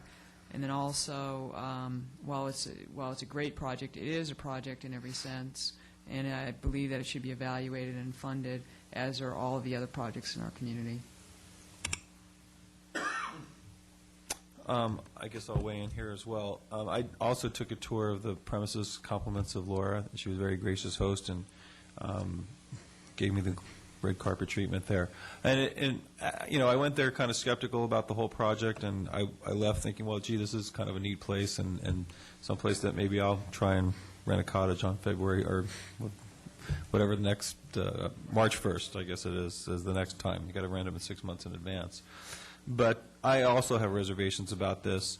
about the precedent setting that Councilmember Selich mentioned, the fact that we're talking about a 5-year agreement. It's not just $90,000, it's really $450,000, and there's even talk of a 5-year option here, which could boost it up to $900,000, which is significant amounts of money.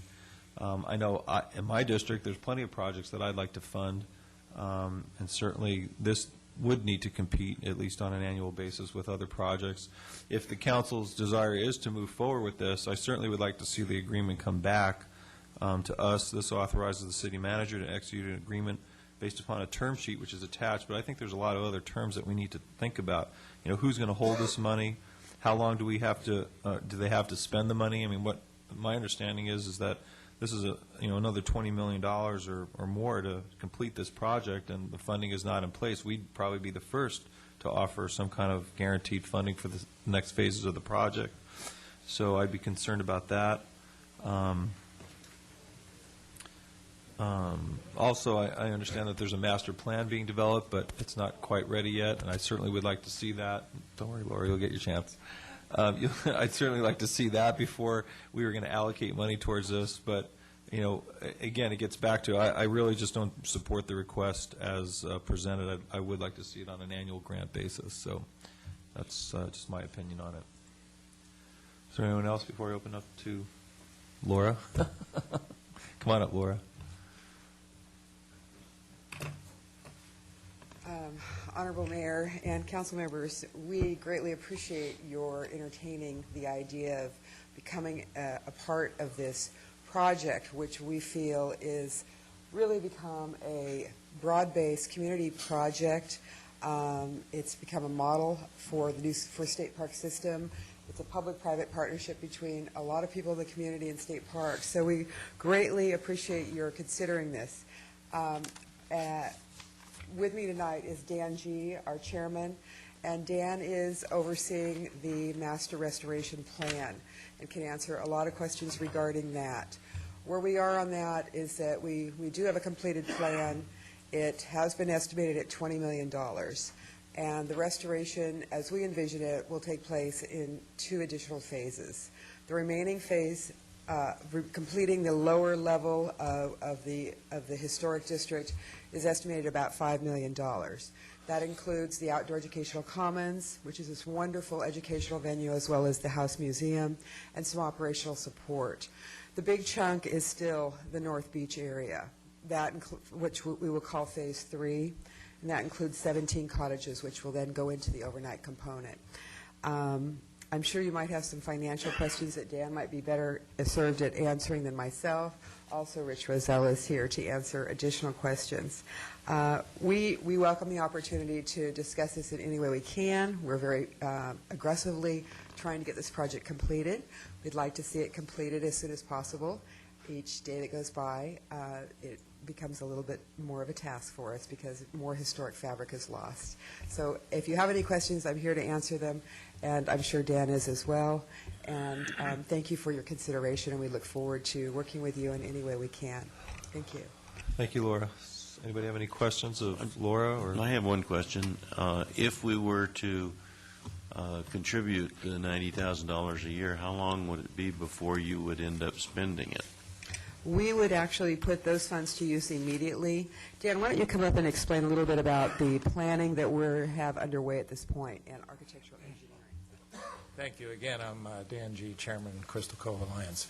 We're actually just about to enter into a design contract with the architects and engineers to proceed with the design phase for the $20 million build-out. We do not want to wait on that as we are raising funds, and of course we're trying to raise funds through a variety of venues. So any money that would come out of this arrangement would be put to work immediately to help with the planning stage. And just to give you an idea, just the initial phase 2, which is about $5 million, that's going to be about a $500,000 or $600,000 design fee. So we're looking at getting the project started right away, and money will be spent. Probably within 60 days, we'll start spending money on the project.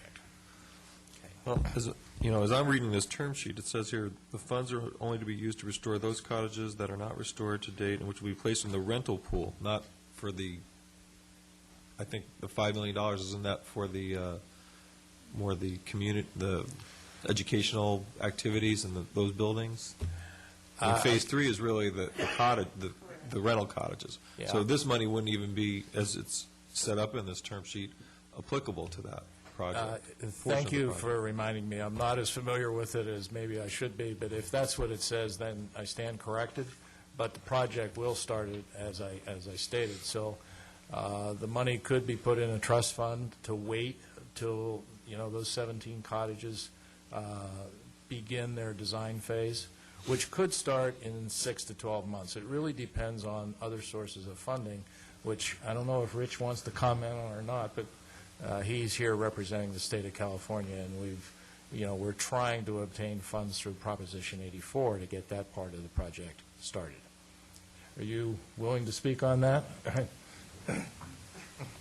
Good evening, Mayor, council members. My name is Rich Roselle. I'm the district superintendent for California State Parks. Includes all the state beaches and parks from Bolsa Chica to San Onofre. As you're aware, the voters, state voters, passed Proposition 84 last November. I cannot tell you how high on the priority list this project is within the department, but I do know it's in the top 10. It's a very high priority. How much funding will come, can't tell you that either. I don't know those answers yet. Those issues are being discussed in Sacramento as we speak, but I can just tell you that it is a high priority with the department. And I can also tell you that this partnership that we've formed here is unprecedented in the state park system and has already been, as Laura mentioned, held up as a model. So you have some very important people here that are very dedicated, and with the state support, I think we can accomplish something pretty great here. And I think we've already accomplished something pretty great and something to be proud of in the city of Newport Beach. Thank you. Thank you. Anybody have any further questions of these folks? Just a comment. Thank you for participating. With that, I'll close the public comment section. Councilman Curry. Well, I support the project, but I share Mayor Rosansky's concerns about the sort of structure of the contract. But as I review the term sheet, it includes a clause that allows the city to cancel, or either party to cancel with 60 days' notice. So in essence, the 5 years gives the alliance a planning horizon for budgetary purposes, but the city reserves the right on an annual appropriations basis, should it see fit, to terminate our relationship with this project. The funds are going into cottages, which in turn will generate on an ongoing basis more TOT in the future, and to that extent it's an investment in future revenue growth ultimately for the city. And I do believe that this is a cultural landmark that our city is blessed to have, and I will be supporting the motion. Mr. Mayor? Well, I'll just make one quick comment. I understand, and I read it too, that it is a 60-day termination here, but unfortunately programs like this seem to take on a life of their own, and for the same reason that the park people were here earlier saying we want to put grass in the park. Once you put the grass there, that's it. It's going to be, it's a done deal. And even though there's a 60-day termination period, my sense of it is that something like that will never be exercised. And so, once you set the plan in motion, it's really kind of the train's left the station. Well, that was exactly the comment I was going to make, Mr. Mayor, was that, who are we kidding? Once you put this contract in play, that termination clause is never going to be exercised. One other point I'd like to make is that if we were to do this on an annual basis, one of the statements that was made is one of the advantages of this was be able for the Alliance to attract grants and matching funds and things of that nature. I'd feel more comfortable if we put it up as some kind of challenge money, that they go out and raise more money like we did with the Corona Del Mar High School swimming pool, where we ended up getting a lot more money contributed to that project than the city was contributing. So, but still, I would prefer to see it done on an annual basis. And I think one of the benefits of our capital improvement process is that we do have controls in place, and we require detailed accounting, and we do review projects on an annual basis and fund them. Mr. Henn? No comment? Let's vote. Okay, we have a motion to adopt in a second.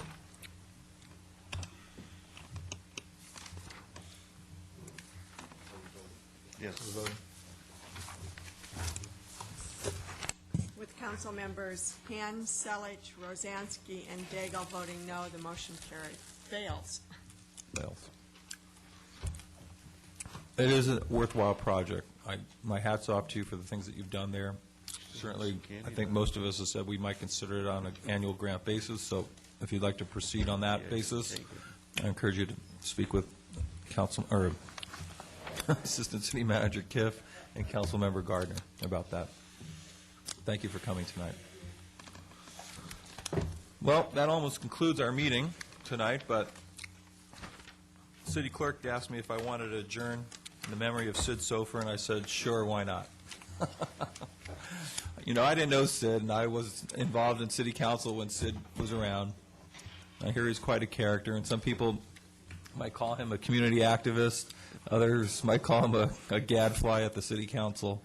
He obviously was a colorful person, and I think a lot of people will miss Sid, and so in recognition of the council's past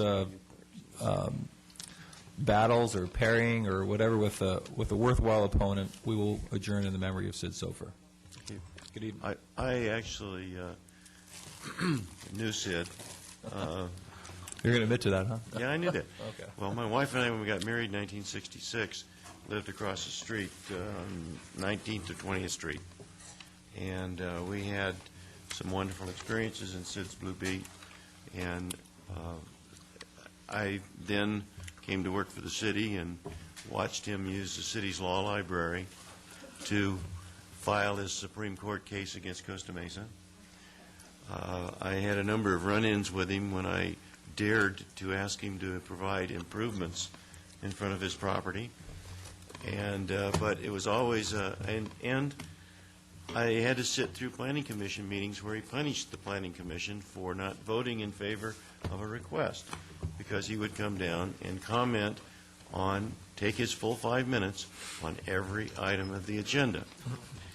And so I have a lot of positive memories and a few that maybe not quite be.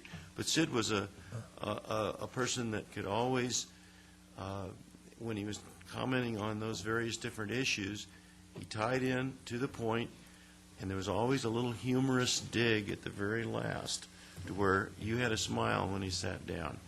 And so that it's very difficult for some people to do that. And I respect him for what he did. And some of the things I'm not so happy about, but he was a great guy to have known. Mr. Mayor? Yes.